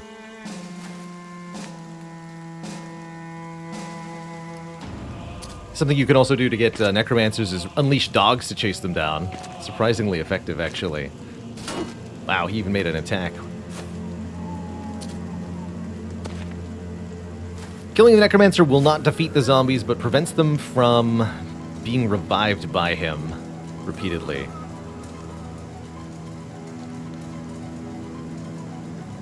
So it's kind of helpful. Here, let's put these heavy javelins to good use. 82 damage. Dang.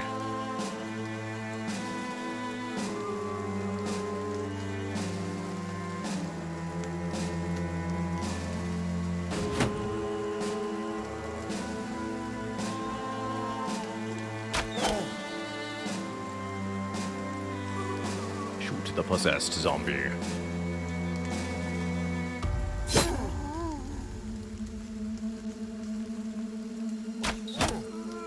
Almost got it.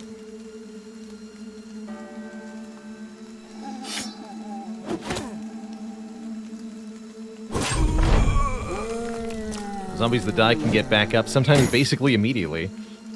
Like that.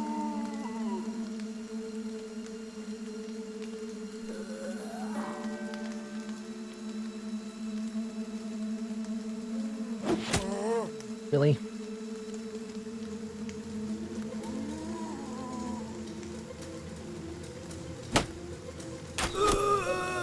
Killing Frenzy, right? That's right. So Annibal's going to do 25% more damage now.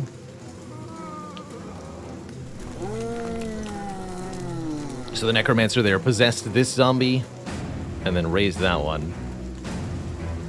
Very rude.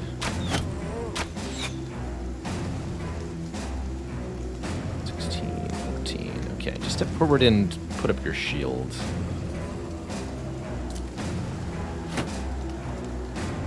It's fine.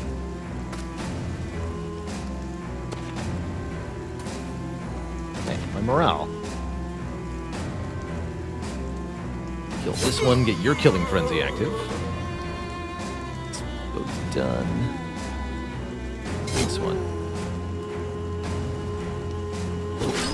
So only a couple zombies can get back up each turn. One of the ways that we can deal with the threat here is just out DPS the zombies, mow them down faster than they can get back up. It's a completely valid way to solve this particular problem. The other option is score fatalities on the zombies. If you put them down by decapitating them, either with a chopping off their head with a slashing weapon or caving in their skull with a blunt weapon, that'll prevent them from getting back up as well. Unless it's a fallen hero, but that's different. Best way to do that, use the Man Splitter. to chop them in two. Get him.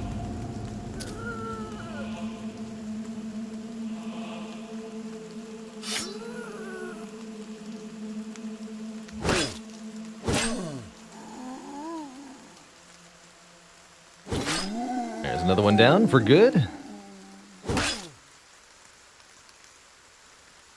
Reinforce over here.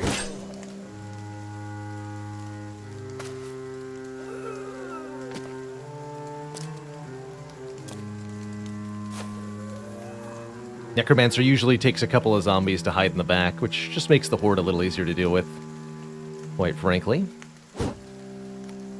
Sad.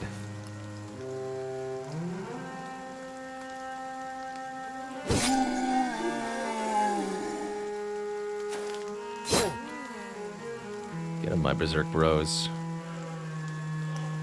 7. That's a lot of damage. Bonked. Here, let's get our first dog out.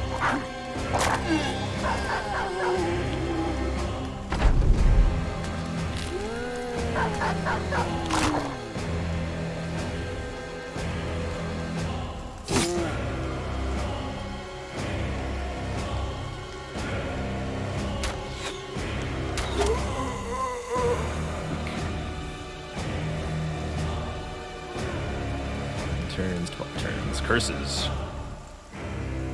Love the zombie music, though.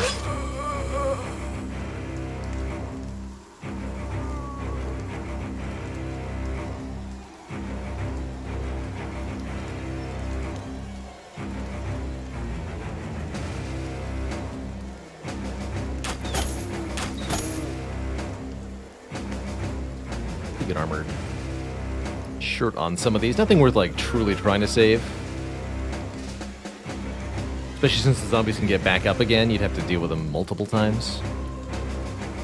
Easier said than done.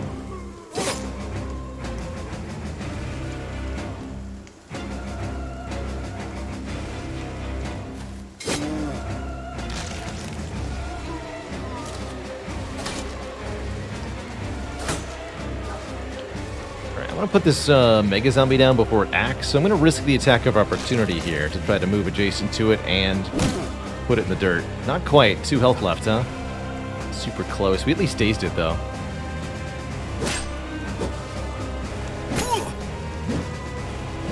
Okay, that went pretty well.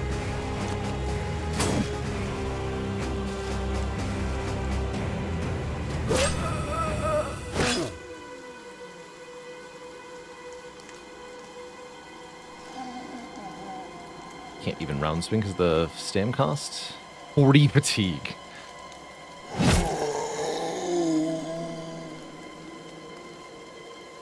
Keep putting that thing to work. Oop, Tom's bleeding. Or Yokel's bleeding, excuse me. It's not Tom. I totally can tell my men apart. Don't look at me like that.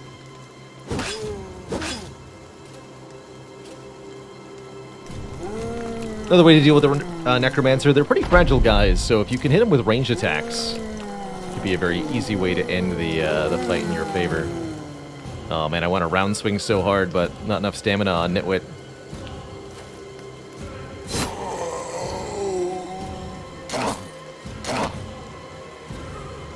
Best chemical to use against zombies? Thermite.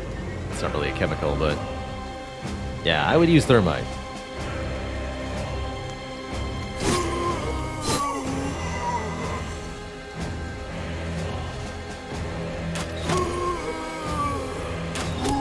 Wow, okay, well, turns out if you just kill them all, they're very easy to kill.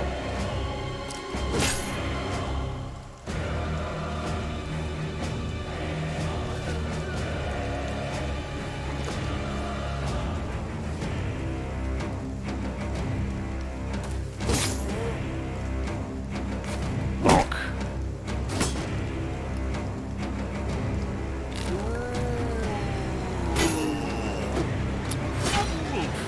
Yikes. That guy getting possessed was not what I wanted.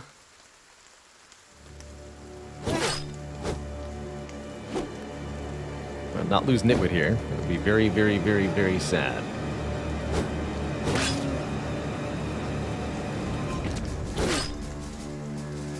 Have a dog.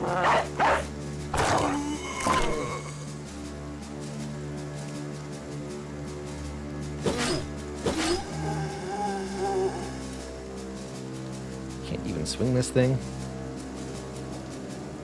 I understand. Oh, because you got clubbed, and the club builds up fatigue. That makes sense. Need to kill this thing before it takes an action. In turns, huh? Not a lot of time. Could also use rotation to get him out of there.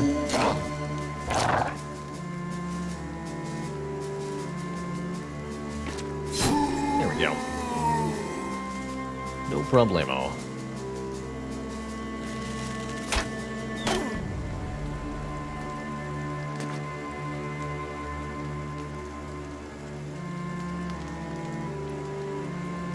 Pull the minions away from the Necro here.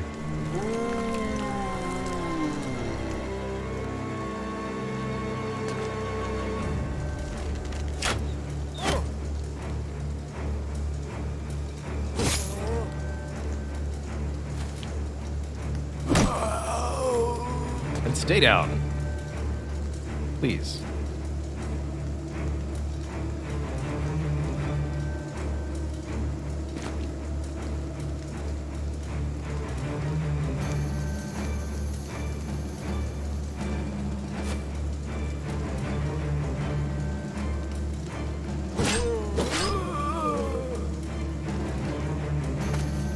I could see food delivery being kind of very in vogue advertising-wise right now.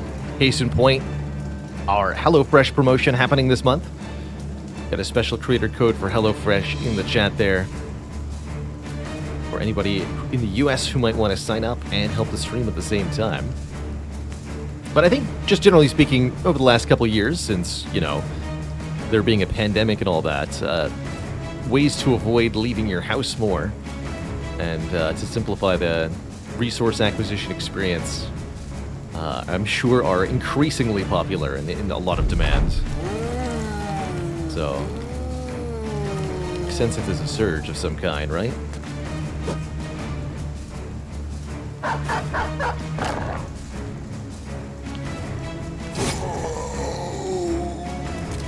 The double stab. The re-stabbing. That Necro is well protected, but not for long.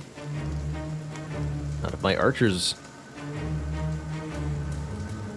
get in there. So, for example, I can run here and then deploy a dog next to the Necro, and that'll prevent the Necro from doing more stuff. Let's do that.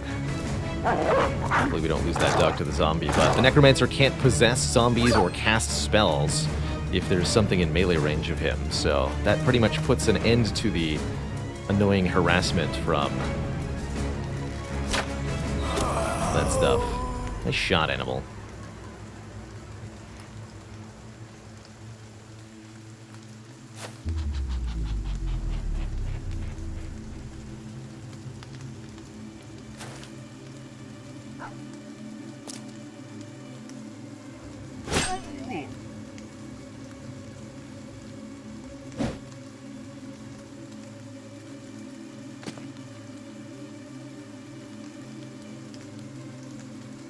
Theoretically, Nitwit could contribute some range damage. In practice, there's too many men in too small a space for there to be actual range shots for most of us. I think we're about to win anyway.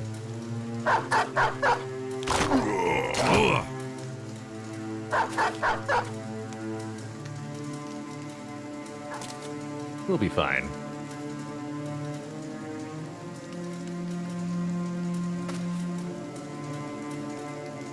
Too much chance for friendly fire there.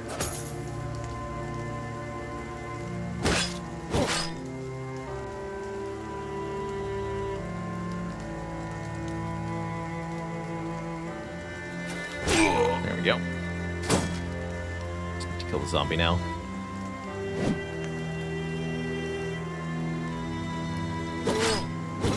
Huzzah! Huzzah! Not a whole lot of impressive loot here. But a well-fought battle all around, everybody. That Necromancer will think twice before rising from the dead. Bowling the Striker gets a level up. One of our Polar Masters, right? That's right. 3 more melee attack, you'd better believe it. 4 range defense, actually pretty good on the polearm guys. But look at that initiative. It's one of our best dodgers. Keep up with the fatigue. I guess I don't need fatigue that much, though, on this character. Maybe I just up the range defense and the initiative here. Something like that. The initiative provides further defense to bowling, too. Our best bro. Not sure who I would describe that as at the moment. Could also make bowling nimble, too. Invest in hit points a little bit here. Although I'm thinking about... now, we want our polearm guys to be Berserk. Berserk Killing Frenzy, usually, is my preference here. So our best bro, highest level bro, is probably 2 of our best are Erebus the Enigma, our Standard Bearer, and Annibal the Crossbowman. These guys have been with us since the very beginning. Annibal's got a 78 in range skill, and is all about throwing axes at close range for big damage with the Killing Frenzy boost. Erebus is our Standard Bearer, has got a pretty good resolve, not a huge amount, and wields the Battle Standard with Polearm Mastery, also doing that Berserk Killing Frenzy combo. It's been a while since you've had a crossbow, that's right. We gave you a hunting bow because the crossbows don't do that much damage anymore. We have not found a better crossbow. We've seen one for sale, but we haven't bought it. Alright, and that's the first of hopefully many locations we're going to clear out here. I don't think I'm going to bother fighting these undead. Thanks to the Baylor's bandits, the shambling monstrosities of the Puppet Master's Sanctum will never again threaten innocent folk. The men, however, will need a few days and copious amounts of drink to process the horrors they faced. How can anything so foul show itself by the light of day?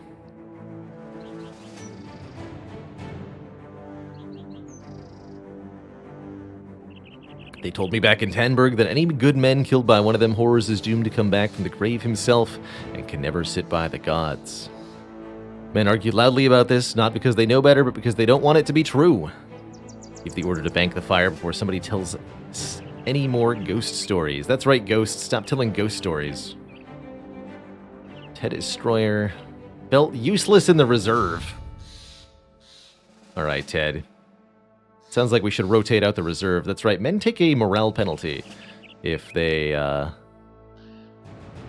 don't participate in battles often enough. Doubles your resolve if defending against fear and mind control abilities. Not sure who we'll give that to. Erebus has got the +10 from the sash after all.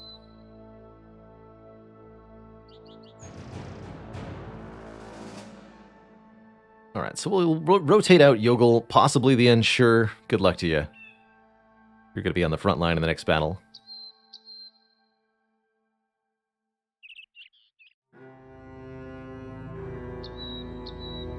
Nitwit, you're going to sit out for Witch Hunter.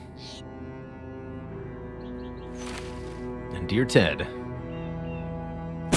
Here, have a pacifist helmet. Ted's just here to get swung at. Swap out for, I suppose, bro, you can also have your mace back.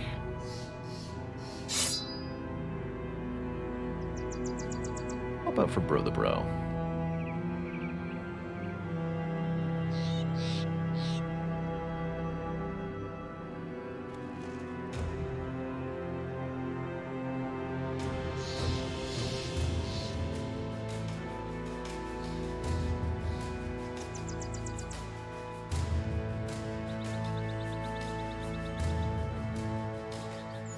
So here's the collapsed ruins. Undead footprints leading out here. Another necromancer. This time it's at night.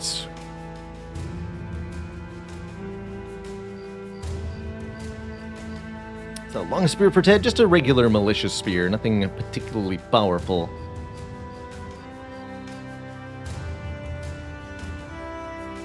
For Ted here. We have enough ranged attackers that prefer not to fight at night, but I think what I can do is just swap out a couple of the melee attackers, or ranged attackers. Swap out Singer the Slinger for Geralt here. Witch Hunter will participate. Witch Hunter, you've got a decent enough melee attack. We're going to give you a pike for this fight.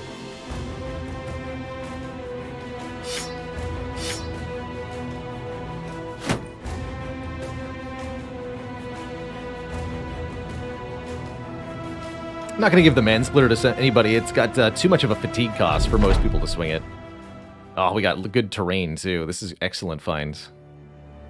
Should have a very easy time with the pikers on the elevated terrain. Good.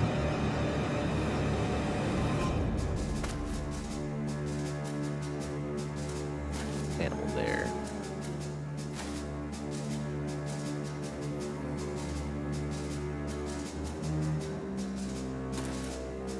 Form up in front of the elevated terrain here.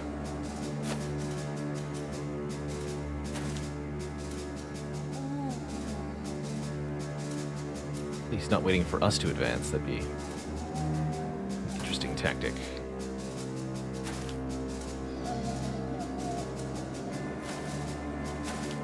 Hello. So nice to see you here.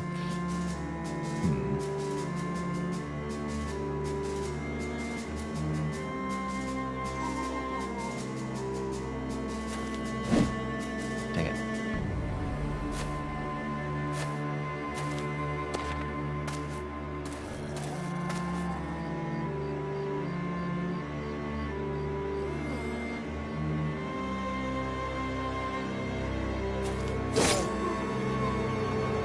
There's the Necro.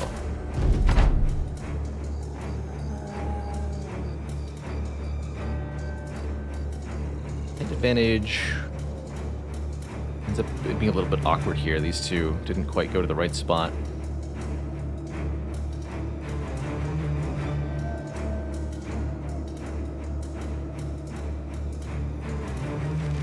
Hey there, prankster.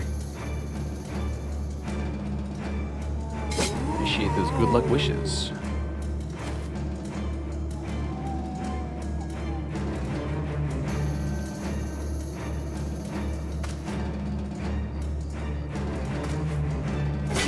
Ow. Ow! Tom just lost all his armor here to the possessed Wiederganger. Extremely rude. 95 to to hit, huh, dude? Nice job.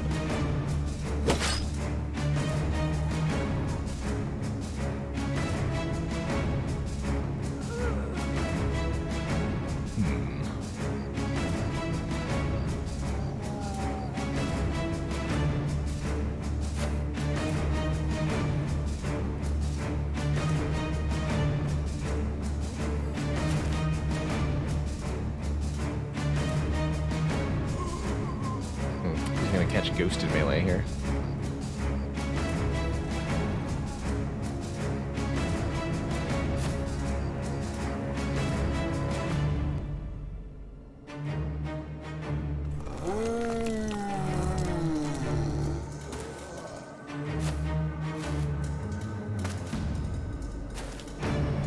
There we go. The Pikers have some attacks now they can make.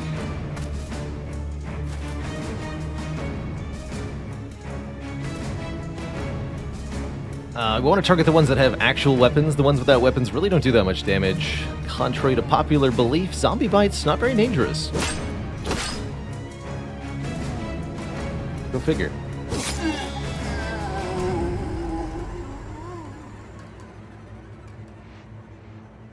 Can't target anything from here. Probably want Tom to go onto this tile. Or maybe Geralt will go there. Feels like a good tile for Geralt.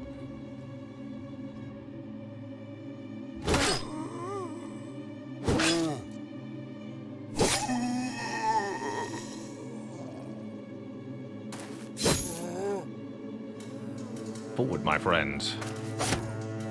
Show them what for.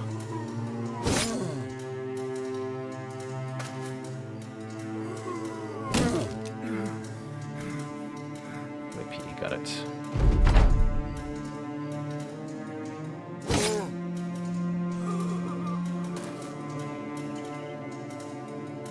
Okay, not very many good range shots up here, but we'll take what we can get.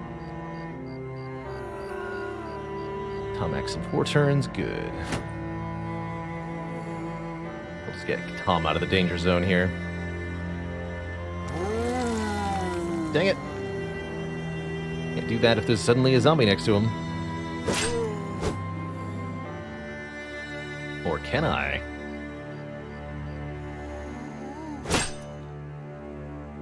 Oops, that wasn't the button. Shoot. Suddenly this is awkward.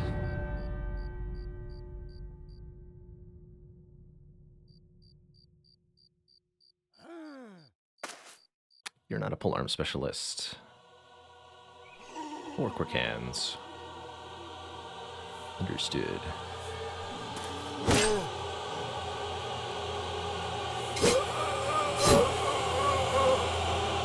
Easy.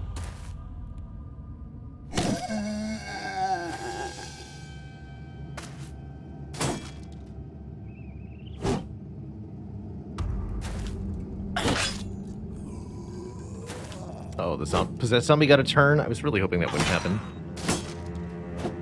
Oh, good. Missed out 2 out of 3. Ted gets to live.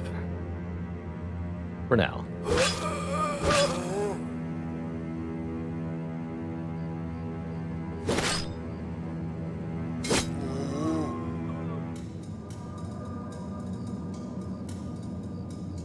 Please leave your current space, Tom. Thank you.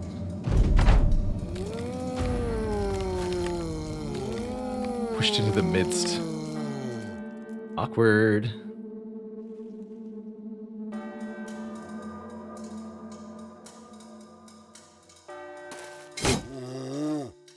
To save Ted up top there.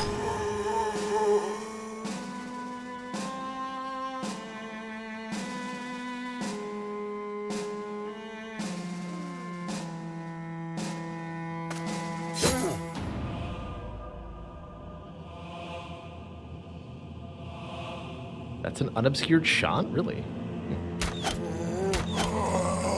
Work.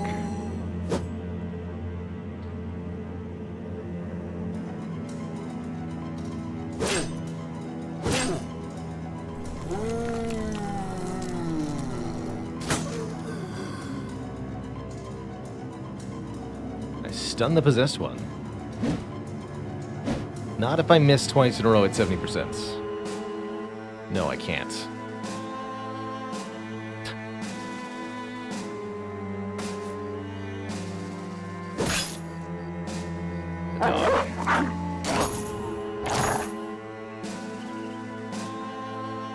Can't quite get into melee range of that thing.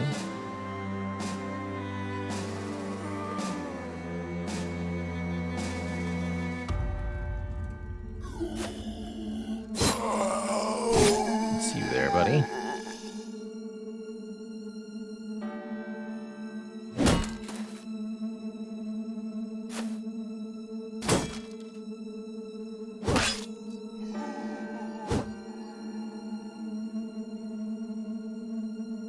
Tom has no body armor. Probably shouldn't be on the front line.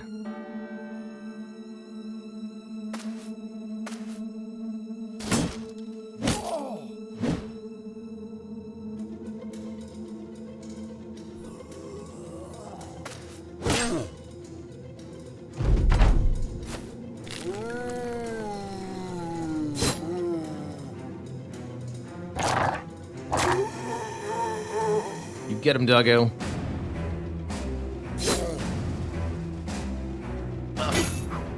Oh, there's a guy there. Hang on. Can't see anything anymore. It's too dark.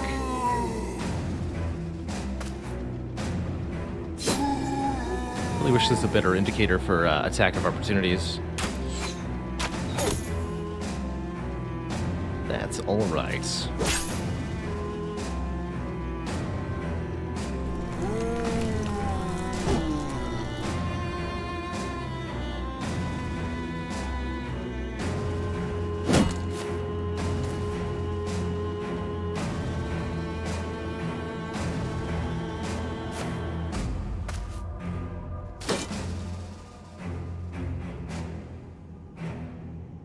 You're fine.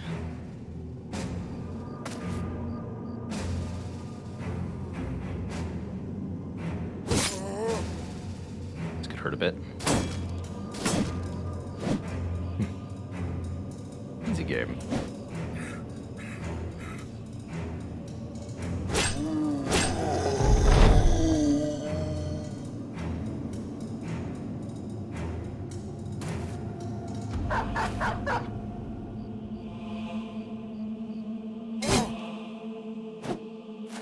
Again, failed to see that guy. I knew he was there from last round. I still didn't see him.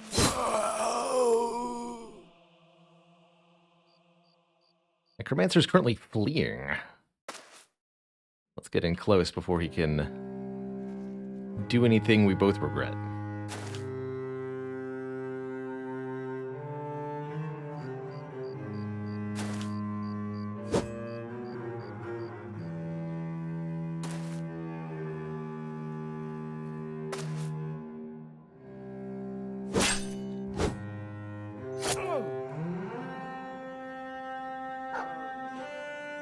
Shouldn't have sent Tom forward here.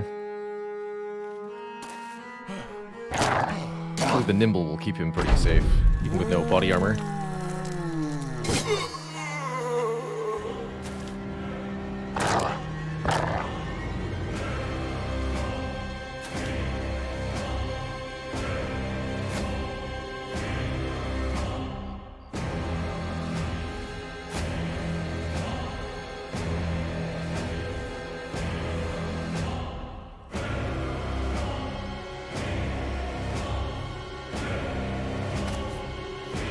I would also love a decaying kite shield. Replace that shield that we lost.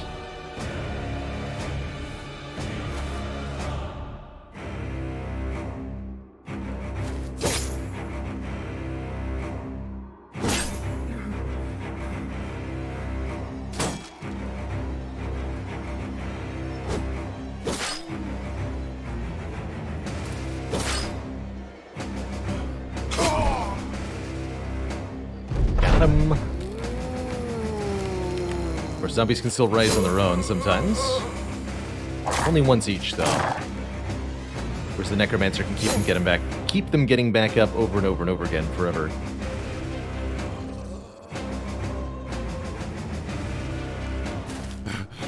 All right, whoops. Takes the mechanic. There we go.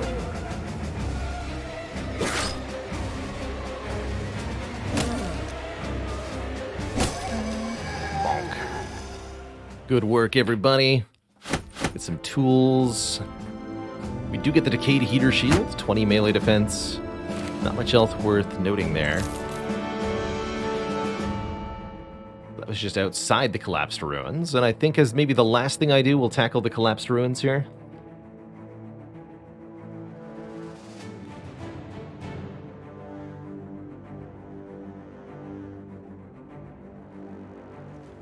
Give that heater shield to Ghost. Reserve.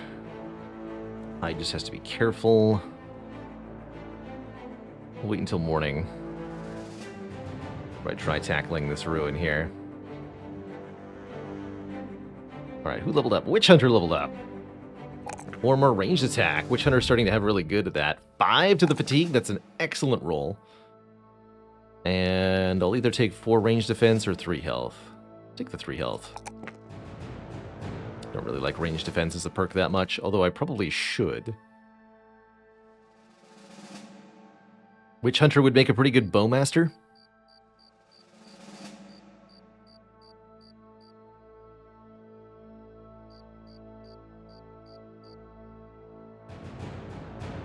Or we could go a couple crossbow masters.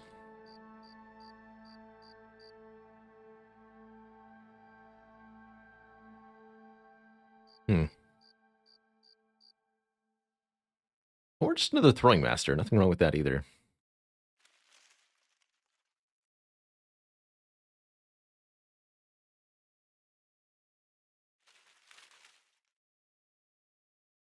Go bow. We've got the better bows at the moment.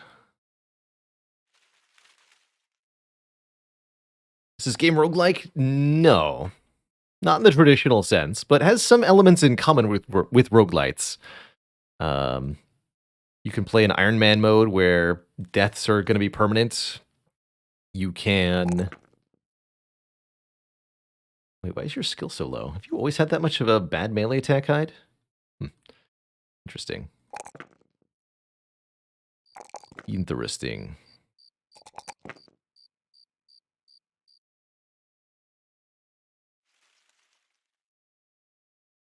The map's also randomly generated, which is intended to be quite replayable. So there's a lot of replayability to be had in Battle Brothers, for sure. Most of those unpicked perks of mine. All right, I'll camp till morning. We're going to tackle the collapsed ruins here, and then I'm going to be signing off for the day as I'm getting rather worn down. Is there a max level for bros? Bros will continue to gain perks and full stats until level 11, which is the soft cap for levels. Beyond level 11, you'll no longer gain perks, and you'll only roll 1 to every stat on the level up screen.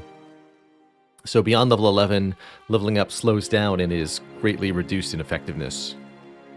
So you can keep leveling up more and more, and I imagine the wage of the bro keeps going up more and more too. But the stat returns are rather diminishing.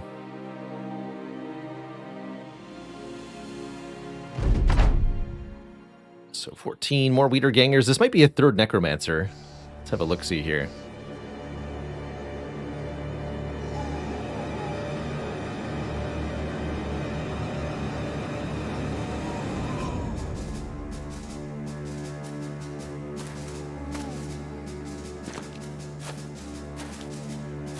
Yes, there's another Necromancer here. Works for me. Oh, and Geists. Okay, interesting.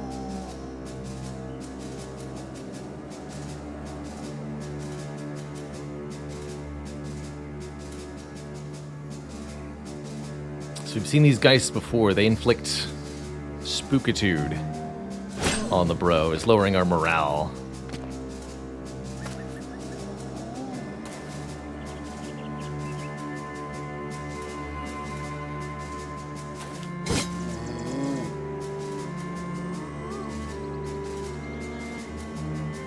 That have no armor on them.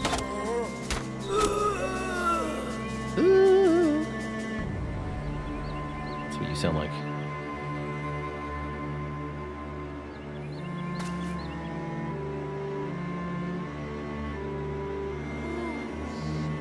Okay.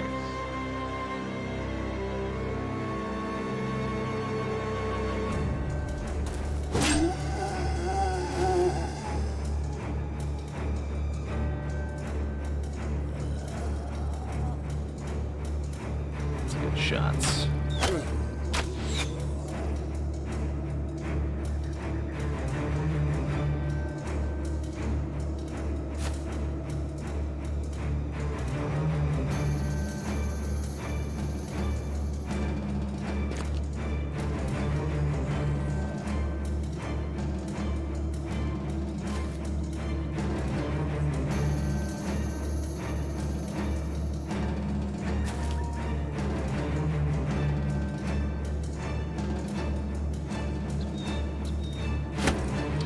Crossbow, buddy.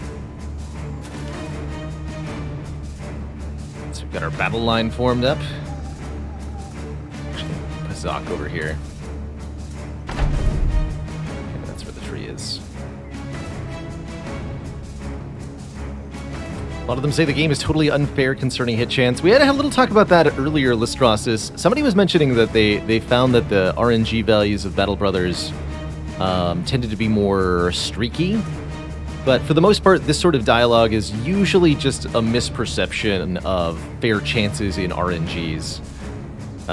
Especially with a game that's got lots of random 2-hit values going on, as well as any kind of permadeath or significant permanent loss for having your unit suffer. It just puts you into a situation where it feels like the dice are rigged against you, because a fair hit chance plus serious result equals distressed human.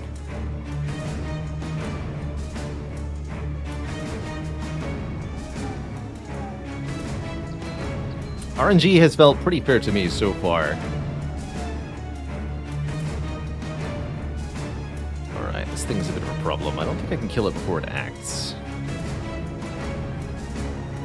I think I'll just have Geralt move forward and shield wall then.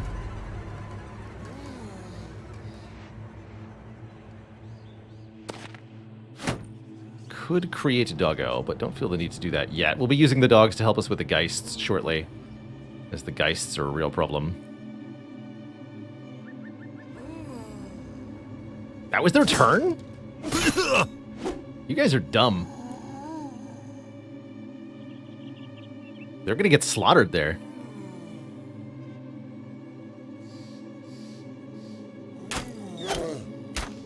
$95 damage on that arrow shot from Animal. But yeah, these guys are stupid.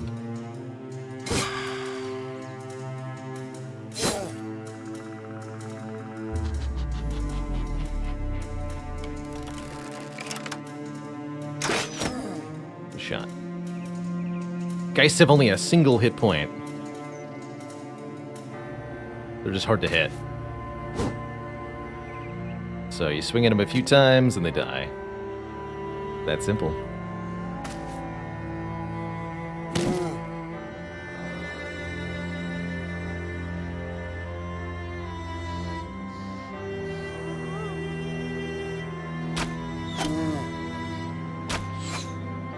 Singer's getting better with that. This poor Necromancer has only a single zombie bodyguard. I'm sure we can sort that out momentarily. 10 HP. Now they got 1 out of 1 here. 1 HP. It's like 10, but lower. Oh, heck. Excuse me, I'm supposed to poke that Geist. You're in my way now.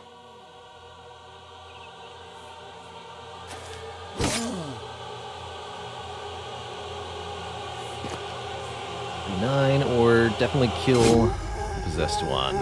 Then stab the Geist and kill that too. Hey, that's much easier than the last time we dealt with those nerds. Good job, everybody.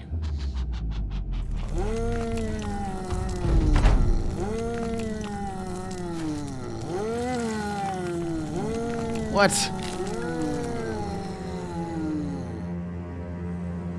That's 6 revives in one turn.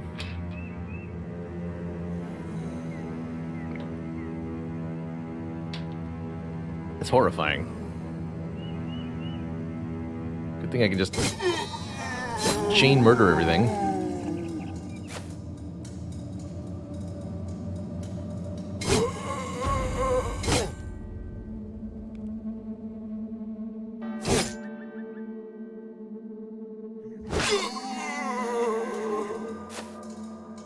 They got nothing.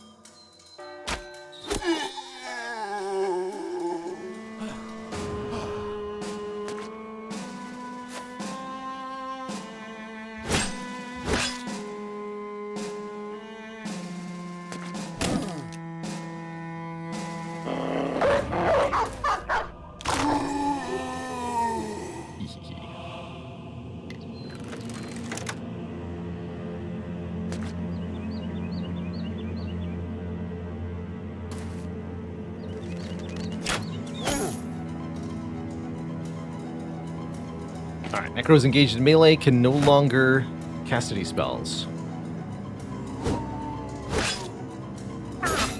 But can go to town with a cleaver.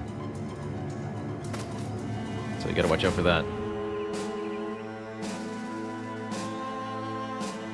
Alright, gents, you're now in melee with me.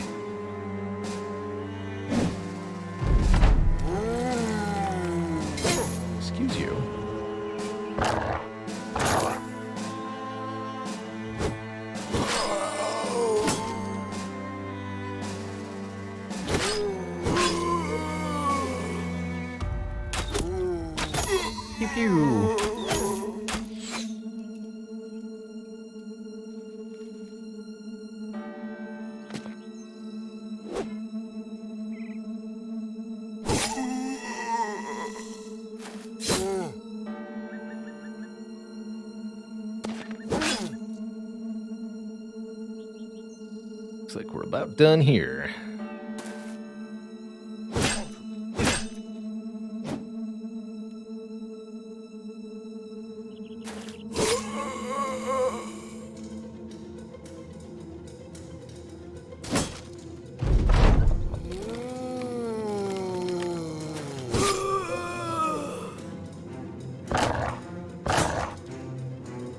Severely demoralized necromancer. Some more dogs. Dogs have no cost to deploy as long as we don't have them die during the fight.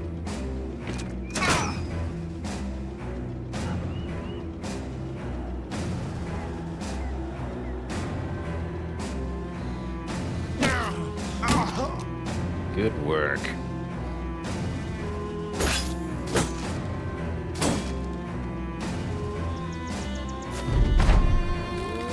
Final rounds.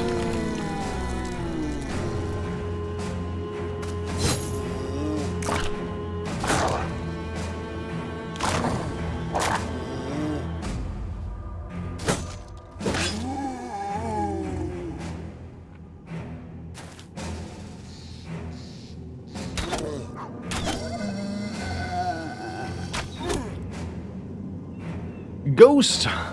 Why did the town full of ghosts devolve into chaos? They had no governing body.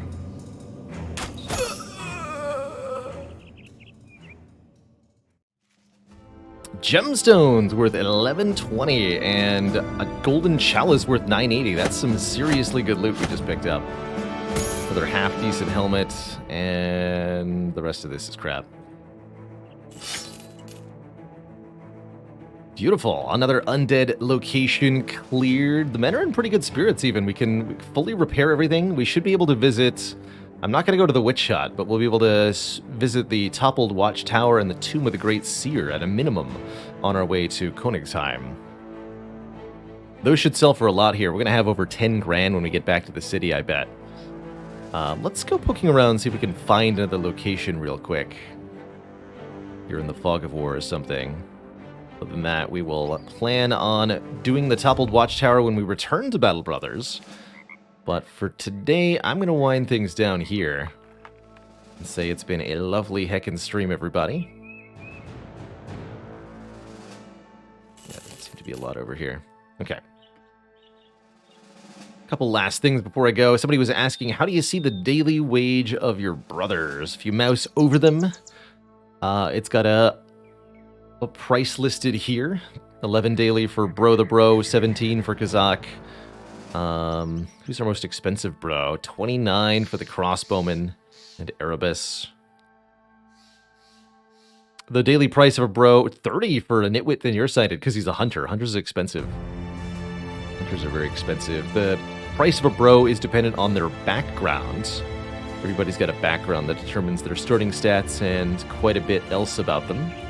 And then it gets multiplied as they level up. So the higher level they become, the more you have to pay them each day.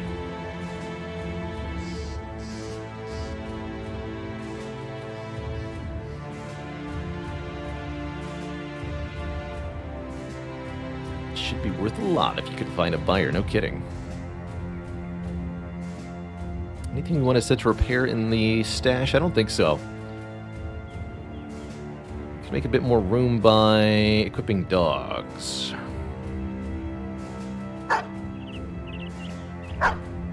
Good. Alright, folks, that is going to do it for me today here.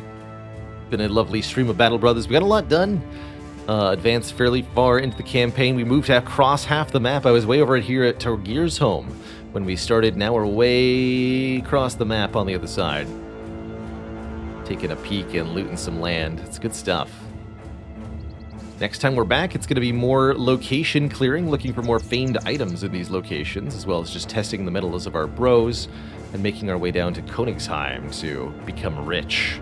Once we're rich, I don't know what we'll do. We'll try to gear up a little bit better and prepare for the late game crisis that faces us.